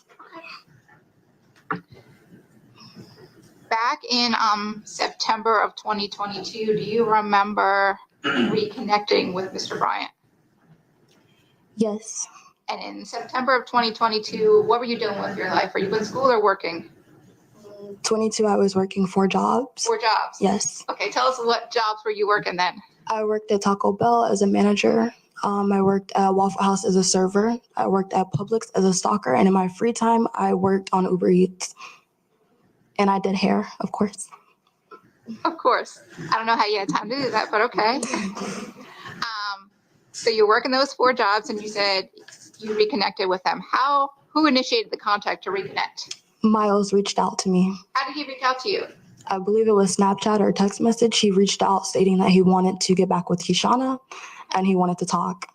At that point, were you still friends with Kishana? You guys were still in touch? We talked here and there, not like the best of friends, but we definitely still had each other's back. And then in September of 2022, when Mr. Bryant reached back out to you, where were you living? I was staying in Snellville at Annistown, off Annistown Road at Stone Creek on the Green. Is that an apartment complex? Yes, ma'am. And that apartment complex in Snellville, is that here in Gwinnett County? I think it's Gwinnett. Okay. And you said he reached back out to you. Did you see him in person? Yes, when he texted me, he stated that he wanted to talk to me and get advice about them rekindling their relationship. So he pulled up to my apartment complex. The apartment on Annistown? Yes, ma'am. Okay. We sat in the car and talked. Okay. And when you sat in the car and talked, did at some point he come inside your apartment? Yes, ma'am. It was getting late. I was going to go pick my boyfriend up, and he came inside to talk to me for a little bit before he left. He said he wanted to make sure I made it home safe, made it inside. Okay. And let's talk about your apartment. Describe your apartment. Was it first floor, second floor, third floor? My apartment was on the 2nd floor. Okay. And is it an apartment that had a door that went to the outside, or did you have to go inside a building to get to the door? Outside. Okay. And how do you get up to your apartment? Stairs or elevator? Stairs. Okay. You said he came into your apartment. How long do you think he was in your apartment? Maybe an hour, if that. I felt uncomfortable. Why'd you feel uncomfortable? He was at my apartment and we were talking. He sat on the couch, but then he asked to use the bathroom. I watch a lot of TV shows, a lot of SUV and Criminal Minds. When he asked to use the bathroom, I opened my room door because it connects. I felt like he was going to go in there. Sure enough, as soon he didn't even use the bathroom. He opened the room door, starts to go in my room, looks around the closet. He was pushing on the walls, making sure it was sturdy. What do you mean? What do you mean he was pushed on the walls? Like the frame of the walls, like the door. He was pushing on it to see how strong it was. Did he tell you that's why he was doing that?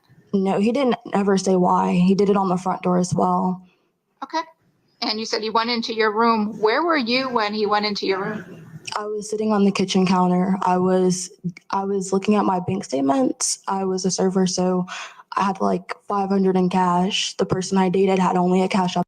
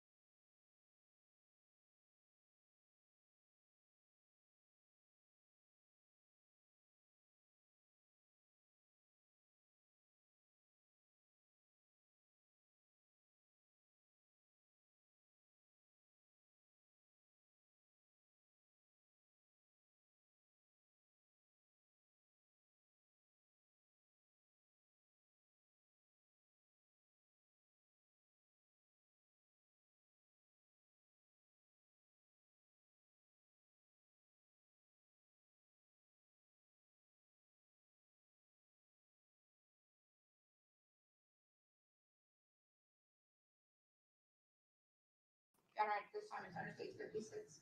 No objection. Okay, states 56 is submitted without objection. Permission to publish state 56, Your Honor? Ma'am, you have a computer right here. It's gonna come up and there's one back there. So, but you can, either one is, and if there's water right here, if you'd like some water.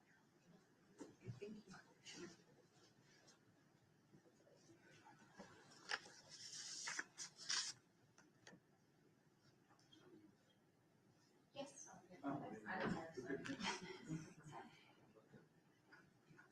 And if you could zoom in so she can read the text messages. And this is your phone, correct, Ms. Bates? Yes, ma'am. Okay, and what is the date on the first message? September 12th of 2022. Okay, and the blue, is that you or Mr. Bryant? That's me. Okay. Can you read the messages, starting with the date and what the messages say?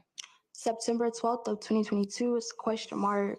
Miles responds, "This Miles, my bad. I was seeing such because I was out. You working?" Which is on September 13th of 2022 at 1:34 p.m. I responded September 13th at 9:22 p.m. Need to, but no, I couldn't. And he said, "I'm gonna pull up on you tomorrow if that looks." I said, "No, I'll let you know." He said, "Okay." I never responded. He texted me again September 19th, 2022, 11:58. "You up?" The next day I responded at 7:33 a.m. "Am now, you good?" Okay. Continue to the next page. And what is the date of the first message? September 20th. Okay, that's the one you just read. And what's the next one from? September 20th at 4:24. He texted me and said, "Hey, are you free?" I never responded. He texted again September 20th at 6 p.m. I have that software downloaded. Let me know what's up. Do you know what software he was talking about?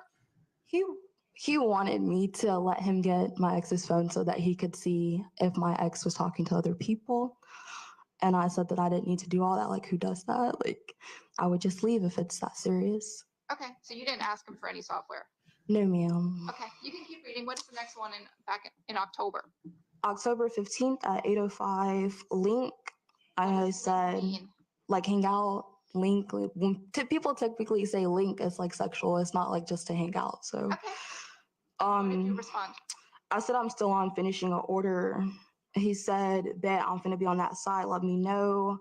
I got this moonshine I want you to try. I said, oh, hell, laugh my fucking ass off, which is LMAFAO. Sorry. Okay. He said, nah, it's good. It's banana pudding. Trust me. Okay. December 10th at 11:40. Next one, thank you. He said, hey, just called to check on you. Good. Okay. And was that the last message that you received? Yes, ma'am. Okay. And if we could scroll to the top. Oh, sorry. I'm sorry, Your Honor. No, that's okay. Up top, what do you have Mr. Bryant saved in as your phone? Miles the stalker with an axe and a hole. Did you put that in there? I sure did. Why'd you put that in there? Because he is stalking me and he's a weirdo. Okay. We saw all those messages, him asking to hang out.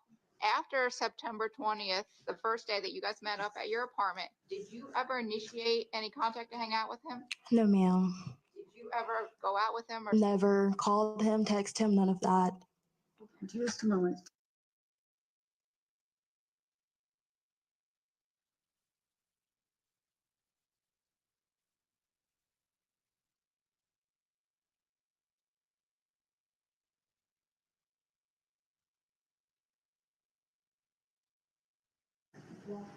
Ladies and gentlemen, I think one of the jurors needs a bathroom break, so we're going to take I'm sorry to interrupt you, we're going to take a 15-minute break and we'll reconvene at 3:05.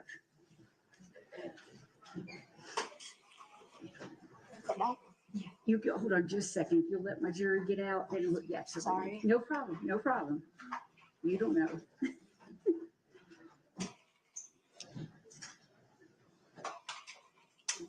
Sorry to abruptly stop you. Oh my God. I got a signal from a juror.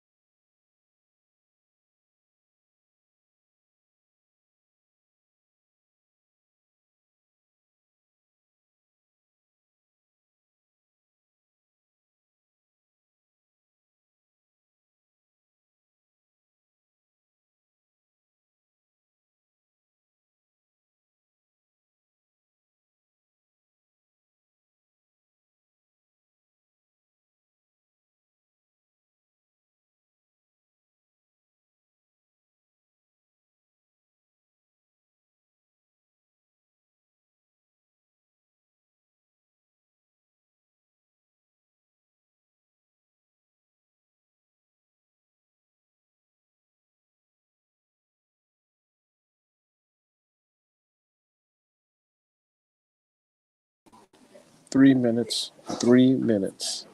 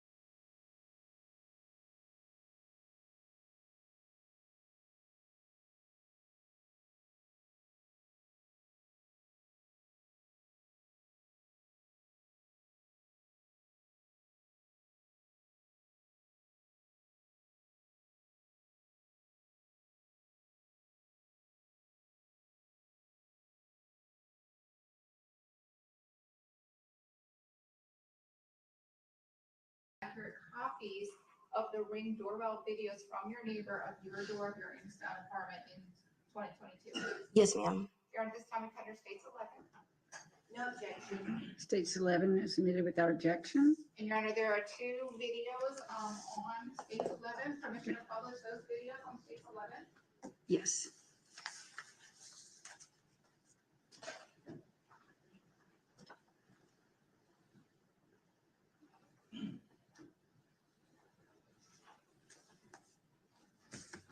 And I know it's kind of hard to see. Do you see, can you read this, Ms. Bates, can you read the date on the bottom of this one?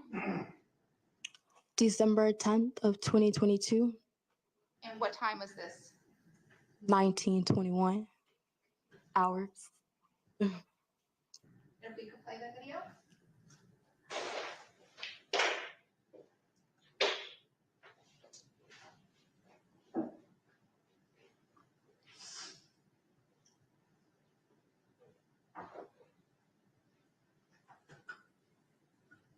And Ms. Bates, was that your apartment? Yes, ma'am. Do you recognize the man that was trying to get on your door? I do. Who was that? Miles Bryant. And if we could just go back to like the end of it and pause. There, we see your door handle. How is your door handle in this video? Push down.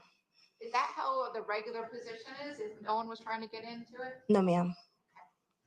This was on December 10th. Again, were you home? No, ma'am. Did you invite Mr. Bryan to your home that day? No, ma'am. Do you know where you were that day? Working. I had just gotten off when my neighbor showed me the video. And Your Honor, we're going to play the second video on States 11. Permission to publish that? Certainly. Thank you.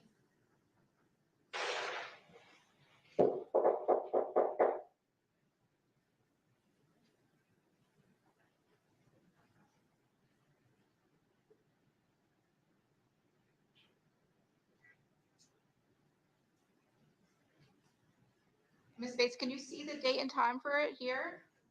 Yes, ma'am. It is December 11th, 2022, 17:41. And were you home that day on December 11th at that time? Yes, ma'am. You were home? Yes. Had you invited Mr. Bryant? No, ma'am. Did you answer the door that day when he came? I did not. How did you know who was at the door? Because he was stalking me. I posted something to set him up to come to my apartment. Okay, let's talk about that. What do you mean you posted something? My neighbor showed me previously that Miles kept coming to my apartment. Was that the video that we just watched of him trying to open the door? Yes, ma'am. So after you saw that video, what did you do? I purchased a gun. My boyfriend had a gun already at the moment. I posted a bunch of videos and pictures looking cute on Snapchat, flooded and said I was going back home, which is Missouri. So you posted that you were going to Missouri. Was Mr. Bryant friends with you on social media that he would be able to see those posts and you were going to Missouri? Yes, ma'am. He was the first one to watch all 10 videos I posted within the first couple seconds. How do you know he watched all those videos? Snapchat tells you who views. Okay. So after you posted the videos, what happened? After I posted the videos, I waited. My ex-boyfriend at the moment, he pulled the TV closer so he could be in the door frame of my bedroom.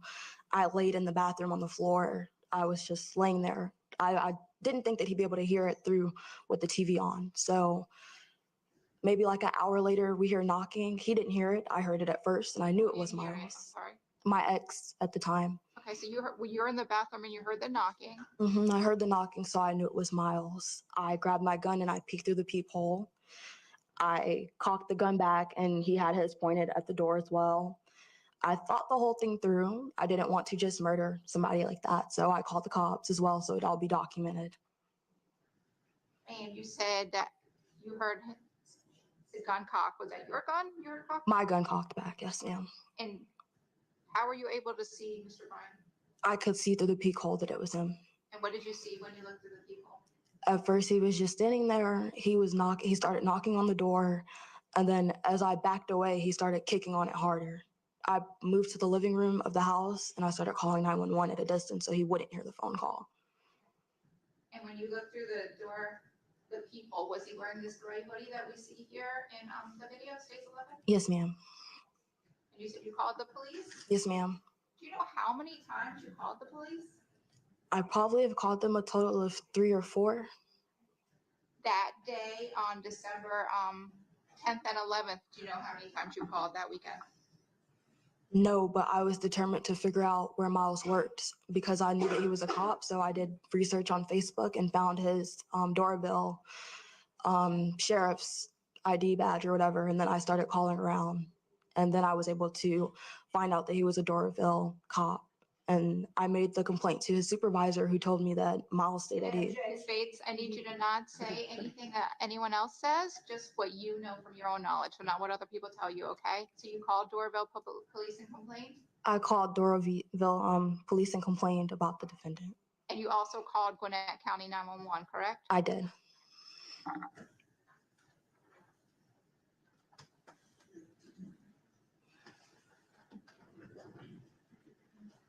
And have you listened to both of the 911 calls you made to Gwinnett County Police? Yes, ma'am. I'm showing you the first disc, which is marked States 30. If you could take a moment and do you recognize States 30, that disc? Yes, ma'am. It's initialed. Is that your initials? Yes, ma'am. And when you listened to that 911 call, was that a true and accurate recording of a 911 call you made back in December of 2022 to Gwinnett County Police in reference to Mr. Bryant being at your door? Yes, ma'am. Your Honor, this time I tender States 30. No objection. Okay, States 30 is admitted without objection. Permission to publish States 30, Your Honor? Yes, ma'am. 004924 seconds. 911, what is the location of your emergency? Gwinnett County 911, what is the location of your emergency? It's 3974 Anniston Road. This is a house, a business, or an apartment? Apartment, address is 205. Okay, and this is Stone Creek on the Green? Yes, ma'am. Okay, and what's your phone number in case we get disconnected? 470-506-7406. What's going on? Somebody tried to break into my apartment not too long ago. I was just returned home. My neighbor, she was coming home too, and she let me know somebody's trying to break in. But I know who it is. And he was in my military. He still works for the cops. Okay, so when you say he was trying to break in, what exactly did he do? Did he kick the door? What did he do? He was trying to get inside. He was pulling on the doorknob. He covered his face up. Wouldn't look at the ring camera. None of that. Okay, and so how long ago was this? This was tonight. But when he broke into my 10 apartment, minutes ago, 20 minutes ago, like time lapse. How long ago? like 7-something. 7 p.m.? Yes, ma'am. Okay, and so, and you know this person, what kind of relationship do you have with this person? We went to high school. No, we went to high school together like years ago. His name was Miles Bryant.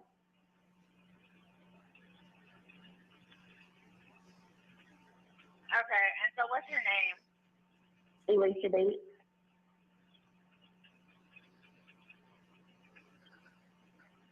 And you're able to pull the video footage up, correct? Yes, ma'am. I can forward it to you now if you'd like. Well, I'm going to send an officer out there to you, so there's no need for that. And then just to make sure that I have the address correct, give it to me one more time. 3974 Annistown Road, apartment 205, Snellville, Georgia 30039. Okay, and we'll have them out there to you as soon as possible, okay? Okay, thank you. Thank you, bye-bye. Bye. Ms. Bates, I'm showing you a copy of the second 911 call, which is labeled States 59. Do you recognize that disc also? Yes, ma'am. Is that your initials on the disc? Yes, ma'am, it is. And when you listened to States 59, was that a true or an accurate recording of a second 911 call you made to Gwinnett County Police in reference to Mr. Bryant attempting to break into your apartment in December of 2022? Yes, ma'am. All right, this time I tender States 59.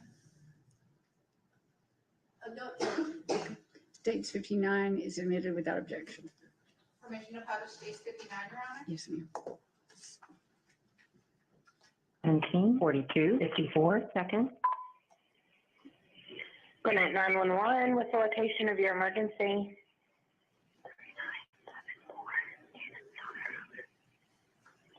Repeat it. Okay, repeat. Repeat the address for me. 3974 East Highway, apartment 205. Okay, do you know this person? Yes, Who is it? Miles Bryant. Miles Bryant? Yes. Who is he to you? He's a friend since years ago. I graduated 2019, and then I talked to him 2017. Talked to him maybe last year until the birthday, but I wasn't home. But how do you know it's him? My neighbor caught it on camera yesterday, and I knew it was. Okay, what is he, when you say he's breaking in? He's at my door trying to get in. So is he like jiggling the door? Is he kicking it? Yes, and pushing up against it. Okay. Were y'all in a relationship? No, never. He dated my best friend. Have you seen any weapons? No. Why would he be trying to get into your house? I don't know. I mean, he wouldn't just randomly come to your house. Had y'all been in an argument? No, never, ever. Can you help me? That's what I'm doing, but I need you to stay on the phone with me.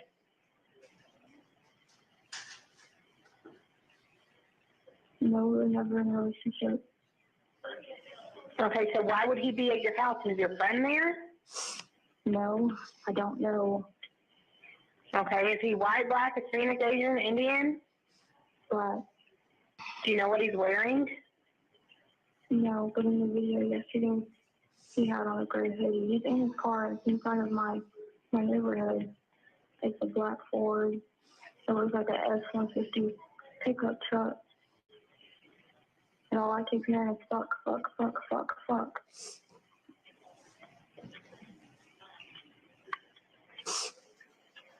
But he was there yesterday trying to get in as well? Yes.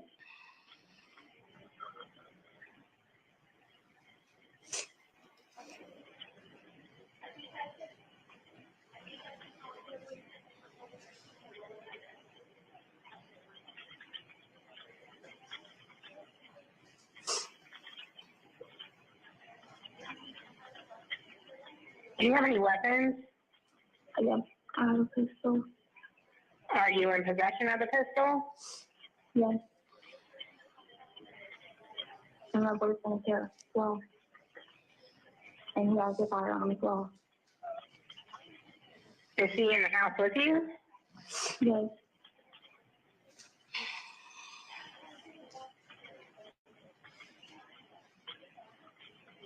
Like your boyfriend's right beside you?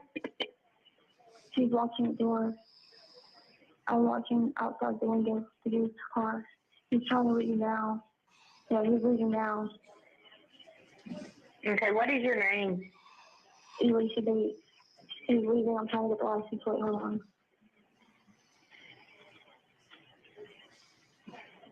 I can't see today. He's going to the gate. Are the cops close? No, ma'am, they are not.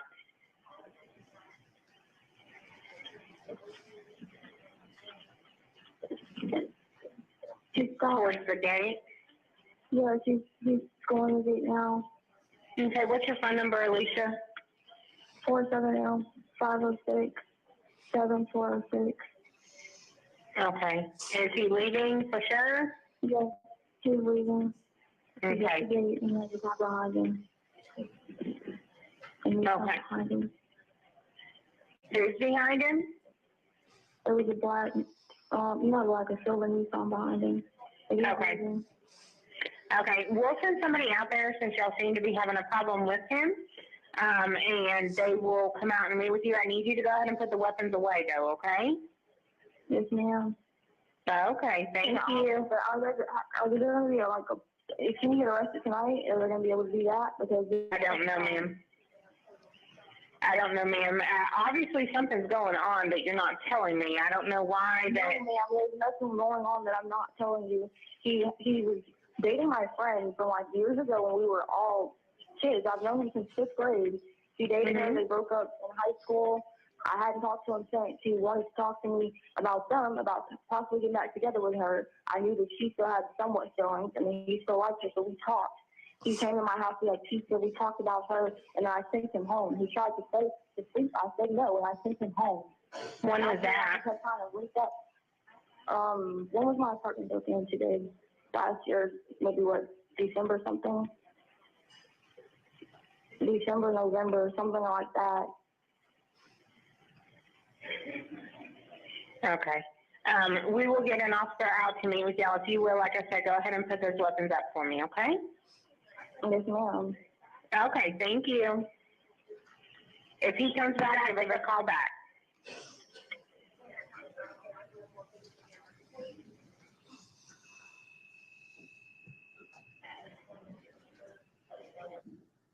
And Ms. Bates, did you end up speaking to law enforcement? I don't think they sent a unit. They called my phone, but nobody ever came. We heard on the 911 call that you mentioned your apartment had been broken in the year prior. Did you know who broke into your house? Did you have that time? I didn't know. I had an assumption because I received a bunch of phone calls and text messages from Miles. Okay, but you didn't know who, you weren't there to see who broke into your apartment, right? No, ma'am, I was working. Tell me what type of damage was on your apartment the first time it was broken into, you said. The first time it was broken into, they kicked the door off the hinges. There were screws loose and everything. It was just gone. And this was the 911 call we just heard was from December 11th of 2022. Had you invited Mr. Bryant to your home that day? No, ma'am. The next day on December 12th of 2022, did you see Mr. Bryant again at your house? Yes, ma'am. Tell us what happened that day. Like I said, I set him up to come. I posted stuff on Snapchat and posted a bunch of stuff saying that I was going to leave town, which I figured if he's stalking me and he wants to get rid of me or do anything to me, he would try to abduct me before I left. And did you see Mr. Bryant standing by, or his truck, I'm sorry, by the dumpster or trash area of your apartment? Yes, ma'am. I was leaving. I was walking to my car. I just felt funny. I felt like somebody was watching me. And I looked. May we approach, please? Yes.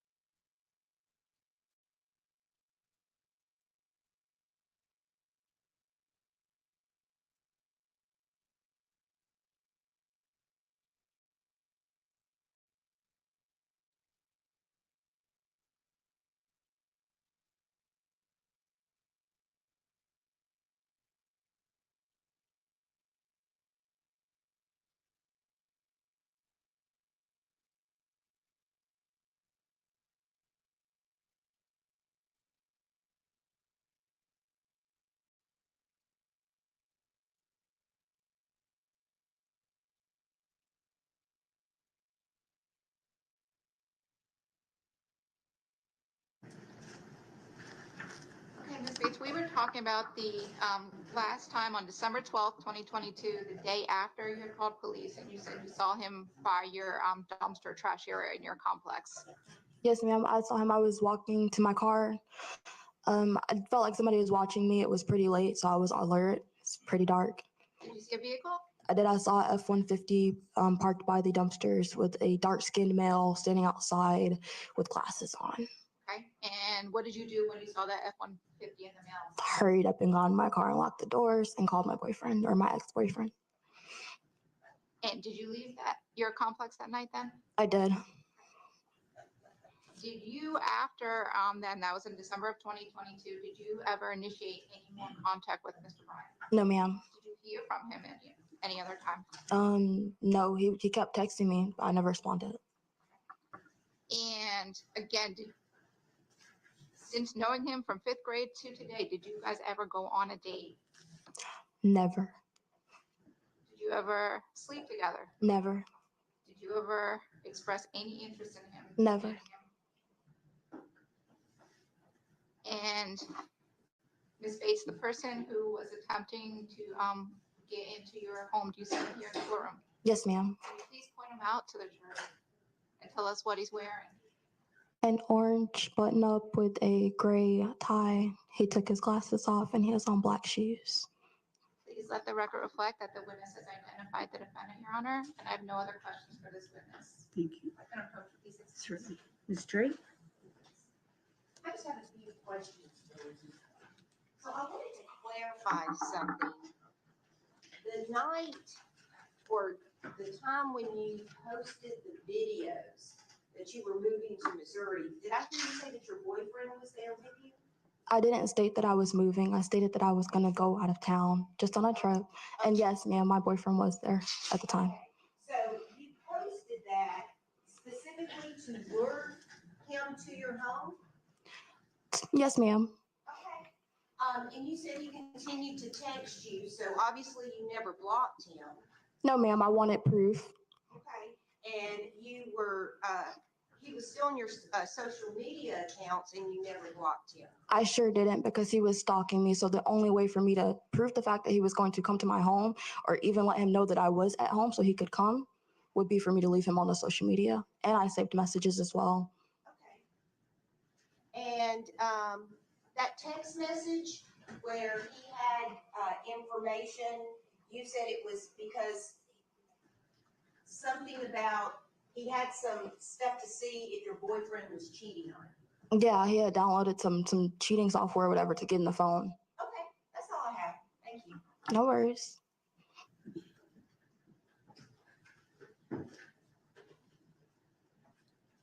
Ms. Bates, just for clarification, you said you posted those messages to say you were going out of town to try and set him up. Yes, ma'am. Were you trying to have law enforcement catch him? Yes, the whole plan was to post. I knew that he was stalking me, so I posted stuff like I was going to go out of town, knowingly that he would pop back up the next day or whenever. I waited, and like I said, I did not shoot him. I could have shot through the door. He was kicking through my door, like he was kicking hard, but I didn't. I called the cops. I did the right thing. And Ms. Bates, before you did that, posted that stuff on Snapchat, to use your words, I've set him up. Have you called police and not gotten any help? Yes, ma'am. I called police and I spoke to his supervisor. So you had called Doraville Police and Gwinnett County Police before you did that, correct? Yes, ma'am. And Your Honor, if I could approach you, what marks of it? Certainly.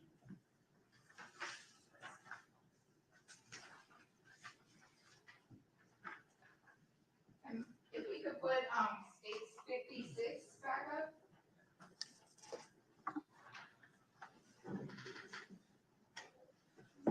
States 56.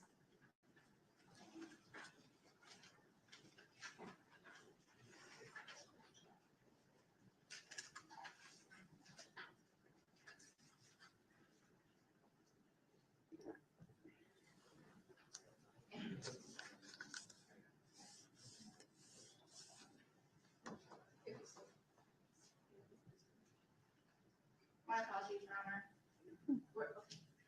No problem. I warned everybody at the beginning of the trial, we will have at least one technology problem.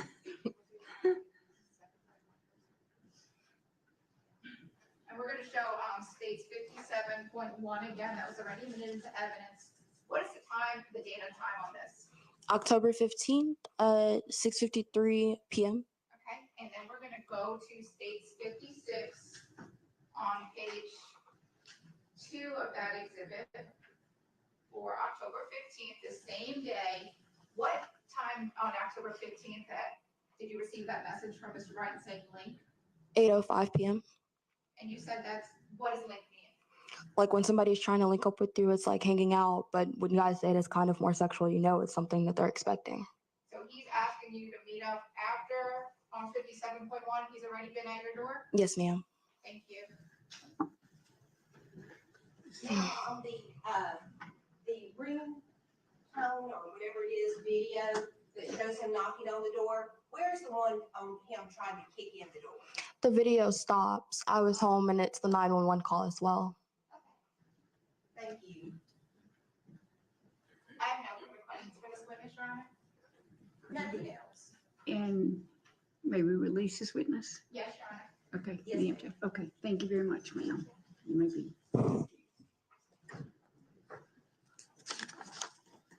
Your Honor, State Post Ms. Yesenia Linas was also subject to instruction. All right, And now this is the witness on which I'm asking. for the charge, The media. the media and the charge. Okay. All right, let me first address the media. You're not to show this witness face, anything from the neck below, and you are not to show the video that will be presented.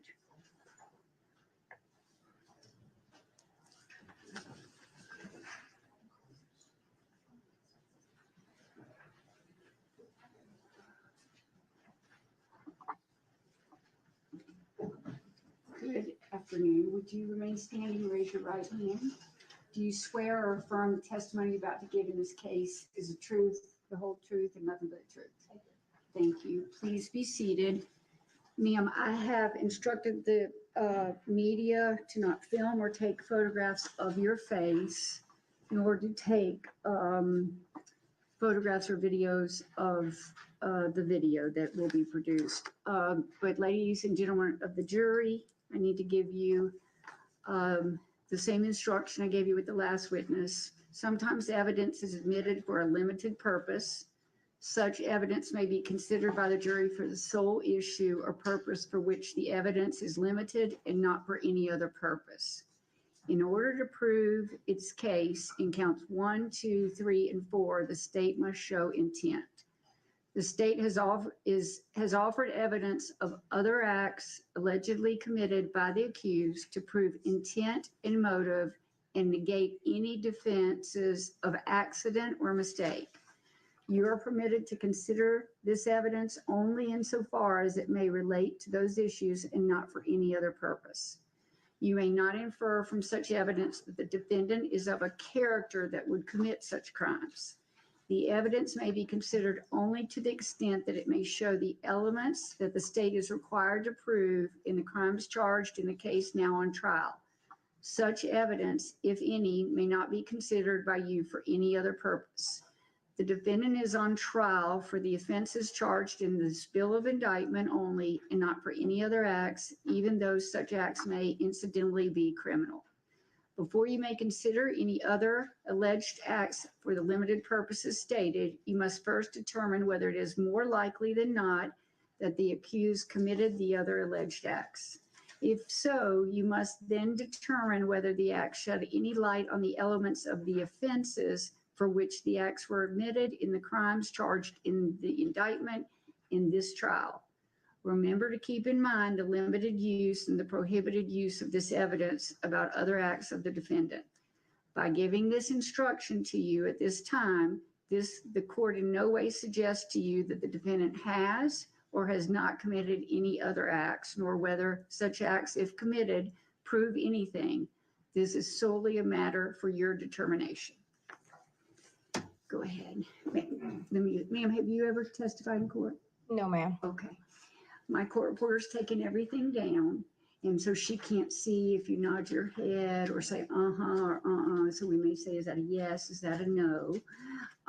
There's water right behind you if you need some, and I'm going to need you to come up to the microphone and so that you can be heard. Okay? Thanks. And ma'am, can you state your name Yesenia and your last name? Lainez, Can you spell both names? Yecenia. Last name Lainez. Thank you, Ms. Lanez. And where do you work, ma'am? Quick Trip, And how long have you worked for Quick Trip? about 7 years. And is there a specific store that you work at currently? Yes. Which store is that? I currently work at the one off Duluth and Riverside. Okay. And what is your position with Quick Trip? I'm an assistant manager. What does an assistant manager do? Oh, Everything? yeah, Okay. I would say everything. So do you work in the register area that all the customers are in? Yes, for the most part of the shift, I'm on register. Okay. And do you also supervise employees? Yes. And you said you worked there 7 years. Yes. Have you worked at different Quick Trip stores than the one you're at now? Yes, they constantly move us around. Okay. And back in the summer of 2022, were you working for Quick Trip then? Yes. Were you an assistant manager at that point? Yes. How long have you been in a management position? I would say maybe 3 years now. Okay. So back in the summer of 2022, which Quick Trip were you at then? The one off Beaufort Highway, And what city is that in? Do you know? Doraville. How long do you think you were at the Doraville store? I was there for maybe less than 6 months. Okay. And all of those 6 months were in 2022? Yes. I think I started there the December of the year before, like the very last week of December. As an assistant manager in Quick Trip, do you interact with law enforcement ever? Absolutely.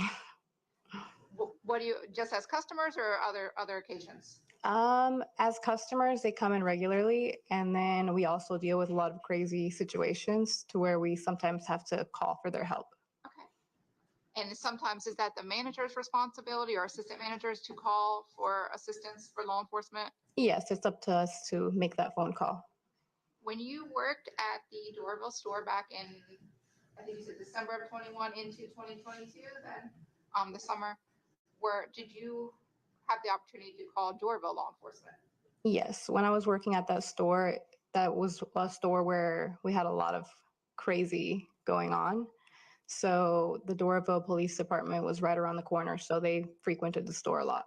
Okay. And did officers also come in just to get coffee and snacks and stuff? Yes, we provide them with free coffee and free drinks, so they stop in regularly. Okay, so you saw cops a lot. Yes. Okay. And did you have an opportunity to know Mr. Miles Bryant? Yes. How did you know him? He, like all the officers that worked for Doraville Police Department that would frequent the store, he was one that would come by whenever we would call them or would just randomly stop by. Okay. How many times do you think you saw him in the store? I would not be able to say how many. It's just More than once? definitely more than once. Okay. Besides seeing him at work at Quick Trip, did you ever see him socially outside of your job? No. Did you ever date him or have a relationship with him? No. Did you ever give him your phone number? No. Did you have his phone number other than 911 or the police department? No. And were you and Mr. Bryant ever friends on any social media apps? No. Did you ever go to his house? No. Did you ever call Doraville Police and specifically ask, hey, send Officer Bryant, ask for him? No. So the only time that you knew him was when he came into your store? Yes. Whenever he would randomly, like I said, either show up on a call or he would just randomly stop by the store. I'm going to bring your attention back to the day of July 27th, 2022. You were working at that Doraville Quick Trip then? Yes. As the assistant manager? Yes. Do you remember back in the summer of 2022 what type of cell phone you had? I believe I had an iPhone 12, I think. Okay. Is 13, it the same? 13. Might have been 13. Is it the same phone you have now, or No. did you get a new phone? Yeah, I have a new phone now. Okay, but it was an iPhone. Yes. And the phone number that you have now, did you have the same phone number back then? Yes, I still have the same number. Okay. Back in, did you ever let Mr. Bryant or Officer Bryant, as you knew him, borrow your phone? Yes, one time. One time. Okay. And was that back in July of 2022? Yes. And when you let him borrow your phone that day, was he in a police uniform? Yes. A Doraville Police uniform? Yes. Had you called him to the store? I don't believe I had called him to the store. Okay. Tell us how he had the opportunity to get your phone. So he came by to the store and I was on register at the moment. And he came up to me with saying that his bank app was not working on his phone. And he asked me if I used Chase. And I was like, yes, I use Chase for banking, so I have the app. He said it wasn't working on his phone. So he asked if he could use my phone. Okay. I didn't think much of it. And did you let him use your Yeah, phone? so I signed out of like my bank account, make sure my information wasn't there. And I handed him my phone. And when you handed him your phone, where were you in the store? Do you remember? So I was on the check stand. So on the register? Yes, that's what we call where the register, sorry. And I know it's like there's a counter and a little higher. Did Yes. Mr. Bryant come back behind the registers with you? No. So he was standing on the side, like on the sideline on the outer. And I was like inside behind the register. Okay. How far do you think he was from you while you're working that register? Few feet. Okay. And did you, were you still working while he actually had your phone? Yes. I want to say when I handed him my phone, I wasn't, but Quick Trip is a job where it's very fast paced. So I'm sure that I was still ringing up customers and multitasking. So I'm sure I walked away for a few seconds, maybe a couple of minutes. I'm sorry. You say multitasking. Tell us what you're doing. What do you mean? I'm ringing people up. So I'm on register, helping out customers who may have questions, directing my clerks that work with me. That store in Doraville, that was a busy store? Yes. And you said you gave him the phone, and could you see what he was doing with the phone while you were ringing up customers? No. Do you know about how long he had your phone in his hand? It couldn't have been longer than a few minutes. Did he, you said he told you he wanted to check his Chase app, Yes. and after he had the phone for a few minutes, did he give it back to you? Yes. What happened then? He just handed it to me. Okay. Said thank you.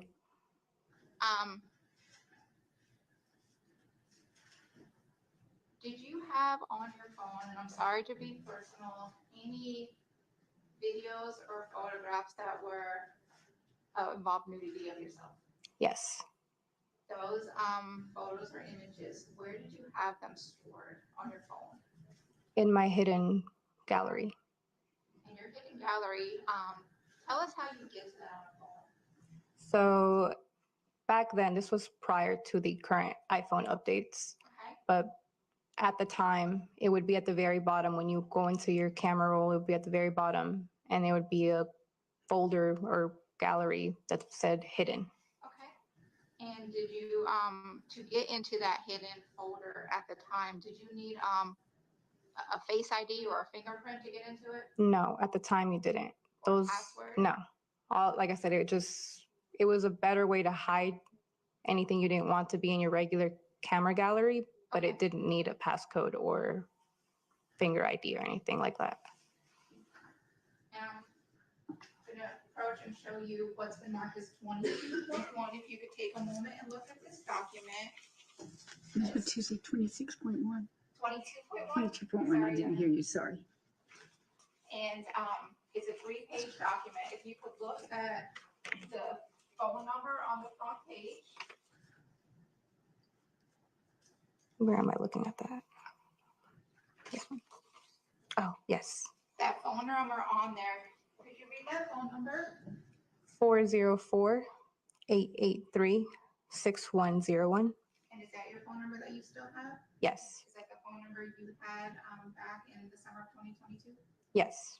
And is that looking at that document, is that a true and accurate copy of some text messages from your phone? Yes. All right, this time at tender states 22.1.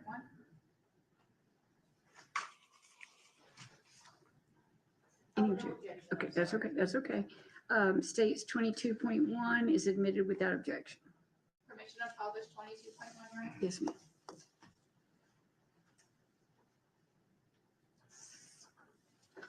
And we see this on the screen.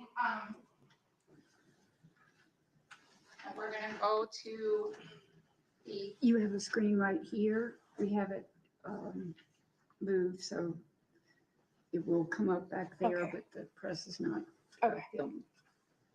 and that phone number at the top, we see under participants, is that your phone number? Yes. And the email address under that, what is that email? Swagged out 1019@gmail. Do you know what that email, who owns that email? No. And if we could scroll to the third page of that document, that photograph that we see there, do you recognize that photograph, Ms. Lanish? Yes. What is that a photograph from? That is one of my hidden gallery videos. Thank you. That photograph and that we saw, did you send that to anyone? No. I'm showing you what's been marked as dates 22. Do you recognize that? Yes. Is that your initials on that? Yes. And states 22, I'm sorry. Is that the full video of the little photograph we just saw that was admitted into evidence of 22.1? Yes. And was that a true and accurate copy of the video that was saved in your hidden gallery on your phone? Yes. Here, this time at Tender States 22. No objection. State 22 is admitted without objection. And Your Honor, permission to publish this. Yes, ma'am. And Your Honor would ask the media to remember the court's instructions. Yes. This video can't be photographed or filmed.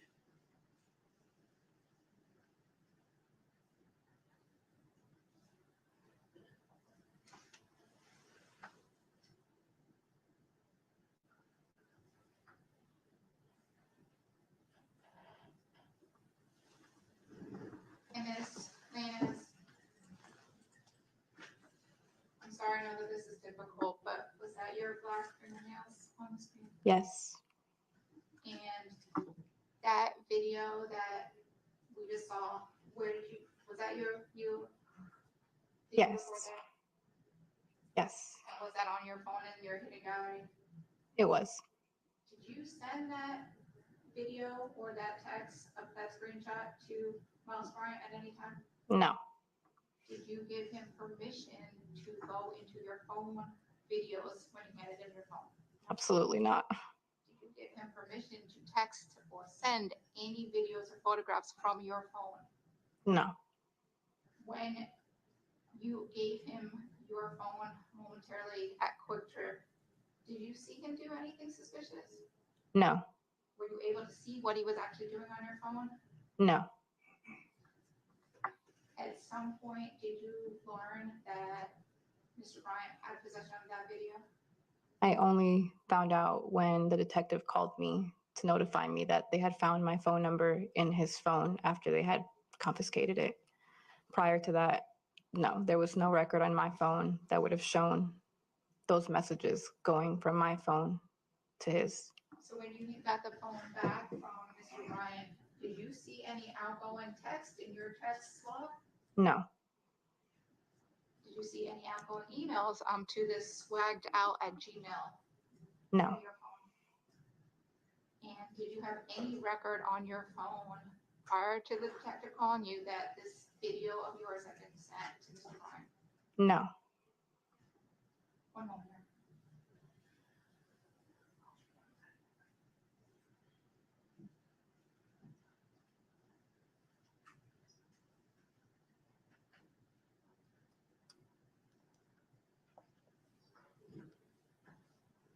Do you remember, Ms. Lannis, what time he had come in the store? I don't remember. Your Honor, if we could republish 22.1, that's consent. And I'm gonna hand you that. Are you able to see a date and time on there? Yes. What is the date and time? It's July 27th, 2022 at 10:16 p.m. And that is, it says UTC. Do you know what that is?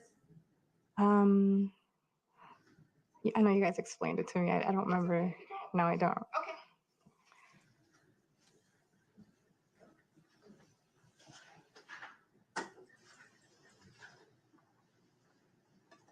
And did you give him permission to send anything to you? No. And did you, why did you hand him your phone to let him use it for a minute? I honestly didn't think much of it. He asked for a favor. You know, you don't think somebody's going to go to your hidden gallery and send themselves something like that when you hand them your phone for a few minutes. Is that because he was in a police uniform also? Yes. Is that because you knew he worked for Doraville Police and had come to your store before as a cop? Yes. And the man who did that, do you see him here in the courtroom? Yes. Can you please point him out to the jury? And just tell us what he's wearing? He's wearing a peach colored shirt and tie. Your Honor, please let the record reflect that the witness has identified the defendant. That's all the questions I have. Ms. Drake, I don't have any questions, ma'am. Thank you. may we release this witness? Yes, Thank you, ma'am. You're excused. Thank you. And state call its last witness of the day, correct? Yes, yeah. Okay. Everybody's hoping I'm brief, isn't it? She will call Dr. Carol Terry.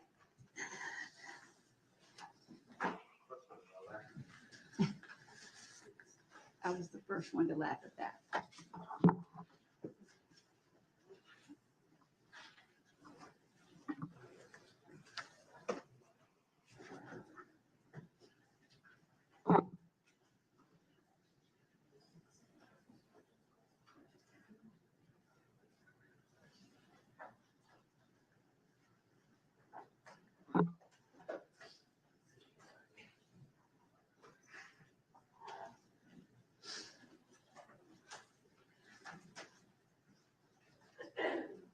Good afternoon. Good afternoon. Will you raise your right hand? Do you swear or affirm the testimony you're about to give in this case is the truth, the whole truth, and nothing but the truth? I do. Thank you. All right, good afternoon, Dr. Terry, how are you? Fine, thank you. Would you introduce yourself to the jury, please? Tell us your name. I'm Dr. Carol Terry. Could you spell it for us, please? Certainly. First name Carol, Carol. Last name Terry, Terry. Dr. Terry, what is it that you do for a profession? I am a forensic pathologist and I function as the chief medical examiner for Gwinnett County. How long have you been chief medical examiner for Gwinnett County? I have functioned in that capacity since February of 2006. Prior to working as the medical examiner in Gwinnett County, did you have any other experience in forensic pathology? Yes, I did. Can you tell us what that was?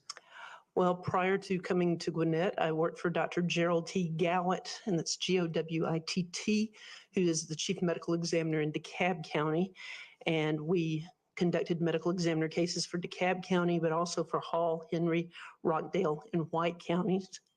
Prior to that, I worked for 10 years as a medical examiner in Fulton County. And while I was working in Fulton County for a period of time, we also covered medical examiner cases at the Georgia Bureau of Investigation. So the GBI, covering medical examiner cases throughout the state. Also, when I was at Fulton County, and Dr. Gowitt was in DeKalb County, I did some weekend coverage for him and covered cases in Gwinnett, DeKalb, and Cobb counties for him on a weekend basis. In total, how many years of practice as a forensic pathologist do you have? 30. And what kind of training have you gone, training and education, I'll lump them together. Have you gone through to be a forensic pathologist? Okay. In 1986, I graduated from Emory College of Emory University, where I have a Bachelor of Science in Biology and a Bachelor of Arts in Religion. From 1986 to 1990, I attended Emory University School of Medicine, where I received my Doctor of Medicine degree. So I am an MD, a medical doctor. From 1990 to 1995, I was a resident in pathology. Pathology, broadly stated, is the study of disease. And I was a resident in pathology in the Emory University affiliated hospital systems. And my 5-year residency in pathology involved the areas of anatomic and clinical pathology. Anatomic pathology is tissue-based pathology and involves diagnosing disease states from tissues, such as biopsies or organs or tissues removed from living people, as well as autopsy specimens. Clinical pathology is the laboratory medicine aspect of pathology and involves diagnosing disease states from fluids, such as blood, urine, saliva, etc., and encompasses such areas as chemistry, microbiology, hematology, and blood banking. In my 5-year residency, I was allowed to work exclusively at the Fulton County Medical Examiner's Office in the area of forensic pathology. And forensic pathology is the medical legal investigation of death.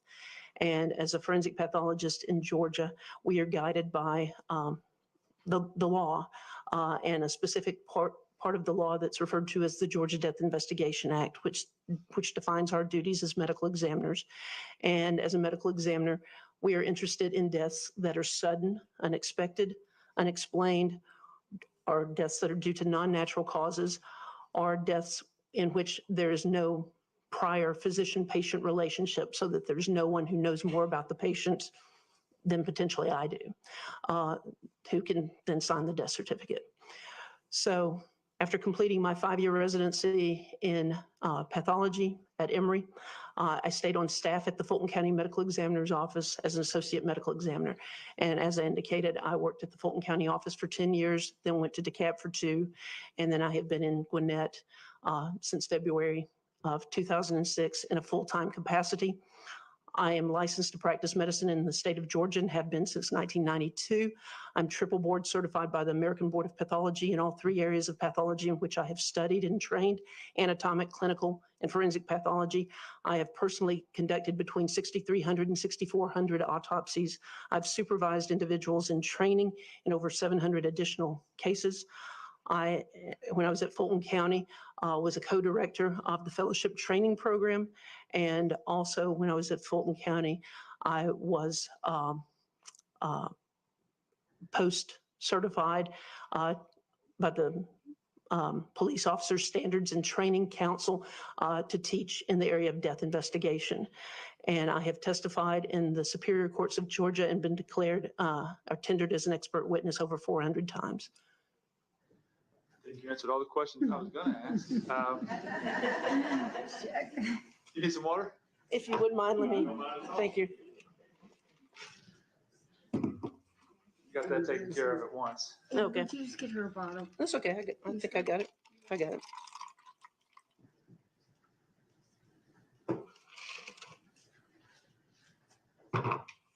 Alrighty. And Dr. Terry, well, before I go any further, Judge, I'm going to move to qualify her as an expert in forensic pathology. I need to think about it. I have no objections. Dr. Terry is so qualified as an expert. Thank you, Your Honor. Dr. Terry, we're going to get to the specifics of this case here in just a second. But have you mentioned, I think you said maybe over 6,000 autopsies that you performed? That's correct. I've personally conducted over 6,300 autopsies. Okay. Now, in all of those, are any of those autopsies that you conducted autopsies involving remains that are found, more like skeletal remains of folks who are not, who died from a sudden gunshot wound or something like that? Yes, I mean, we take the bodies as we get them, and sometimes we get bodies that are in decomposed states, and sometimes we get bodies that are fully skeletonized. And do you have any idea, just on a ballpark estimate, of how many times you've had to perform an autopsy on a skeletonized body that you've got? Oh, I mean, I'd say we get maybe about 5 to 10 a year or so. So over 30 years? Yeah, I mean, we get a handful of them, and sometimes, incomplete skeletal remains. So. All right. I want to take you, well, let me ask you, are there any challenges that present itself when you're conducting an autopsy in terms of a skeletonized individual versus, I would say normal. I don't know what the right scientific term is, but a person who's not skeletonized, who's recently deceased. Yes, recently deceased. Yes, there are many more challenges when you're dealing with just skeletonized remains because you only have a fraction of the body. Now, with that, what kind of challenges on average do you face? That's kind of a broad question. I'm sorry. Can you tell me about what exactly you're asking me? Yeah, I can narrow it down. So, how do you generally go about when you look at a skeletonized remains? How do you generally go about determining, a cause of death in general? Okay. Well, first of all, and I wasn't sure what we were talking about here, if you're talking about deaths in general or if you're limiting it to skeletal remains. But initially, when we're dealing with skeletal remains, first of all, I do an inventory of the body. What do I have? What am I missing? What is associated with the remains? Do I just have bones? Do I have personal effects? One of the things that's going to be most important when we're trying to evaluate skeletal remains is who is this person? Because as we've indicated, I have a fraction of the body. So to determine a cause of death is going to be more challenging, and it's really going to be helpful to know who this person is, because then you can evaluate the circumstances more. And as a medical examiner, I don't just conduct autopsies in a vacuum. Circumstances or what's at the scene is very important, and certainly with skeletal remains, that's the case as well, because you've got a whole different situation if the deceased is an elderly person who's known to be demented and will wander away from home versus someone who is not known to have any kind of mental illness or mental challenges and who winds up in a place that's radically different from an environment that they typically inhabit and has, no other medical conditions that anybody's aware of. Now, to get to specifics, did you respond to a human remains scene off of Highway 316 in Decatur, Georgia, back on February 6th of 2023? Yes, I did. At that time, were you acting as the chief medical examiner for Gwinnett County? Yes, I was. And describe for the jury when you got there what you found. Okay.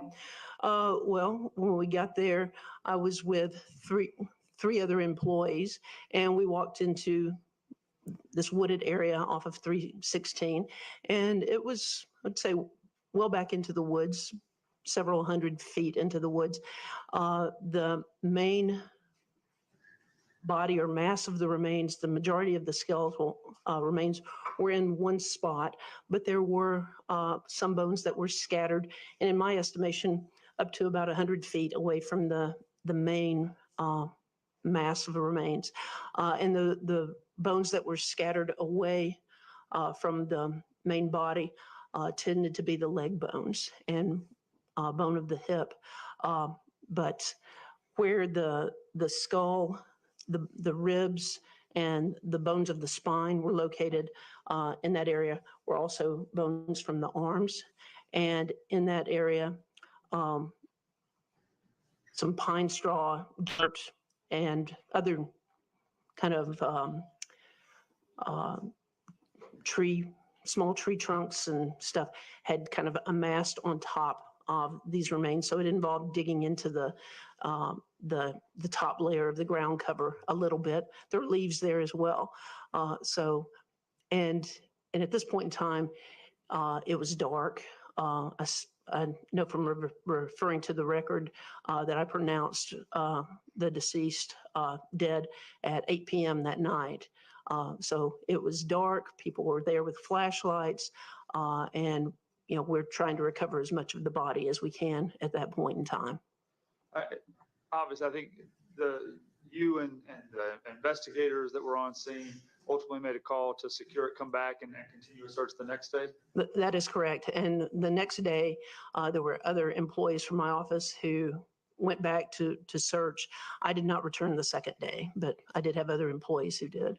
On the first night when you were there, did you take efforts at that time to try and get some kind of idea about maybe the age or gender of the person whose remains were recovered? Yes. And how did you attempt to do that? Okay. Well, one of the best ways to ascertain gender or sex of skeletal remains is to look at the bones of the pelvis. And so in looking at the bones of the pelvis, the pubic angle where the bones come together in the front was very broad. That's indicative of a female sex. Males, the angle tends to be very narrow. It tends to have sort of a V shape, but with females, it tends to be very broad. So in looking at the pelvis, I knew we were dealing with a female. Also in looking at the skull, something that you can look at is like the brow and to see how developed it is.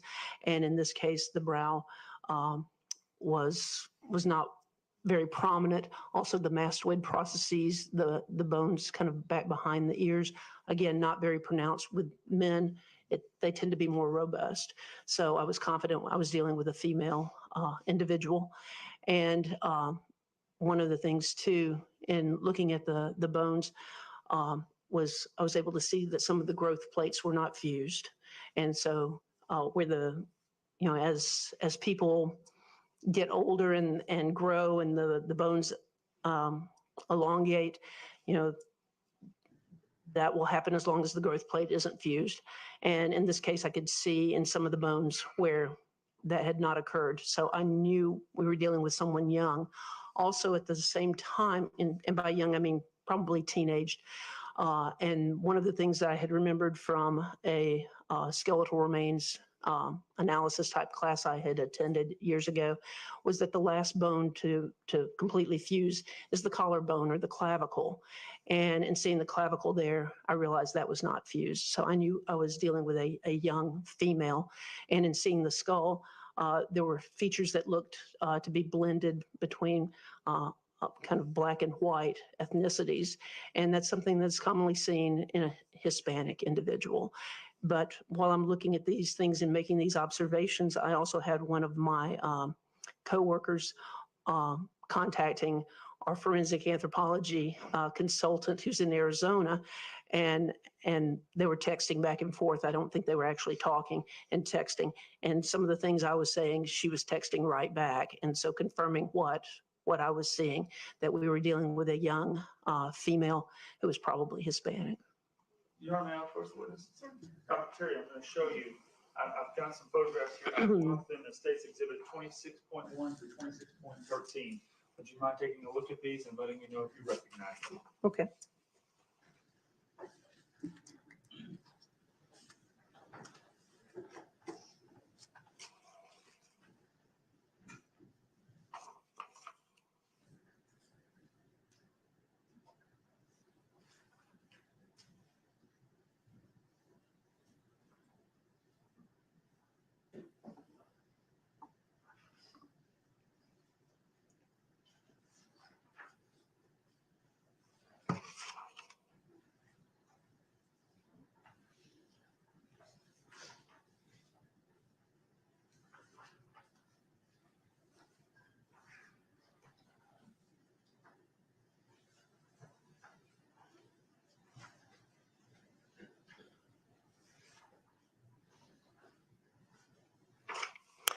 Yes, I do recognize them. And what are they pictures of? These are photographs that were taken in conjunction with my examination of the remains of the individual, excuse me, identified as Susana Morales. Are those fair and accurate depictions of what you just described? Yes, they are. Some of the photographs are taken in the morgue, and others are taken from the scene the night that I was there during the recovery of the remains. And Your Honor, at this time, I move to admit State's Exhibits 26.1 through 26.13. Okay. States Exhibit 26.1 through 26.13 are admitted without objection. Eddie, would you mind giving Dr. Terry a bottle of water out of my office? Oh, well, thank you. When, before you, I guess, once you started the autopsy and started looking at the remains later on to, how did you determine that you were going to try and make a positive identification of the individual? Okay, well, one of the things that I'm looking at to try to identify this individual is I'm looking to see if there are any distinctive skeletal abnormalities, anything that looks like a prior broken bone, anything that looks like surgical or orthopedic hardware. Also, I have x-rays that are taken to see if there's anything associated with the bones. But the most striking thing and most evident thing in this case is looking at the dental features of this individual, and she had some dental work, and that wound up being the most identifying features about her. All right. And Judge, I'm going to move to the United States Exhibit number 8, which are the dental records for Susana Morales from Happy Smiles Dentistry. They are being submitted pursuant to a business record certification from Happy Smiles that is contained in States Exhibit 8.1 and also States Exhibit 9, which are dental records from Vital Smiles, which are also being submitted via business record certification labeled as States Exhibit 9.1. Okay, States Exhibit 8, 8.1, 9, and 9.1 are admitted without objection. Thank you, Your Honor. And Secretary, I'll leave these up here for you if you need it, right here. When generally, if you're making dental comparisons, you mentioned in this case there's dental work that was done. So describe to the jury, I guess, how that's helpful. Okay, thank you so much. Well, Susana Morales had 3 teeth that had fillings in them. And these types of fillings are referred to as amalgam fillings. So when you think about the silver looking fillings, I mean, these days, a lot of people have kind of the cream colored composite restorations that look like tooth material that are harder to see. But those of us who are a little bit older have those amalgam fillings. That's what she had. And as I said, they involved 3 teeth, and 2 of these teeth had 2 separate areas that had 2 fillings in them each. So, I mean, these were very distinctive features. Also, in looking at her teeth, or the teeth of the deceased individual I had, one of her teeth was turned or tilted a bit and overlapped her left upper front tooth. And so it was the tooth next to the left upper front. It's the upper lateral left incisor, tooth number 10, but anyway, it's next to the left upper front, and it was turned and partially overlapped the big front central incisor there on the left. Your Honor, may I have permission to publish the photographs contained in States Exhibits 26.1 through 26.13? Yes. And if we go ahead and start with, we'll start with 26.1. Dr. Terry, can you see this image? Yes, I can. Okay. And describe for us kind of where this is and what we're looking at. Okay. This photograph is taken in the morgue, and as I'm going through the different bones, I'm wiping them off, washing them up, cleaning them off, and looking at them. I'm looking at them for anything that's distinctive, as well as any evidence of trauma to them, because sometimes the trauma can be somewhat subtle, like knife marks or tool marks that may be on a rib where you have an edge that's just sliced a little bit. So I'm looking at these different bones as I am going through and roughly placing them in an anatomic position. 2, as I'm doing this, I'm looking to make sure that, or taking an inventory to try to make sure that I have as much of the skeleton as possible, and making sure I don't have any duplicates of bones that might indicate I've got more than one individual here. But none of that happened. And as I said, and I don't know if you can see it here in this picture, is there? We can zoom in for you. Okay. All right. The bone, it's going to be the left humerus, if we can, is toward the right. Dr. Terry, here's a pointer. Yes, that'd be outstanding. All right. As I mentioned about, may I stand? Oh, certainly. Thank you. Just what your staff.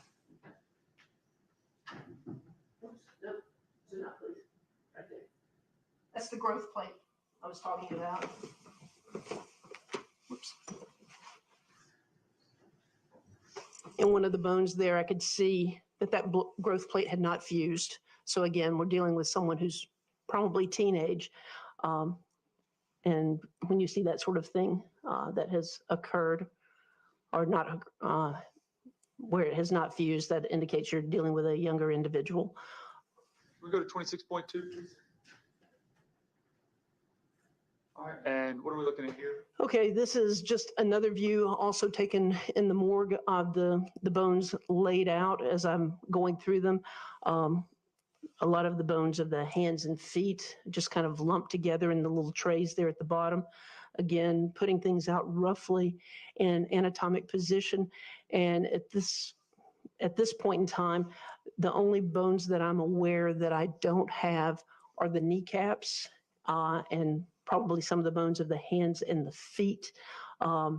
There's structures in the neck that we're looking for, specifically cartilages and the hyoid bone that were not located. But other than that, we've essentially got the complete skeleton. We go to the next photograph. All right, and this photograph? Okay, in this photograph, it shows the skull with the jaw placed next to the upper teeth. As you look at the skull, those are normal sutures or areas where the bones come together in the skull. That is not trauma. Those are not fractures or breaks in the skull, but this is just kind of showing an overall appearance of the skull. It's somewhat oval to rounded, and just again showing no obvious trauma. All right, and the next photograph? Okay, this photograph also showing the skull. Unfortunately, the jaw is kind of slid forward. It really should have been positioned back a little bit. But, looking at these facial features here, the nasal bridge is somewhat narrowed. There's kind of a prominent nasal spine. As I said, there's some features here that look somewhat blended between African American and Caucasian. And also, what was it? Oh, I mentioned before about the brow not being very prominent. Again, consistent with a female sex. And the next photograph? This is 26.5. All right, what are we looking at here? Okay, in this photograph, we're looking at the skull turned upside down. So we're looking at the upper teeth. And as we're looking at these teeth, let's see, as we look at them, the way you number teeth for purposes of identifying them is your wisdom tooth, your third molar on the right upper side is number 1. She doesn't have that tooth, but it would be here.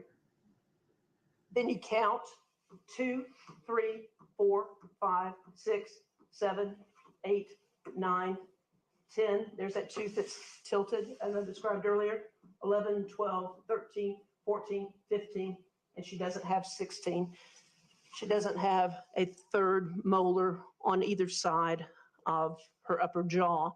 And you see the 2 fillings there in tooth number 14. So I have all of the teeth of her upper jaw or her maxilla, and the only one that has restorations in it is tooth number 14. All right, and can we go to the next photograph? Okay. And just, are we looking at closer up photograph of the top part that you were just showing on tooth 14? Yes, we are. We go to the next photograph? Okay. And what about this one? Okay, we're looking at the other side.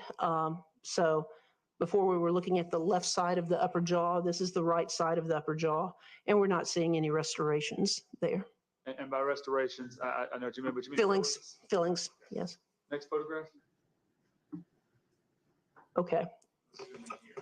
All right. Now we're looking at the lower jaw or the mandible. And when we count these teeth, so we ended with 16 up here on the left upper side. Then we drop down to the left lower side and start with 17, which would be the third molar or wisdom tooth on the left side. She does not have that tooth. It would be there. So then 18, 19, 20, 21, 22, 23, 24, 25, 26, 27, 28, 29, 30, 31, and 32 would be there. So she doesn't have teeth. She doesn't have third molars or wisdom teeth on the upper jaw or the lower jaw. She's got fillings here in teeth numbers 19 and 30. Tooth number 30 actually has 2 fillings in it. And then as we look at this, we see 2 empty spaces there next to, let's see, next to number 19. So teeth numbers 20 and 21, those teeth were lost after she died. And so that's called postmortem absence. And we can tell because there's no healing of those sockets. Those teeth have just fallen out. And that's not unusual because as we were recovering these remains, there were some teeth that were loose there next to the jaws that I had to replace. And we just did not find those 2 teeth. And did you document all of the fillings and on the remains that you found on a chart that you used from the medical examiner's office? Yes, I did. All right. I'm going to show you where I've marked the state's exhibit number 58. Do you recognize that? Yes, I do. And is that the chart where you documented all of these the fillings?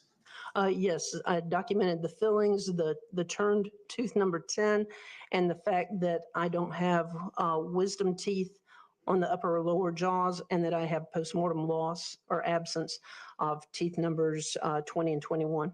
Is that a fair and accurate representation of that sketch?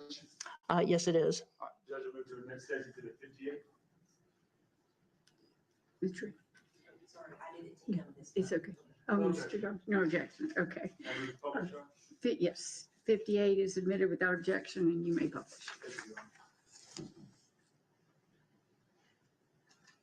All right, let me zoom in just a little bit because it's a little hard to.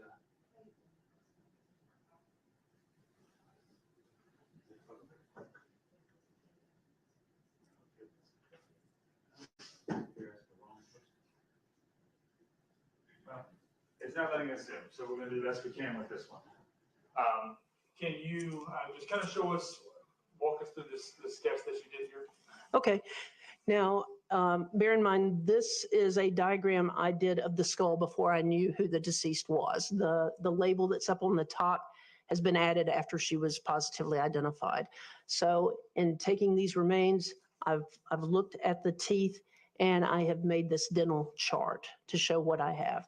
And as I indicated, I don't have the third molars, upper or lower, those wisdom teeth. So I have X'd those out and written that they were absent ante-mortem, which means prior to death. She just didn't have those teeth. Whether she, had them removed or they never came in, I don't know. I just know that they're not there. The ones that are labeled 20 and 21, those are the ones that I told you were lost post-mortem. They fell out at some point and we just didn't recover them. So if there are any distinctive features about those teeth, I don't know because I never got to see them. We didn't find them.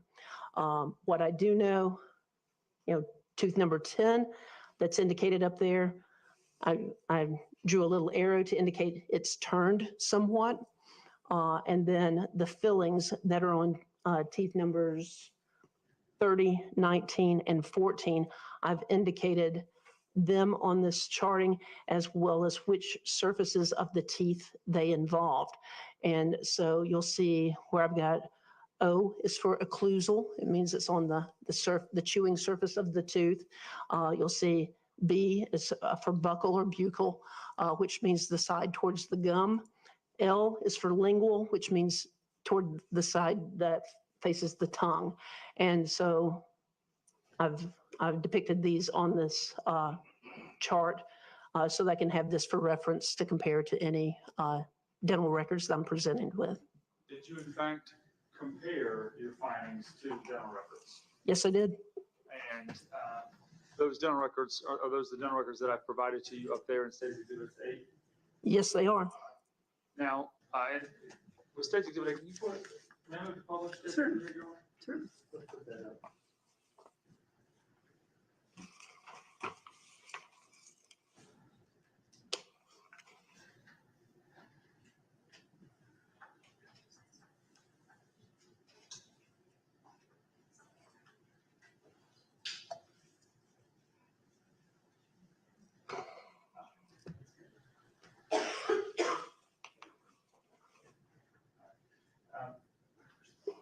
All right, Dr. Terry, I'm putting up here some records. I think we can zoom on this one. Okay. But what did you use? Did you use these records right here in order to make a comparison from Susana Morales? Yes, I did, because these were the most helpful to me. I did have access to some x-rays, and the x-rays showed were from an earlier time in which she still had baby teeth in her mouth. The remains that I had no baby teeth. They were all adult or permanent teeth. So the thing that was most important to me, can we scroll down? Scroll down just, whoa, okay. Okay, yeah, this is good right there. I mentioned before that we were dealing with amalgam restorations. So those types of fillings. And when we look here where it's got amalgam, we've got it written in a couple of places, and we do have like some extractions, which means basically she had teeth pulled, but those were primary teeth or baby teeth that were pulled. Okay, but let's focus on these amalgam restorations and where they have numbers written. Where they have letters written, that has to do with baby teeth. And again, we don't have any baby teeth, so let's not pay attention to the lettering that's associated with those, because that's not relevant. But when we look at the amalgam restorations that involve the permanent teeth, here where it says amalgam, 2 surfaces, primary or permanent, that's tooth number 30. Well, if you look at State's Exhibit 58, tooth number 30 has 2 restorations on it. It's got the occlusal, and then it's got this small filling that's on the gum side, not gum side, the cheek side of the tooth. So it's got 2 restorations. Let's go back to State's Exhibit was 8. Okay, so that's tooth number 30. Then we look at here where it says amalgam, 2 surfaces, primary or permanent, on tooth number 14. Go back to State's Exhibit 58. Tooth number 14 over there, we have the 2 restorations that are on that tooth. Okay, and back to, and then here, amalgam, 1 surface, primary or permanent tooth, tooth number 19. And tooth number 19 over there, we have that 1 restoration that's on the occlusal surface. These are the dental records of Susana Morales. And these are the remains of Susana Morales based upon these dental records. And then additionally, at some point I was shown a photograph of her smiling, and you could see tooth number 10 with that tilt to it. So again, there are all these features of identity without any exclusionary features. There was nothing that I could look at and say, yeah, this absolutely means it's not her. Everything is consistent with this being Susana Morales. At the point that you had identified her remains, tell us how you went about at that point in the examination and the autopsy and determining the cause of death. Okay, well, I examined the remains. Let's see, the remains were found on the 6th. I was doing the examination on the 7th. I had employees who responded back to the scene to canvass the scene during the daylight hours to see if we could find any more physical remains there at the scene. I was doing the examination on the 7th and did not see any skeletal trauma to the remains that I have, and was able to make the positive identification upon being given the dental records on the 8th. So in looking at everything that I had, I could not arrive at a specific cause of death. Again, I'm limited in what I have. I just have bones here. But as I mentioned earlier, as a medical examiner, we don't conduct examinations in a vacuum. And you've got to consider the circumstances. And then once knowing who this deceased was, young female, no known significant medical conditions, last known to be alive some distance from where these remains were found. Also, in the course of doing the examination at the scene, I didn't find any personal effects. I didn't find any remnants of clothing. So it looks like she's likely nude at the scene. And so many years ago, early in my training, I was told when filling out death certificates, one of the things that's important is to be consistent. And throughout my career, if I don't have demonstrable physical trauma to the remains, I will tend to use the term undetermined, and then will specifically say why. In this case, I called the cause of death undetermined due to decomposition with skeletonization. I believe if I had had the intact body, I could have come up with a specific cause of death, but I'm limited based on what I have. The body is too decomposed. All I have is a skeleton because the circumstances, again, young female, this isolated area where it's far removed from where she was last known to be alive, and no personal effects, no clothing. As a medical examiner with 30 years of experience, if I were to see an intact individual at this type of a scene, first thing I'm going to think of is some type of homicidal violence, specifically some type of asphyxial type component, strangulation, suffocation, chest compression, things of that nature. Because if you have a nude individual, nude or partially nude, that better be, as a medical examiner, that better be one of the first things you're thinking about. And so the fact that she doesn't have any skeletal trauma does not exclude that. And again, my cause of death, undetermined due to decomposition with skeletonization. It's not, if I could test this or that, I could come up with a cause of death. There's no getting around the fact that I don't have what I need to have to make to rule out what I think is going on. I'm very suspicious of strangulation, chest compression, suffocation, smothering, something of that nature. And I just do not have the body in a condition where I can prove that or disprove that. And so I've called it undetermined. And as you can tell from listening to me, I'm very verbose about stuff. On the death certificate, I'm limited to what I can put. But in my report, I'm quite explicit about these are my findings, these are my impressions from the get-go. There's no more testing I can do because what I need to see is not there. And there's no bringing that back. I mean, her neck structures, they're not there. Skin, flesh, it's not there. And it's not that not only can I not tell, no other pathologist is going to have access to this because it's not there. She has decomposed to the point where I can't establish this. I can say I'm very suspicious, and that's where I have to leave it because it's based on the circumstances. And so that's how I came up with my cause and manner of death. By convention, unless I have, again, being consistent, unless I have physical trauma, I tend to call things undetermined and say why. But then we'll go into detail in my report about what my opinion might be. And again, based on my experience, 30 years as a medical examiner with this type of situation, again, young female, deceased, no obvious trauma, and decomposed well away from where she was last known to be alive. This is different from someone who may have dementia, live in the area, and then shows up dead in the woods somewhere. You know, it's very much dependent upon the circumstances, and these circumstances are very suspicious for homicidal violence, but I can't prove it because of the condition of the remains.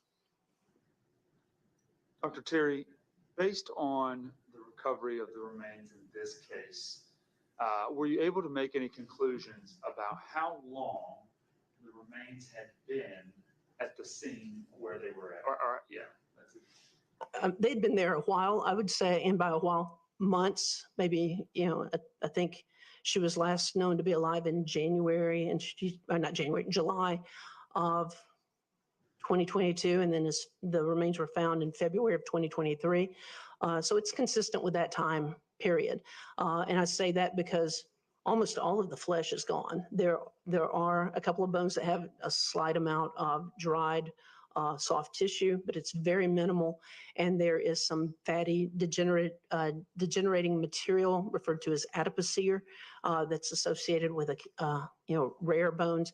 But she is almost completely skeletonized at that point. And so she's been there for a period of months. Were you able to make any conclusions in your report? Now, obviously, you positively identified these remains as Susana Morales, but in your report, the approximate age and or height of the remains?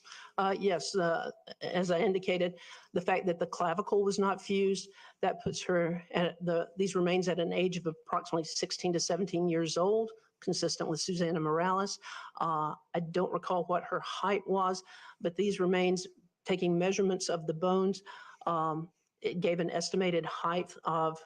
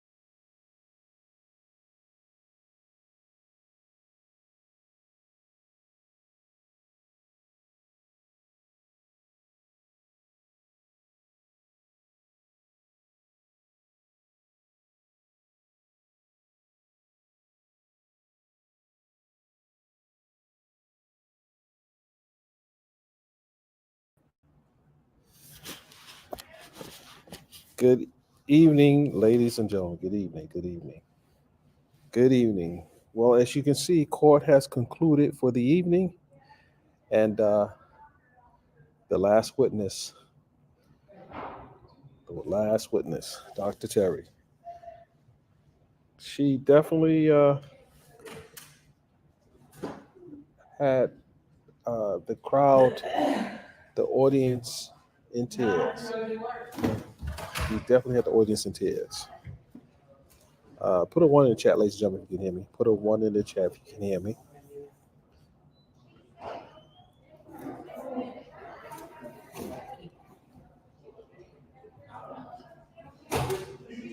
Hope you guys enjoyed the coverage today.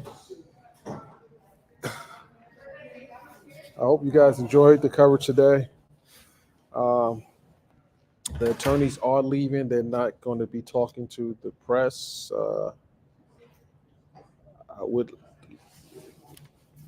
sorry.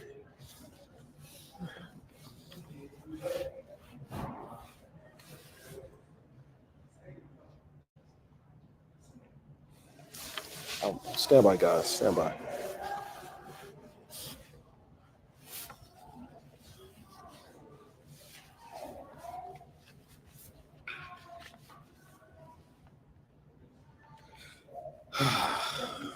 Stand by, guys.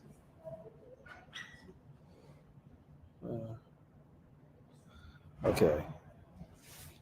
Let's wait for the attorneys to leave. Well, I hope you guys enjoyed the coverage today. Next week is going to be probably the final week of testimony. I think the case will probably go to the jurors Wednesday and Thursday, maybe Friday, but this case will be over next week.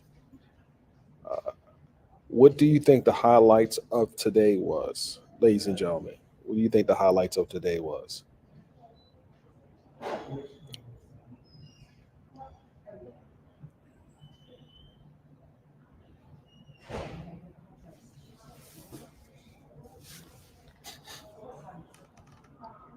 I'm not in a rush right now because I'm going to be stuck in traffic anyway.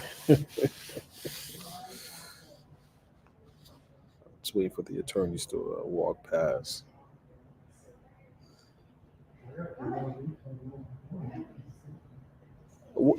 Oh, yeah, definitely. Yes, the friend. Let me see if I can grab an image here real quick. A shot of the friend.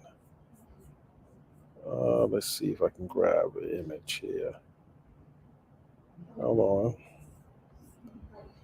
That would be Alicia Banks. That sounds like Alicia Banks. Yeah. She was a very powerful witness. What do you think about the 911 operator who was speculating that there was something other than what Miss Banks had said? That was a little irritating for me. I almost got like, wait a minute, just do your job. How about that? Just do your job. You're not a psychologist, sociologist. Your 911 operator is supposed to keep the caller talking, not to antagonize her.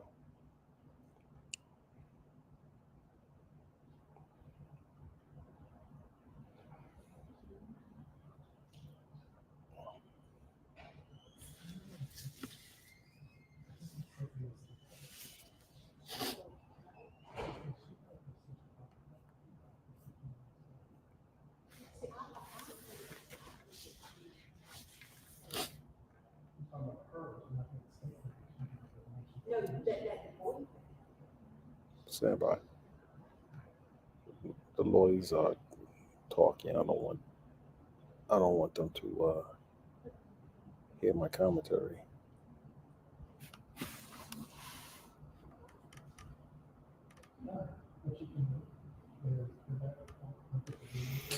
Nothing's going to happen to the dispatcher. This is Georgia. It's nothing happened to the dispatcher, especially one coming out of Gwinnett County. Forget that. It's nothing happening to her. Okay.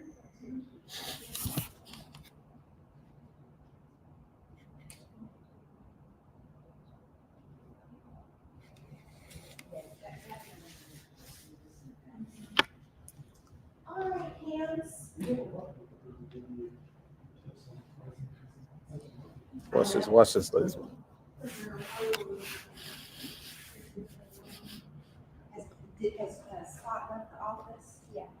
Attorney Drake, can I get the first interview after the trial's over with, please? Okay, honey.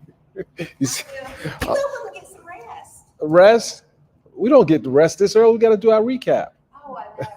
Oh, where's my little camera guy? We didn't harass him. Tony, he left. Oh, poo. Oh my goodness. Oh, wait, he didn't get in trouble today, did he? He didn't get in trouble today. No. Oh, right. That's because I'm here now. I'm here now.